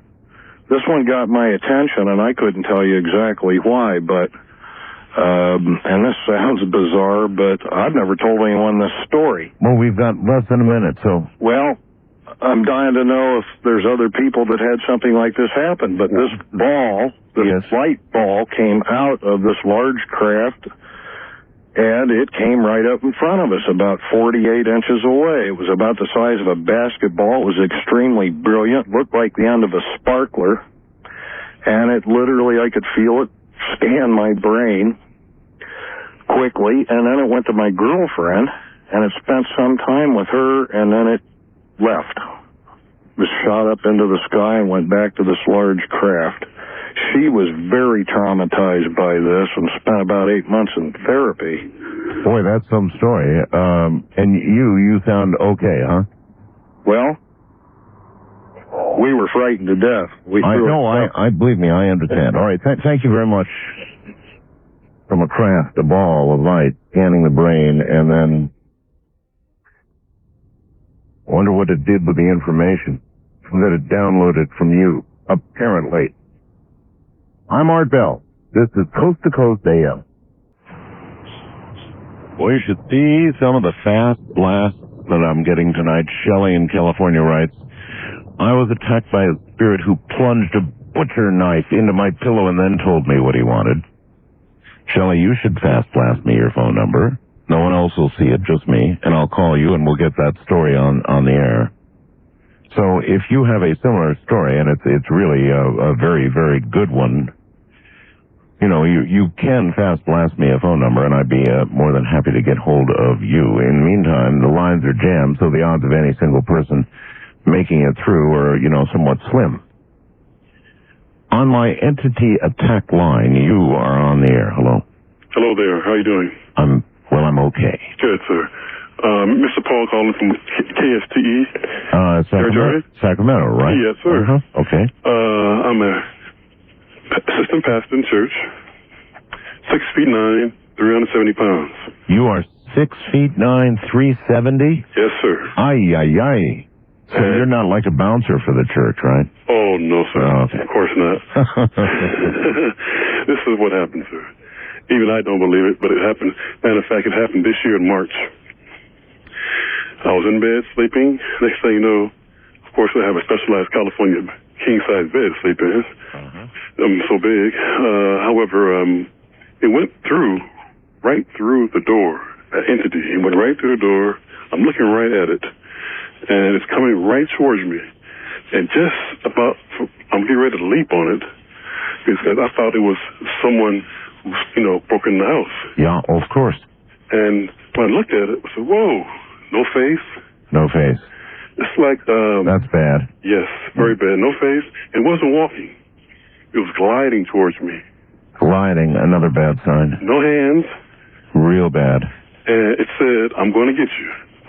Oh, man. I said, I'm sorry, but you're not going to get me. And all of a sudden, it stopped. It reversed, floated. Went. See, if I'm not going to get you, I'm going to get your wife. He went towards my wife, grabbed her ankles, threw her off the bed onto the floor. It hit her head and whole body hit the floor. Big loud thump. God. Immediately I got up and I wanted to just, of course, beat the hell out of whatever it was. Immediately, as soon as I turned the light on, it was gone. And your wife? And my wife, on her ankles, she's a very light-skinned woman. Right. And there was 2 marks, I should say not 2, but 2 hand imprints, 8 in total. And looked like imprints of a hand. And immediately, we're looking at it, this is on the ankle now, going up from the ankle towards her middle inner thigh, it started to bleed. This skin started to bleed. Immediately, of course, I applied pressure on it and stopped. Was there a physical cut, a reason for the bleeding, or was this just blood through the skin? This is just a blood coming from and through the skin. No cut at all. Holy moly. And it's amazing because, remember, it's happened in March of this year. Yes. I'm a heart patient. A month later... You're lucky to still be alive now. That's correct. A month later, I was in the hospital in San Francisco, and the same thing happened to me again. Supposed to be there for a couple of days. I was there for 3 weeks in the hospital. What happened was on the 3rd night, my heart stopped. Yeah, it just stopped. I didn't know it stopped. Because immediately off to the right, there was the same entity again. It reminded me of the headless, what's called it? Headless horseman? Yes, I mean, nothing. I mean, the hood is a hood. Oh. No face. And it said, it's time to come with me now. I looked at him. I said, I'm not scared of you, whoever you are, and I'm not coming with you. Immediately, it said that it was coming towards me. Yeah. Then, automatically, the nurse or the doctor was putting those 2, what's called that stuff to... paddles? Yeah, paddles on my chest. Immediately, I woke up. And I said, what happened? They said, I went into heart failure, and my heart stopped for the last 8 seconds. Holy smokes. Hey, listen, you don't have to answer this if you don't want to, but I am curious. Yes. What kind of life have you led? Afterwards? Well, no. Previously. What type of life? Yeah, in other words, well, let me sort of lay it out this way. It seems as though at critical moments you're having encounters with folks that aren't likely to lead you to the up escalator. And there's, I'm just kind of curious what kind of life you led. Got married, wow, a year out of college. I'm 45 years old now. I played professional football for 1 year. Had to stop because of the heart. I was born with a heart problem. Who did you play for? Seattle Seahawks. You played for the Seahawks? Yes. And then after I got waived, wifey's from Hawaii. So I went to Hawaii, and I got hired over there on a very prominent bank over there. I stayed there for the last, 18, 19 years. Let's get back recently. Again, the heart started to act up again. That's why I had to get out of that banking environment. I left as senior vice president of the bank. The banking is probably as bad as professional football for the heart. Yes, it is. But it's just, again, I've been listening to the program the last 15 years, and I was inclined to call because this is true. I can't believe it. I mean, it only happened once. It happened twice, and it's very, very, very. I wasn't scared. It's just my wife is petrified. Would have done the trick for me. What's it like listening to other people with somewhat similar stories? Must be strange. I mean, I'm sure a lot of people think this only happens to them and maybe in the movies. Oh, no. Again, I remember I used to be an assistant pastor in the church. Right. Had to stop because of the heart. I heard many, many stories in the church. I went to with a Catholic, I'm sorry, what you call those guys? Could have been a bishop. Yeah, it could have been about 5 years ago to help assist him exercise a person, and my wife firmly believes that whatever it was probably following me because the person, it took about a long time to get that entity out of the particular individual, and it was very, very nerve-wracking because it takes a lot of years to go through this training. And at the time, again, I had the heart problem. Well, I hope in the future, any future crisis you have brings something a little brighter to light your way, my friend. Thank you so much for the call. Oh, you're welcome, sir. You take care. Wow. You just, you never know. I mean, when you open up these kinds of lines, you never know what you're going to get. And we're definitely getting our money's worth tonight. I had no idea that there really were there are so many of you out there that have been attacked in such a violent way. It's astounding. Wildcard line, you're on the air. Hello. Yes. Hello. Yeah, I went to Job Corps back in the early 80s and met a guy that told me stories about how him and his family were severely attacked by demons all the time, and that his little brother and stuff would end up with black eyes and just bad luck all the time. I mean, it was horrible the way he described his life. They'd be like driving out of the parking lot and the wheels would fall off their cars, and just numerous accounts of just horrible encounters with different type of entities in their home and stuff. And we were talking one night, and all of a sudden, out of the blue, right up in the little corner of the room, it was like there were tens of thousands of angels in a circle looking down on us. It was like all these eyes were just beaming down on us. Yes. And I know this sounds really freaky, but I'm telling you, at the same time, we both seen it, and just chills just went up and down our body.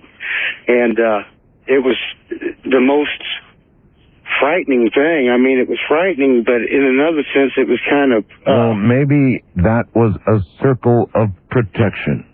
It may have been. But I tell you, and when me and my brother were children, we used to get visited by this woman called the Dostal woman. She used to climb down out of the attic from the closet. She lived or appeared in. She lived in that closet, you believe? Yeah, she came down out of the attic every night. Every night? Yeah, and she would look at us and stuff. She was a dark figure. And, I mean, you talk about two scared kids. We were horrified. Our hair would stand up on the back of our necks and just goosebumps all over us. And we would try to scream, and you couldn't get nothing out, you know, because you're so horrified. And what did she want? I don't know. We told our mom and dad about it, and our mom, she kind of believed us, but our dad, you know, he always was real skeptical. He didn't believe anything. And one night it sounded like somebody was setting the table in the dining room with knives, forks, spoons, plates, just like somebody was setting the table. Right. Like about 2:30 in the morning. Yes. And my brother and I, we were petrified, you know, because we had this room right off the dining room, and my mom and dad were in the front of the house. And we were witnessing all this stuff, and we could see like two legs, white legs. Do you know what I mean? Like the pajamas of the old-fashioned pajamas? Sure. Yeah, with the like lace around the bottom. Sure. Now we would see two legs jumping over the table, back and forth, and then walk around the table. And you could hear plates and stuff being set out on the table. Then the spirit would come through the doorway there into our room and walk around our bed and grab our legs and stuff. And it was just horrible. I mean, we were petrified kids for a long time. We lived with this, you know, and this is the first time I've ever told anybody, you know, and I know a lot of people are hearing this right now, but... Yeah, it's not something you would... Yeah, but it's a better way to be able to tell this kind of thing, really, because what people would think if you told them this. Yeah, and I tell you, we've had so many things happen, Art. It's I could go on and on and on. Well, we're the ones that had the rocks raining on us. The rocks raining on you? Yes, this is very true. In California, Missouri, it rained rocks on us for 3 days. Yep, I know. Someone else gave us that a little while ago. I find that, you know, I have a hard time with that one. 3 days of rocks. Should have had lots of pictures, huh? East of the Rockies, you're on the air. Hello. Hello. Okay, I wasn't sure if it was me. Yes, it is. Where are you? I'm in Hickson, Tennessee. Yes, ma'am. My name is Mary. I've been listening to you for a long time. How's your back, by the way? Actually, Mary, it's better than it's been in a long, long time. Good. I'm glad. We missed you. Well, I did anyway. Thanks. I wanted to talk to you about the attacks also. Okay. All my life, myself and my family have been attacked by things. With most of the time, it's in the bed or in the bedroom. Yep, that seems to be almost a constant. In fact, one night, something was grabbing my hand like it was trying to pull me out of bed. Oh. Another night, I woke up, I couldn't breathe, and I just saw two red eyes and this black figure. Red eyes? Red eyes. I hate red eyes. I don't like them either. It scared me, and that happened more than once. I couldn't breathe, I couldn't scream, I couldn't move. It was like a battle of wills. Yeah. That's the only way I could describe it, was a battle of will to get this thing off of me. I have had out-of-body experiences, and I've been chased by them. I know. I really like to ask this question. If you hadn't resisted, if you had let this thing, this black thing with red eyes, proceed to what it was going to do, if you'd been frozen in fear and couldn't have moved, what do you think would have happened? Well, I was frozen, but it wasn't in fear. I just couldn't move. But I think it was trying to take me over. I believe this. Possession. Yeah. And it's not just myself this has happened to. It's happened to my husband. It's happened to a couple of my brothers. Well, the thing about possession is we have no way of knowing how many possessed people there are. I mean, it may well be that the changes in personality, at least in the beginning, are fairly subtle. But the possession increasingly takes control once it occurs. And how would we ever know, any of us here on Earth, how many are really possessed? I don't know about anyone else, but I can feel if there's something wrong with people. And I can usually see it in their aura. Well, there certainly are people where, you just immediately know something is really wrong. I believe my father was possessed because he was one of the most evil men I ever met in my life. Your own father? My own father. I believe he was possessed because he enjoyed hurting people. And he didn't care who knew. And he was charismatic. He was like the devil incarnate himself. You mean in other ways he was charismatic? Yeah. He could be cruel and mean, and nobody seemed to see it. Huh. Even though he was being mean and cruel to them. It's like they couldn't tell. But I've always had a sense about it, and people that were like that, I can't be around. The satin shiv, I don't know what it is, but I'm real sensitive to, I guess, spirits and things. I see things, I know things, scary things. Well, I know when people are going to die. Maybe. Oh, you do? Yeah. I was going to say, maybe it simply runs in the family in some way. I think a lot of it has to do with the Indian background in our family. Oh. Because Indians tend to be more inclined to be open to spirits. And I believe my mother, her family her line was medicine woman. Well, you've got a pretty serious background there. Yeah. And so I guess that accounts for a lot of it. I wonder why she, though, with her sensitivity, ended up marrying a man who had this incredible mean streak. Well, hers was more in the healing arts. She could heal with anything. She had used a lot of the Indian ways to heal. But why would she have been attracted to such a mean man? I'm not sure. Uh-huh. I think it was her second husband, and he promised to take care of her and her family and treat her kids as if they were his own, but he didn't.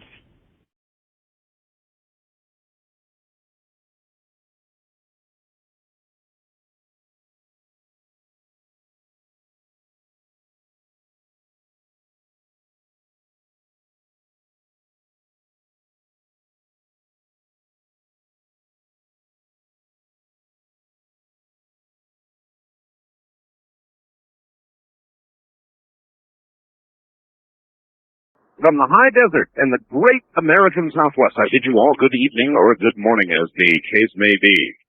Boy, do I have news for you. Serious news for you this night on what we call Ghost to Ghost AM. So stand by. I'm developing information as of airtime. Information that I think is shocking, to say the least.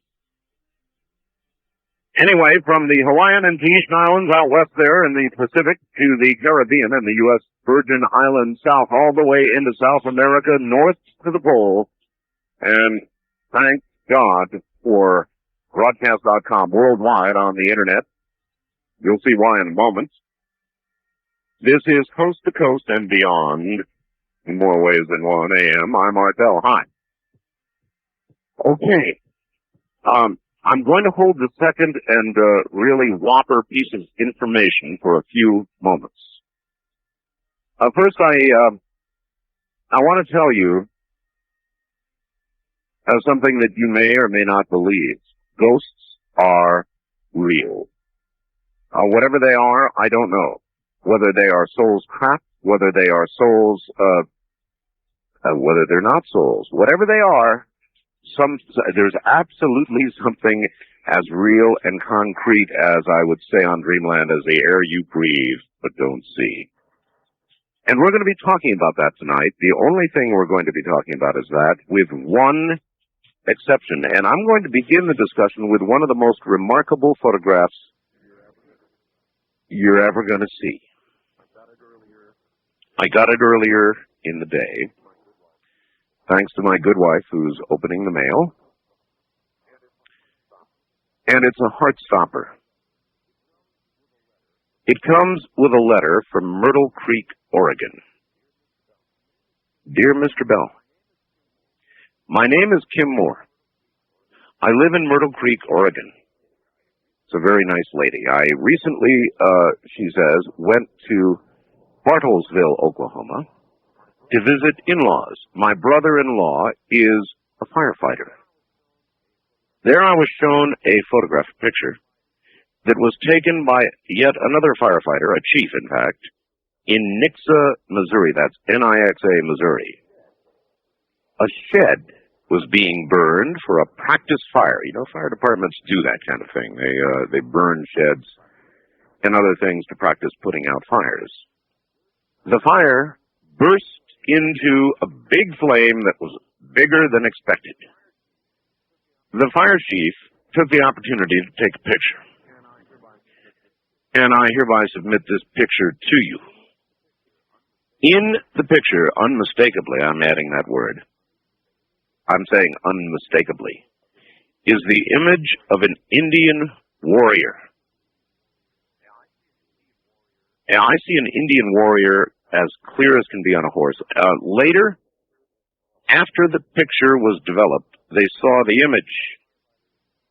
The firefighters found out later that the shed they burned was on Indian burial grounds. When I saw the image, I got chills. Hope you enjoy it. Thank you, Kim Moore. Well, that's a handwritten letter. And I sent the photograph and the handwritten letter to Keith Rowland. Where is it? You know it's on my website right now. And if you want a chill for the night, if not the rest of the year, you're going to want to make it up to my website right away and take a look at this image. It is remarkable. I'm working another big story that normally nothing could interrupt Ghost to Ghost AM. But this will briefly. I cannot ignore it. So stand by for big story number 2, but whatever else you do, get up to my website and take a look at this photograph. You're going to want to archive this. Believe me, you're going to want to archive this. If this doesn't do it for you, why, nothing can be done for you. Remember, this is, in fact, the text of the letter is up there as well. You're going to want to grab that too. This is the one, folks. But stand by for possibly even bigger news. Nothing to lose but the fact. This is a night when we do nothing but take ghost stories from all of you. However, what I am about to impart to you, I think, is so urgent that it requires that I take a little time out and do so. It may even require repeating in the next hour. And I want to be cautious here, very cautious, because we're dealing with a very big issue. You may recall the other day, we got news and, in fact, put up news of what purported to be a SETI hit. That's the Search for Extraterrestrial Intelligence. A system in the Pegasus system, EQ Pegasi.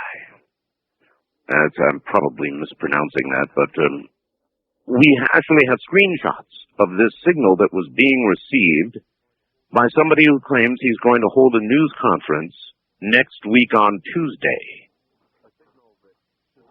A signal that should not be there.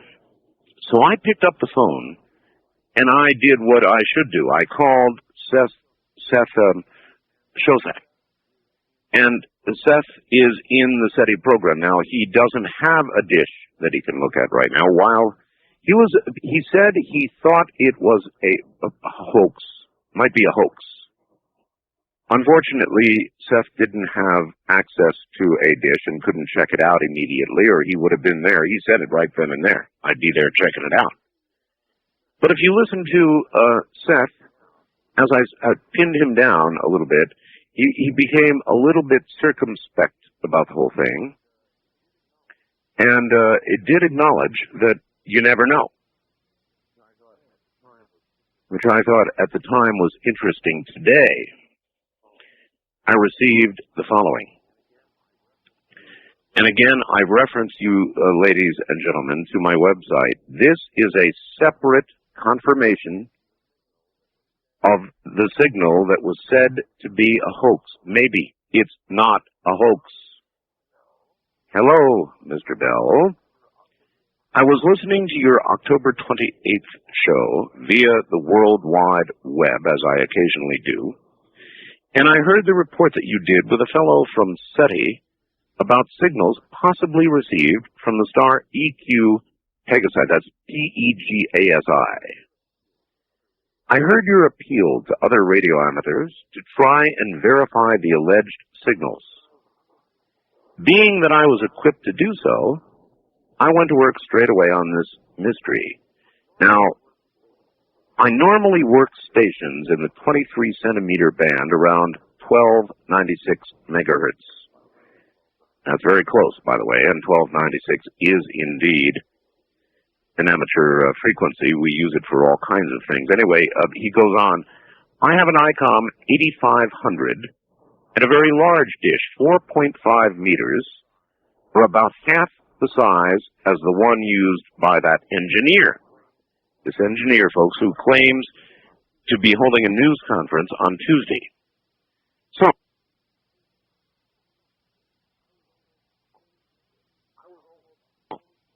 I was almost fully equipped to follow up on this potentially earth-shaking discovery. I set the dish to that ascension and declination and set my radio to scan between 1445 and 1455 megahertz.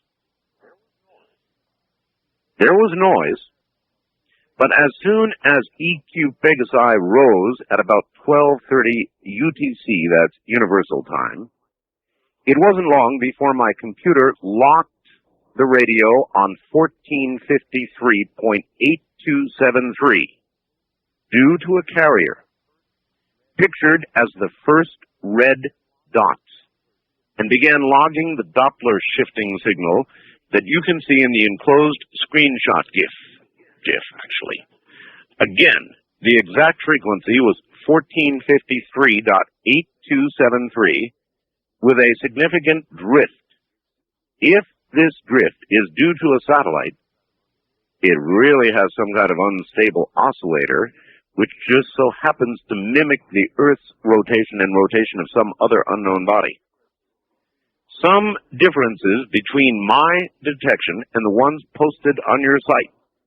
The signal is much weaker than was talked about between you and Seth, which may indicate it being, in fact, extraterrestrial rather than earthbound, or earthbound interference. I tuned my dish 10 degrees away 5 times after the detection you see in the GIF, excuse me, I'll call it a GIF forever.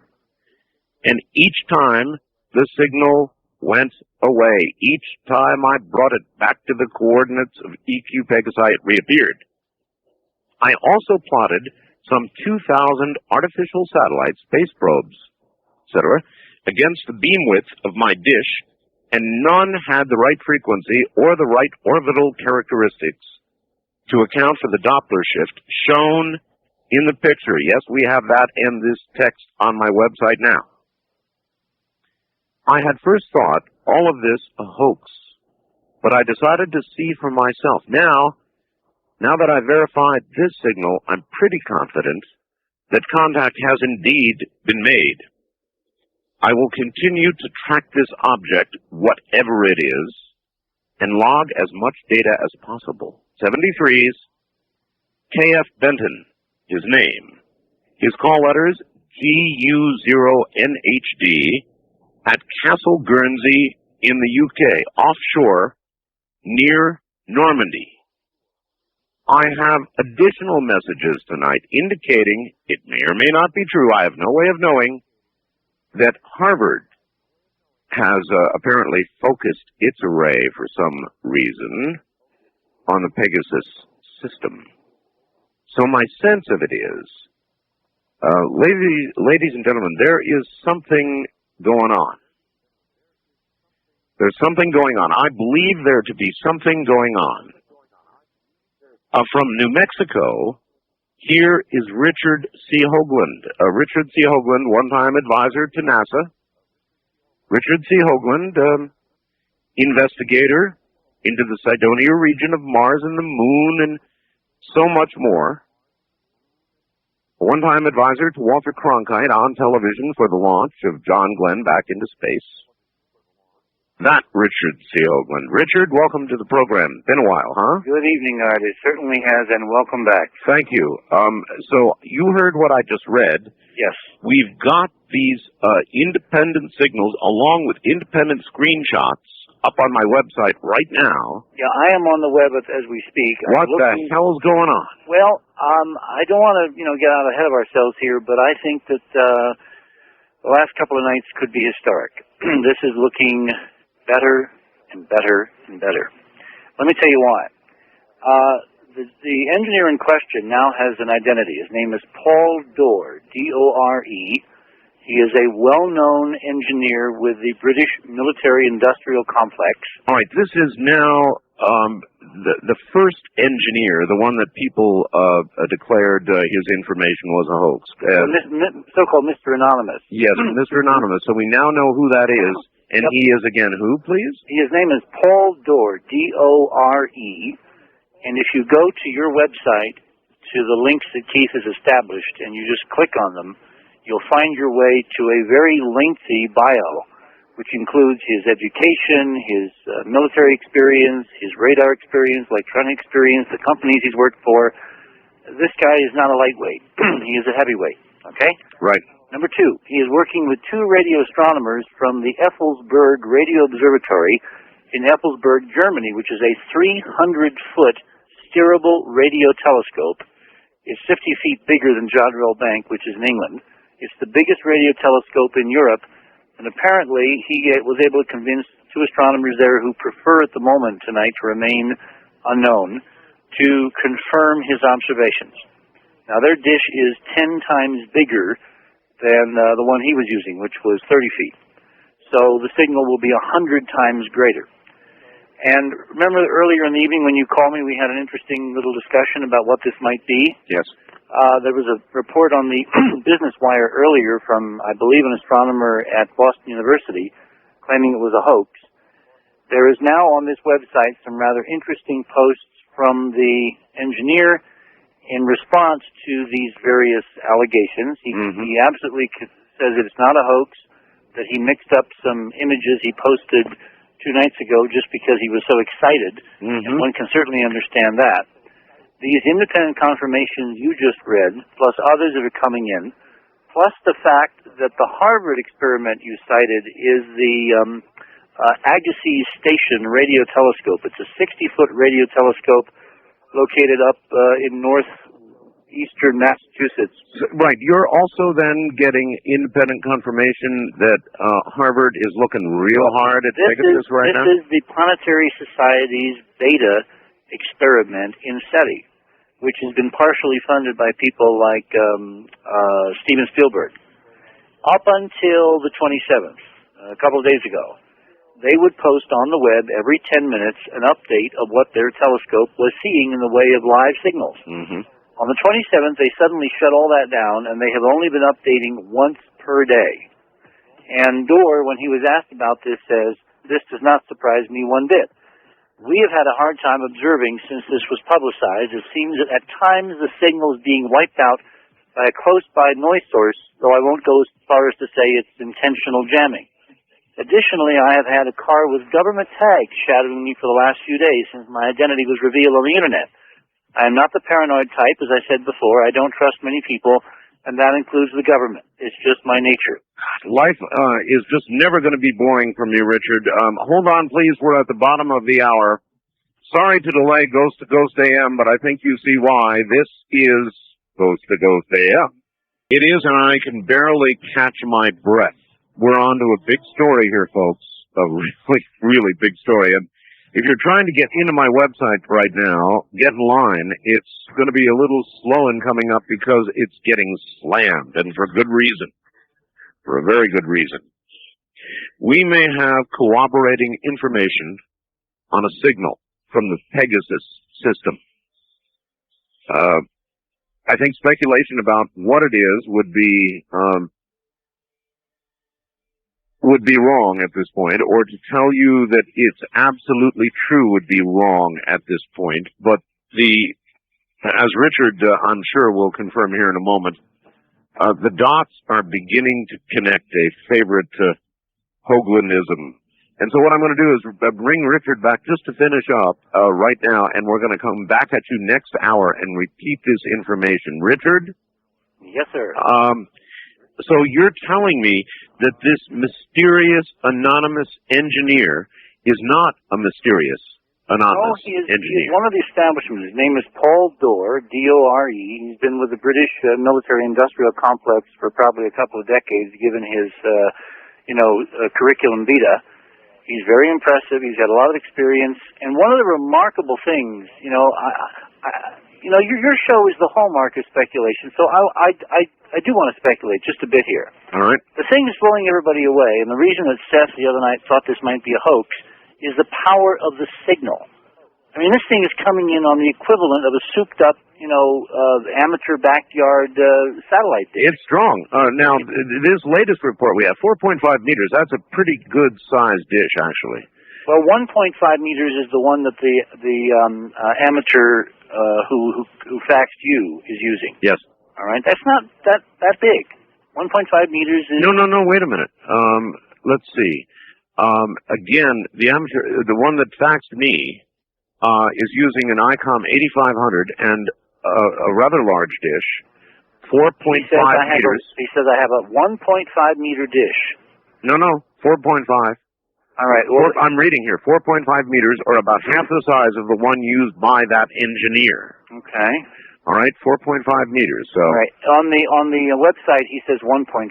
It might be a misprint. It's a misprint. It's 4.5 meters. Okay. I've got the original email in my hand. Well, even so, this is not a John Roll Bank or a Arecibo. So what we're looking at here is something that's incredibly powerful. Now, the problem is this signal, if we're looking at the stars that it appears to be coming from, in the direction of those stars. Those are two little M-type red dwarf stars, right. Very dim, about 1/10,000th the brightness of the sun, right, orbiting around each other about 22 light years away, which is not just next door. I mean, by galactic standards it is, but by radio standards that's a fur piece.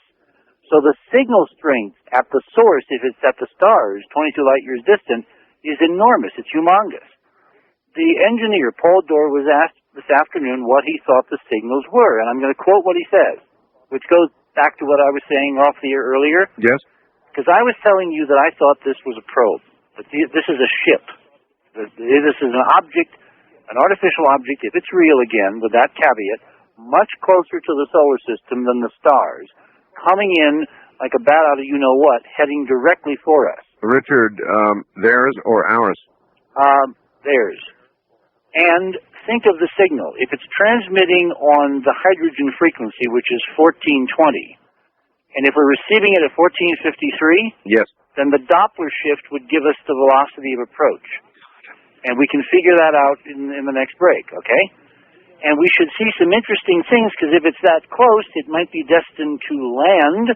This is their way of telling us they're on the way, and that would square with the Defense Department information I have regarding December 7th. Remember, we have inside data from the Pentagon on December 7th and something happening in the Southwest. Let me read you what Dorr says. He says, when asked what he thought the signals were, he said, that would be speculation and I would rather not speculate. Everybody says that. However, my expertise is in radar. I worked on radar systems for the RAF, and I feel that this is most likely a radar or navigational signal, perhaps intended for an interstellar probe that just happens to be in our general direction. Again, due to the nature of my work, he says, I am somewhat biased. There's a term for this, Art. It's called a Bracewell probe. And I have a full paper by Bracewell sitting here on the desk, which at the top of the hour I will read a little excerpt from. Well, I have a term for it too, but I'd be thrown off the air if I used it. All right, Richard, look, let's give people an opportunity to get to the website and see it. Okay, they can go to two websites because we're on two separate servers. We also have the link to the site I'm reading from. Is it on your site? It's on Enterprise as well as on Art Bell. Well, unfortunately, Enterprise and the Art Bell site are served by the same servers, which are right now on their knees. Well, not according to our master web guy. All right, then we might try enterprisemission.com. Yep. All right, Richard, I'll talk to you into the next hour, okay? Stay tuned. Stay tuned. Good Lord. And again, let me try and catch my breath for a second here, because dealing with this as it breaks around airtime, this always happens to me. This always happens to me. It is almost impossible on a night when I had planned to do nothing but ghost stories. I will say this. It was at least 3 years ago that somebody in Arizona mailed me what I consider to be one of the best ghost photographs ever taken. It has, of course, was stolen, and it's all over the net now, because people do that. But I now have received what I consider to be something as good or better than that photograph. And believe me, I get a lot of supposed ghost photographs. When you see this one, if it doesn't put a chill down your spine, then you are not chillable. That's what I would say. This is the damnedest picture I ever saw. And again, a fire department chief took the picture in Nixon, Missouri, as they were burning a practice fire, a shed. They burned a shed. And the photograph, clearly, it just jumps out at you as being an Indian on a horse. I mean, it just jumps out. When they developed the photograph, because of the startling nature of the photograph, they went back and looked at the history of the land upon which this shed sat prior to burning. And it was an Indian burial ground. So if you really want something that will put a shiver down your spine, get up to my website, Toronto, and take a look. And I know what I'm doing to myself here, because my site is, while we can handle a very great deal of bandwidth, this one's out of control, because we've got two things for you to go after. So we will attempt to proceed with Ghost to Ghost AM as Halloween approaches, actually now sweeping across the country. Already Halloween on the East Coast. Already Halloween Midwest. And it's sweeping my direction, so here it comes. Anyway, let me catch my breath, and we'll be right back. Kingdom of Nye. There may be somebody out there taking a ride, and they may be coming in our direction. Good morning, everybody. This is what has traditionally been called Ghost to Ghost AM. This night, we tell ghost stories. It's Halloween. So, of course, we tell them. And they're real. And we'll get to them shortly. As a matter of fact, I've got something really hot for you if you get up to my website in the ghost category. However, I'm afraid I've got something even bigger. I've got a big story that's brewing at this hour as we speak. It involves a signal from Pegasus, the one that everybody started to think was a hoax. Well, guess what? Maybe, just maybe, it's not a hoax. I have new information, and we're going to gather it together and present it to you one more time in a moment. I'm Art Bell, and this is Ghost to Ghost AM. Sit down, call your friends, turn the radio up. This is either Orson Welles 50 years later, or it's the real thing. All right, let me try and develop this information as chronologically as I'm able. As you all know from listening the other night, if you did listen, there was a big stir. An anonymous astronomer from Great Britain supplied screen dumps. That's a picture of a screen of an apparent signal that he claimed was coming from EQ Pegasi, the star in the Pegasus constellation, I guess. EQ Pegasi is, Richard Hoagland will in a moment explain to you what this system is. It's a double star system. But we had several days worth of signals that he claimed were coming from the star system, not natural signals. And so my first inclination, since I know somebody in SETI, Seth Shostak, was to call him, and I did, and I got him on the air, and Seth thought it was a hoax. Now, unfortunately, SETI at the moment does not have access to a dish. They just got back from Arecibo, where they were chased out by a hurricane that was threatening very significantly the area. They packed up and got the hell out. Don't blame them. So I asked Seth on the night he was here, if you had a dish, Seth, where would it be? And he said Pegasus, no question about it. But he said, and he gave several reasons why he thought it was so, that it might be a hoax. He was a little circumspect when I pressed him. He said, no, it could be real. I can't rule it out, but it looks like a hoax. Well, tonight there is significant new information. I received, hours before airtime, a message that I am about to read you from a man named K.F. Benton, whose ham call is GU0NHD in, I believe it's Castell, Guernsey, United Kingdom, offshore, near Normandy. I received the following message. Listen closely. Hello, Mr. Bell. I was listening to your October 28th show via live, the World Wide Web, as I occasionally do, and I heard the report you did with a fellow from SETI about signals possibly received from the star EQ Pegasi. That's P-E-G-A-S-I.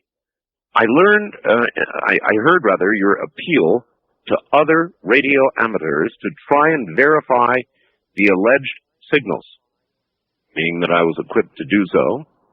I went to work straight away on this mystery. I normally work stations in the 23 centimeter band around 1296 megahertz. As a matter of fact, we use that frequency, and I can monitor that frequency here. Unfortunately, I don't have an ASL dish. That's my comments. He goes on, I have an ICOM 8500 and a very large dish, 4.5 meters, or about half the size as the one used by that engineer. So, I was almost fully equipped to follow up on this potentially earth-shaking discovery.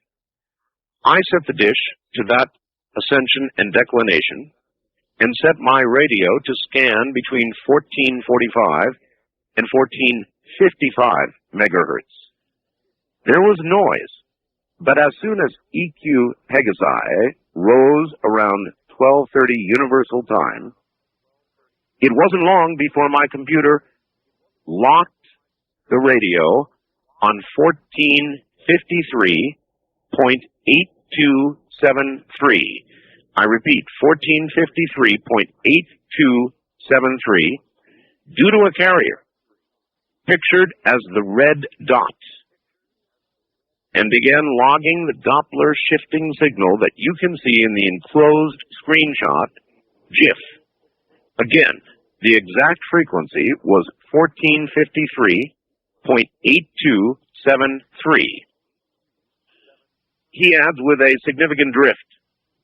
If this drift is due to a satellite, then it really has an unstable oscillator, which just so happens to mimic the Earth's rotation and the rotation of some other unknown body.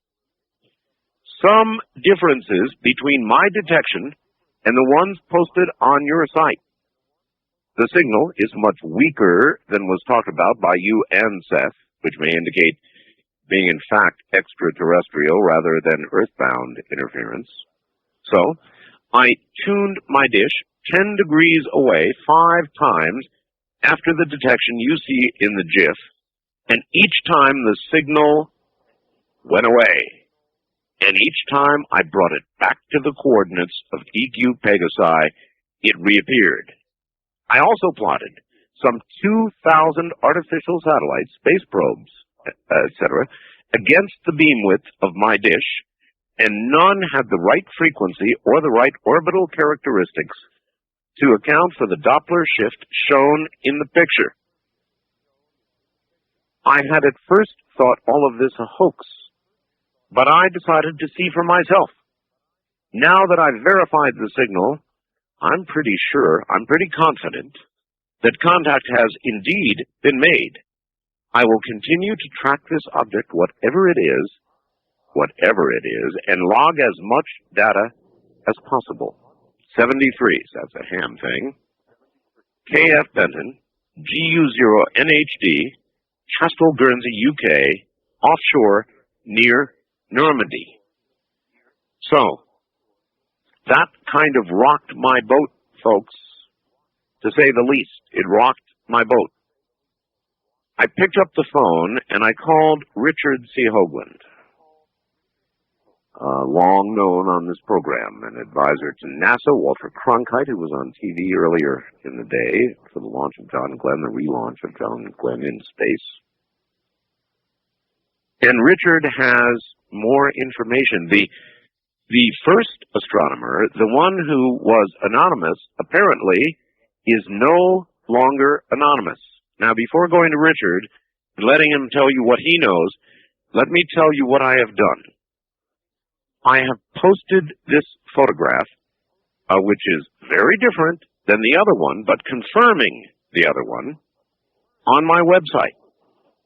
I now make an appeal to all radio amateurs, anybody with a sufficiently large dish and an azimuth elevation type mount, to take a look at EQ Pegasi, which I'm probably mispronouncing, and a very specific frequency. There'll be some Doppler shift, apparently, but a very specific frequency, again, 1453.8273. Folks, it would appear we're getting a signal for the rest of the story from New Mexico. Here is Richard C. Hoagland. Richard. Good morning, Art. Good morning again. I want to be sure people get this because I know that a lot of calls are streaking across the country right now. My God, you've got to turn on the radio and listen. So, what have you found out? Well, first of all, you can also go to the Enterprise website. Keith has linked to this Hall Canaveral at GeoCities site, which is kind of a clearinghouse for the information on the engineer and on the press conference that's going to be scheduled for next week on the 4th of November, and a lot of other data, including the gifts that you described before. They're posted on this site. So you just go to your site, Art Bell, or you go to our site, enterprisemission.com, and the first item is basically the link to this clearinghouse site where all the latest data is being posted. And on this site, there is an interview from the engineer. He's not an astronomer. He's an amateur astronomer who was apparently bootlegging a 30-foot dish at the company where he works. Right.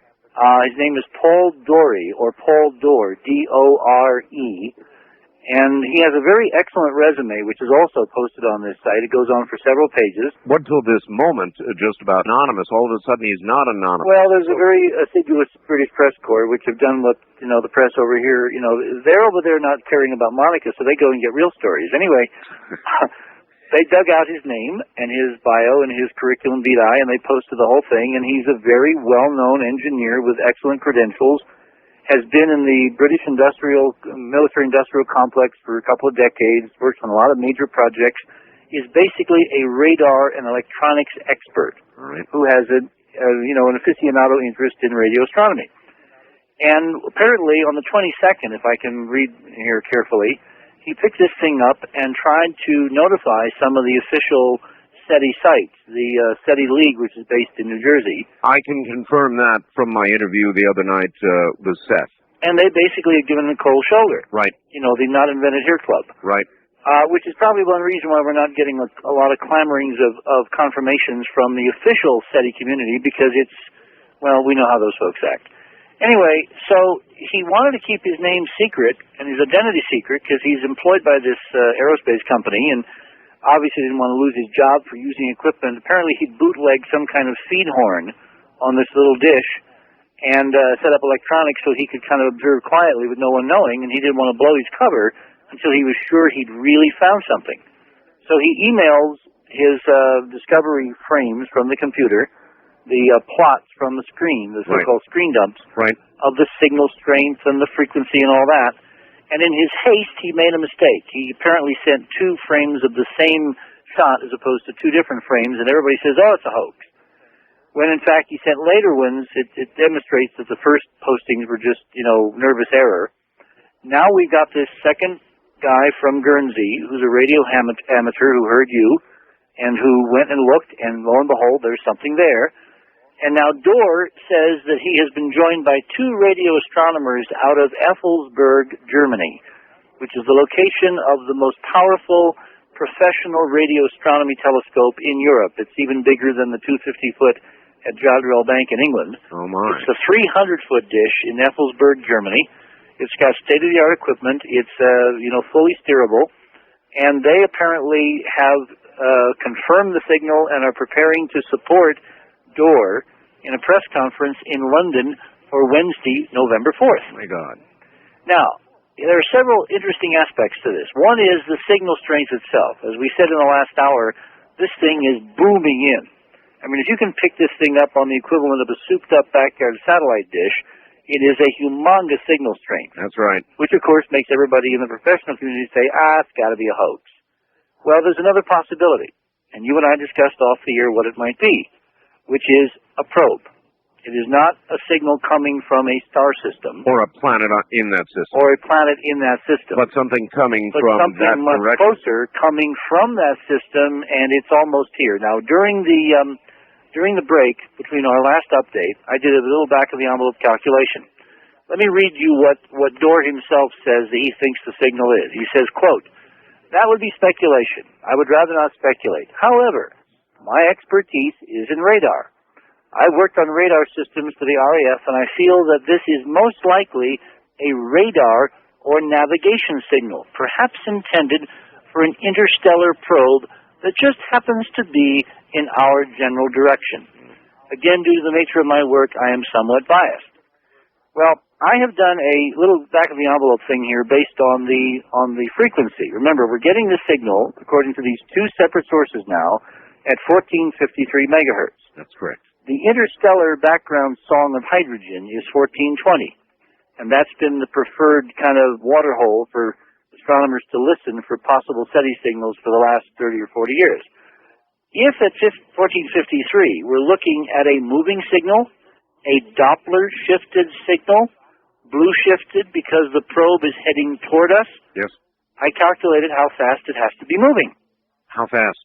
7,000 kilometers per second. That's about 3% the speed of light. Now, at that rate of speed, I can calculate, given an estimate of how far away it is, when it will be here. Or given our Pentagon source that I described in the last hour, that claims that something interesting is going to happen in the Southwest on December 7th, I can invert the calculation and give you a rough estimate of how far away the thing is if it is a probe. It's 10 billion miles out from Earth tonight. Which would account for the signal strength. You got it. Which means Pluto is only 4 billion miles out, so it's only about 2.5 times farther away than Pluto. Now, in the next several days, depending upon how many other amateurs jump on this, we should see it begin to decelerate, which means the Doppler signal should be shifted, which would be a dead giveaway that, in fact, it is a probe, it is in our neighborhood, and someone's coming to dinner. Richard, someone's coming to dinner. Guess who's coming to dinner? Richard, one other thing. I have also information that apparently at Harvard they've got their equipment trained on the Pegasus system as well. I have no way of confirming this. The 60-foot radio telescope at the so-called Agassiz Station, which is located in north of eastern Massachusetts, just outside Harvard, the little town of Harvard. I've been by there many, many times. It is being run now by the Planetary Society as part of a project called Beta that is partially funded by subscriptions from members of the Planetary Society. That's the space group founded by Carl Sagan, the late Carl Sagan. And its funding comes in part from a donation from Steven Spielberg. Up until the 27th of October, these people were putting on the web every 10 minutes the screen dumps of their signal search. As of the 27th, Art, they suddenly have canceled that, and they are now only doing a summation once per day. In other words, there's something funny going on at Harvard. Do you have separate confirming information that they are in fact looking in the area of Pegasus? Yes. You do? Yes. By the way, EQ Pegasi, that's the correct way to pronounce it. Good. A little tiny star system, a double star system, 22 light years away in the direction of the constellation of Pegasus, the flying horse, which, by the way, is connected mythologically to Horus. We won't go there tonight. All right. Anyway, these are two very dim red dwarf stars orbiting each other. M-type red dwarf stars. Not the kind of place... Yeah. So Seth was correct where he said it was not likely to harbor... to have an indigenous civilization. However... All right, Richard, hold on. We've got a break here at the bottom of the hour. We've got a break. So we've got a monstrous story brewing. It is either a very coordinated...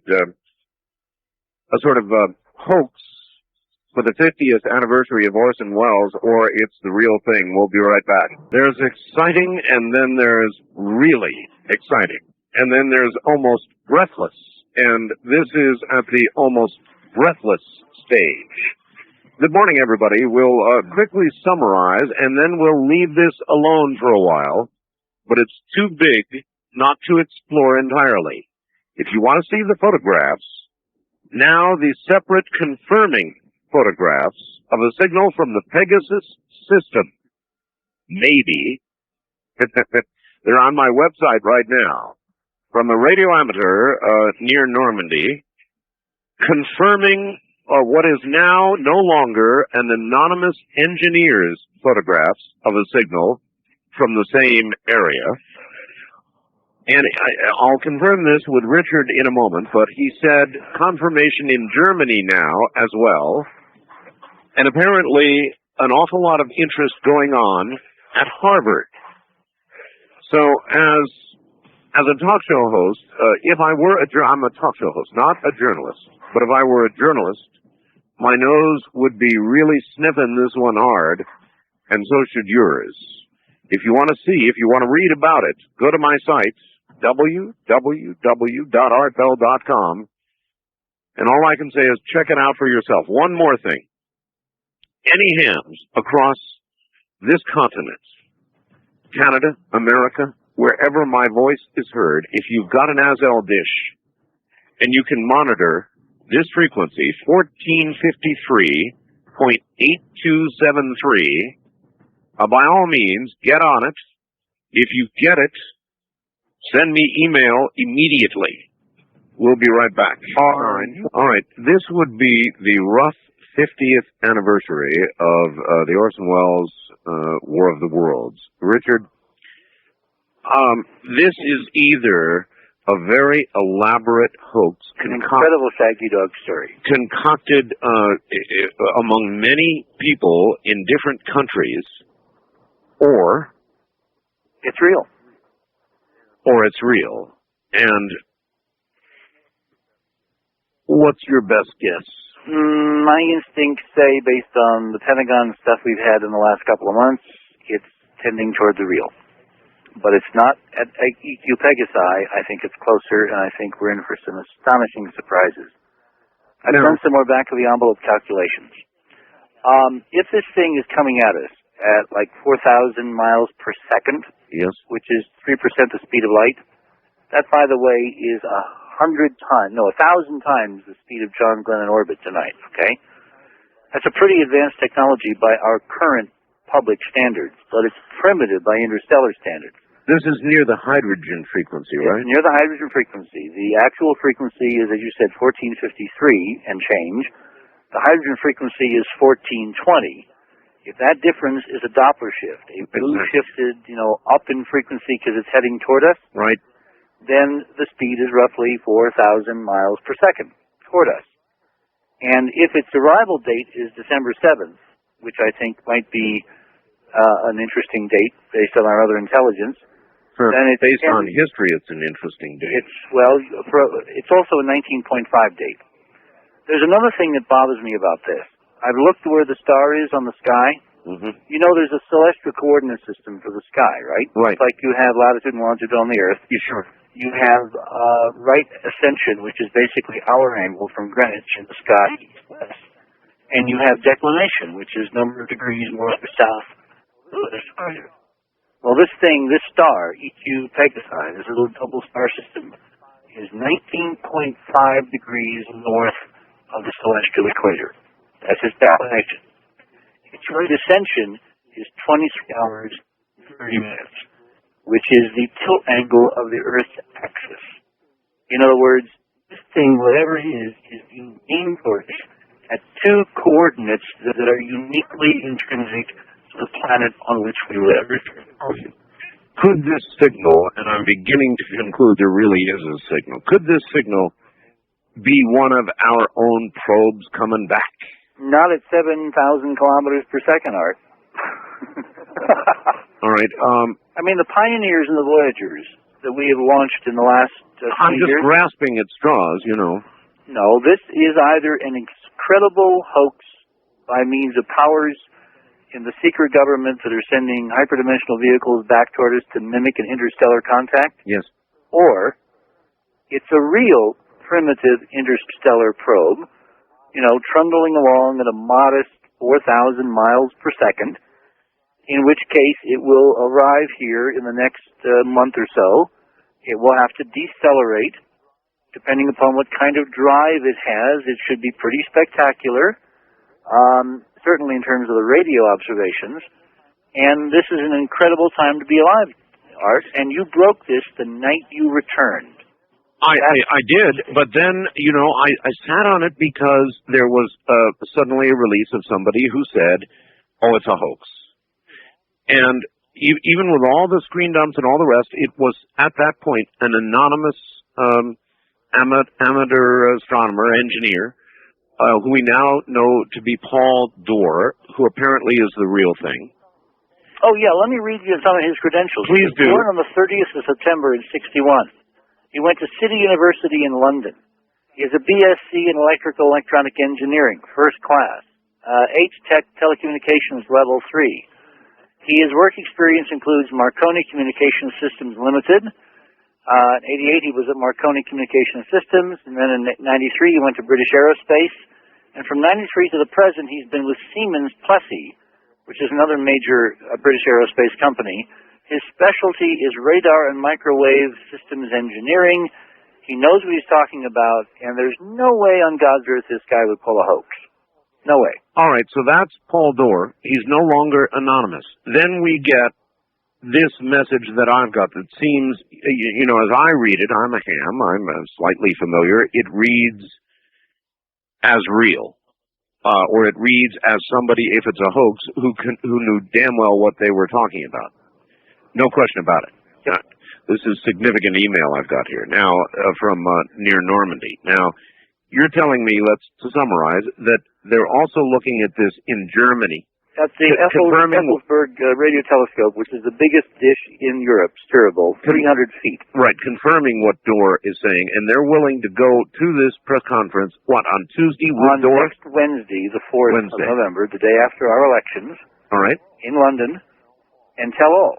And tell all. And I presume they'll have wonderful Doppler plots, and at that point, unless somebody beats them to it, we'll know whether this thing is really out at, EQ Pegasi or it's a probe. Okay, and once again, we also now know, or think we know, that Harvard, which was posting results of its work, on an hourly basis? Every 10 minutes. Every 10 minutes, excuse me, is now doing so only once a day. I got a message saying, guess what, Art? Harvard is looking at Pegasus. Well, they're down tonight. I can't even get in. Their site has been taken down.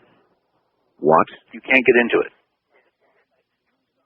And then you got Planetary Society. And then you got information that Harvard is looking at Pegasus, correct? Well, this is the Planetary Society Project Beta, funded, as I said, in part by Steven Spielberg. And amateurs, people who are members of the Planetary Society from, it's a great democratic effort. And they're obviously freaking out.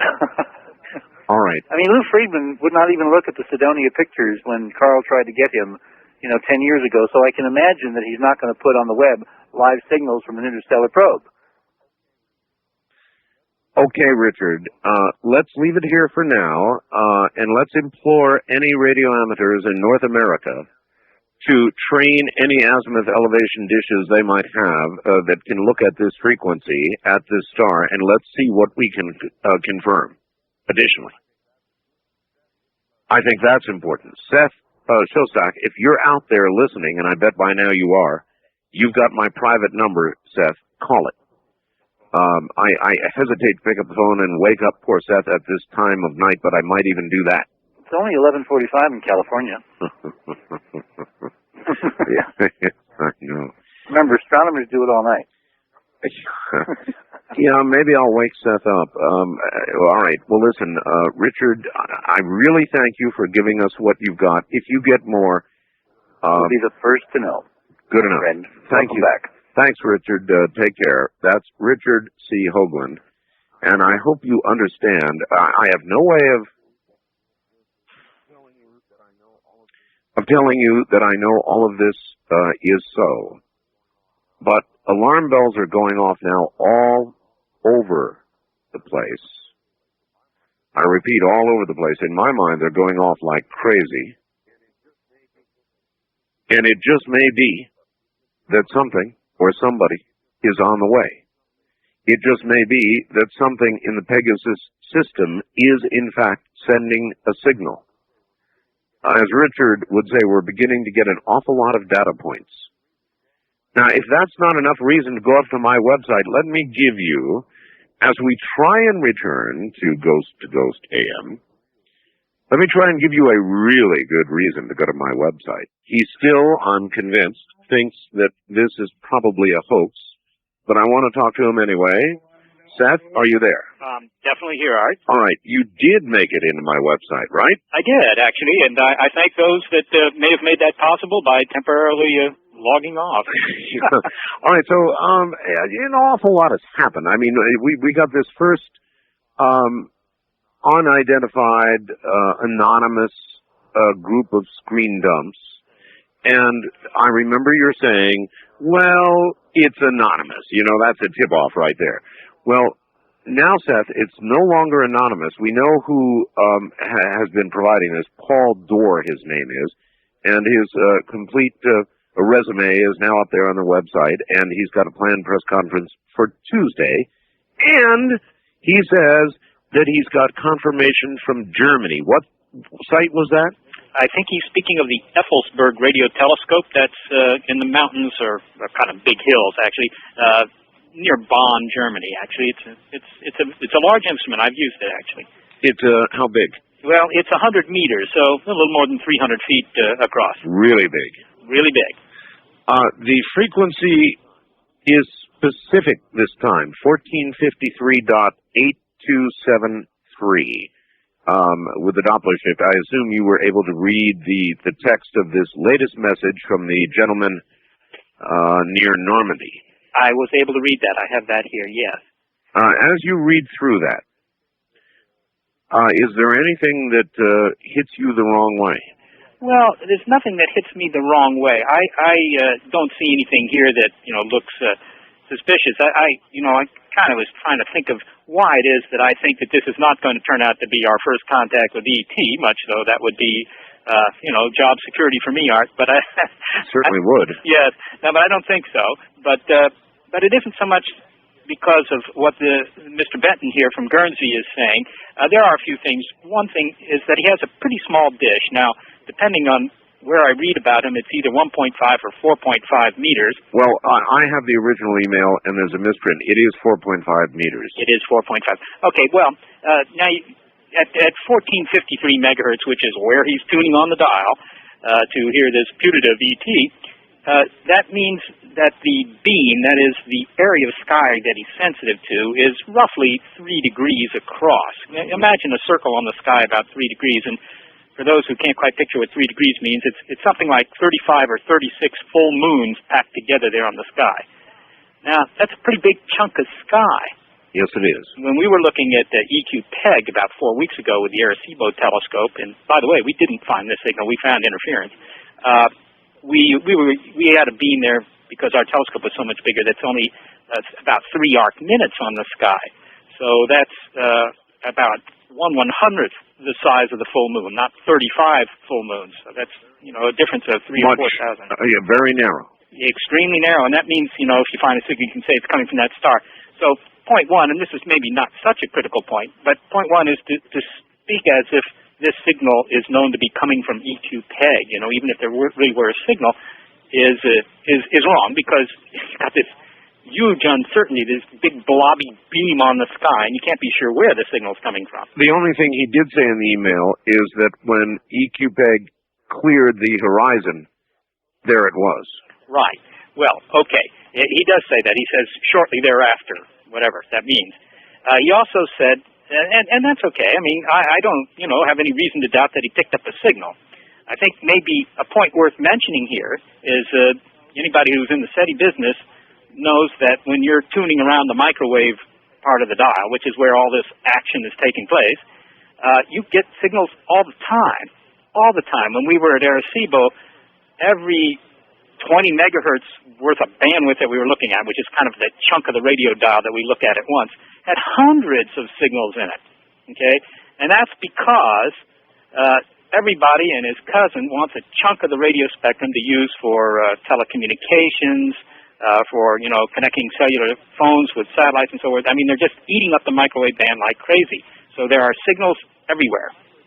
So picking up a signal in the microwave band is unfortunately all too easy. Mm-hmm. Okay, there's also radars and stuff like that. There's a lot of action up there.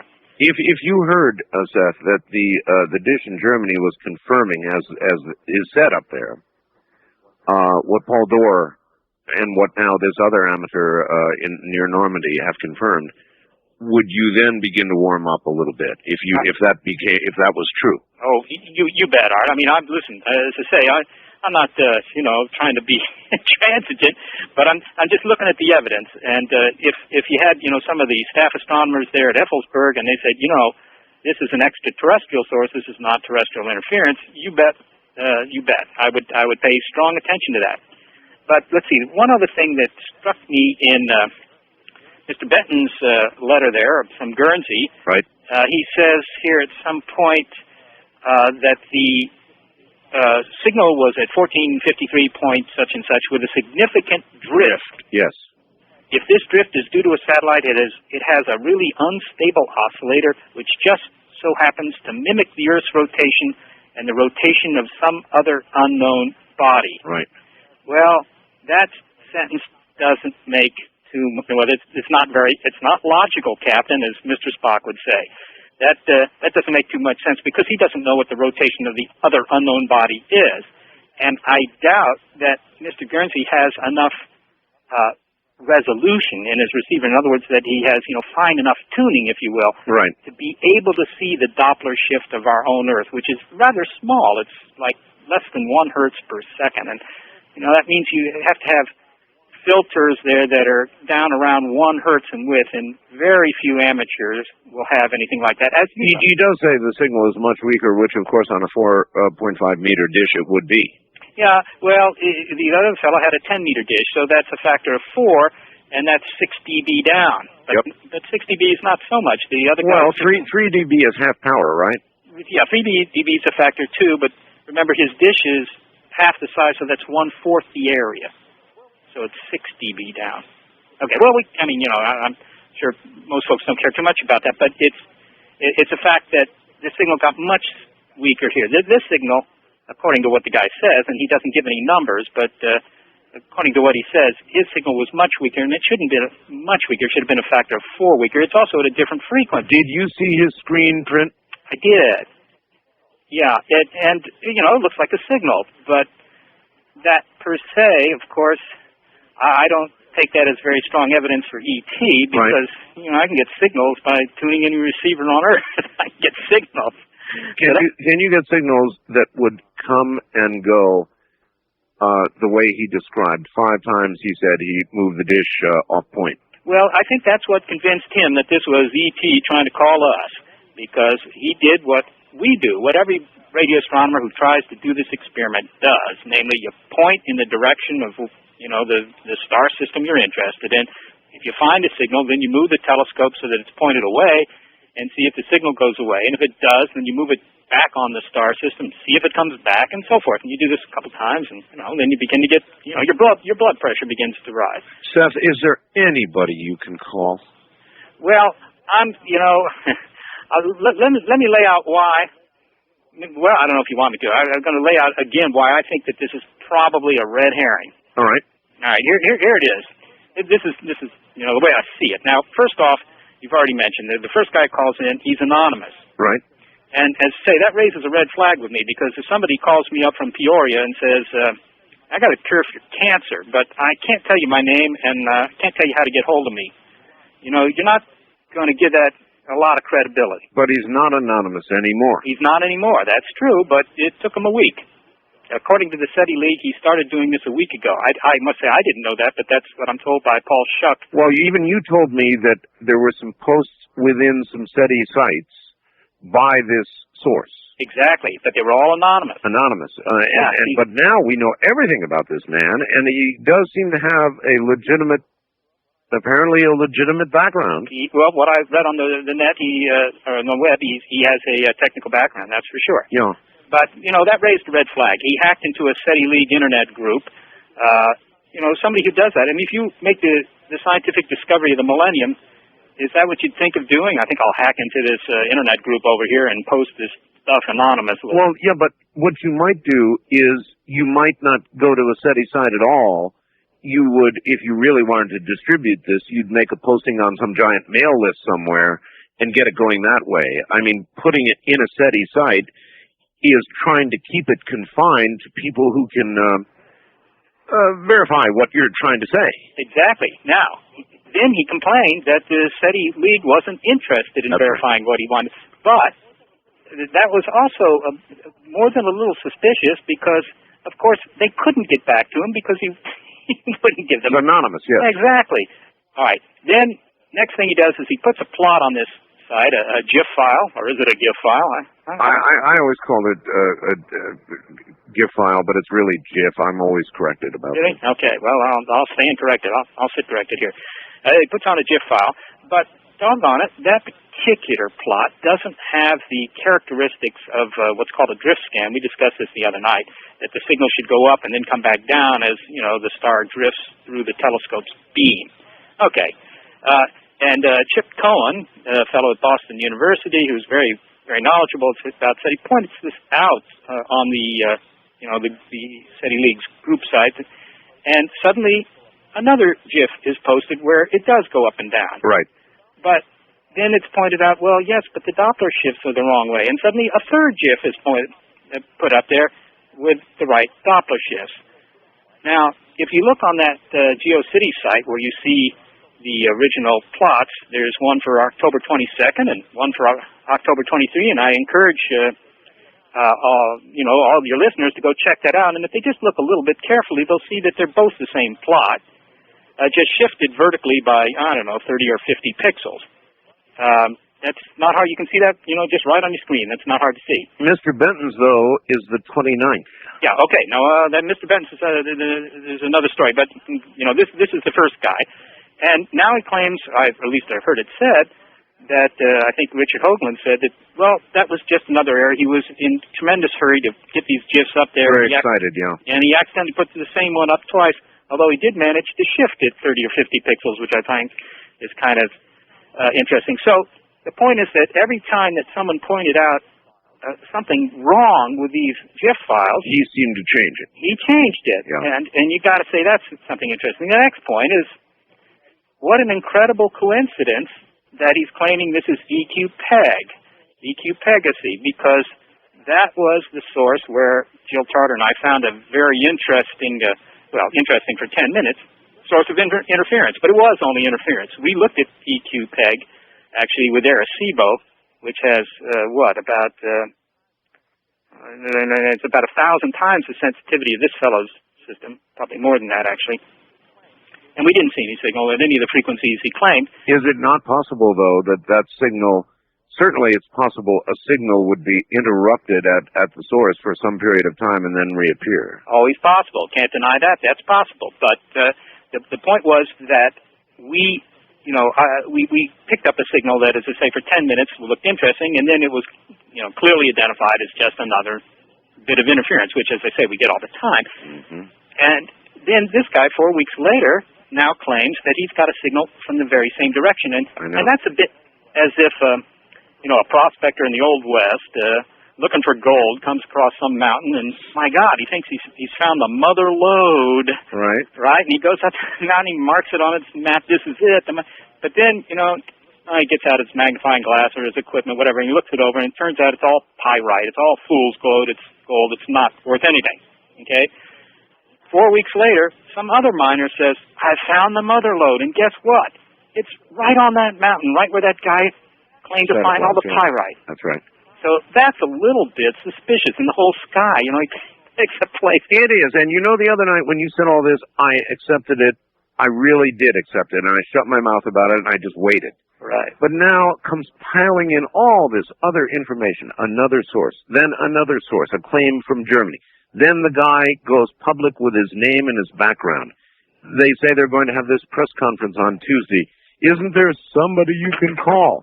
Well, you can be sure that, I think that there are people that, I think that maybe the best people to look at are probably the guys, I don't want to speak for them, but the guys at Harvard that you've already mentioned, the Project Beta guys might be able to tune up to 1453. They surely can. I mean, there you are. Now, listen to me. I'm telling you the truth. I got email separate from Hoagland that said that Harvard was in fact looking at that system right it may now. very well be, yeah. And then Hoagland got separate email saying, yes, it's true. They've begun to shut down their 10-minute reports.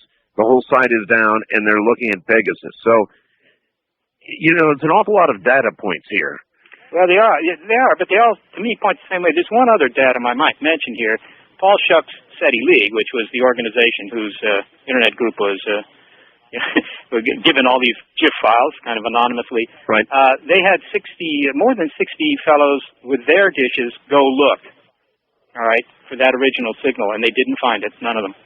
Okay. So that's another datum point there. It is. But if there's any way possible that you can encourage anybody to look, I mean, there's enough here that I sure would like to see this confirmed or knocked down. Right. Well, I think everybody feels that way. Let me put it this way to you. If you right this very moment had access to a good-sized reflector, wouldn't you be pointed over there? Well, I'm on the show here, Art, so I suppose I would be. Yes, that's right. Let me point out something that may not be too obvious to listeners. You got to be a little careful. Separating out the wheat from the chaff here is tough business because of this enormous interference that we suffer here on Earth. What you really want to do is move this whole operation to the far side of the moon. If somebody's willing to write a check so that we can do that, that would be wonderful. Well, it's this kind of news that'll get the pens going, I think. Well, that's possible. But we've been fooled in the past by signals that look good in the sense that you're pointing at a given star and you pick up the signal. And then you move the telescope off, pointing it somewhere else, and the signal goes away. And then you move it back, and the signal comes back. And you move it away, and it goes away, just like this fellow in Guernsey experienced. But, in fact, that can happen even though the signal's coming from something here on the ground, a radar somewhere. It's just because it's coming in the sides of the antenna. It's coming in the side lobes.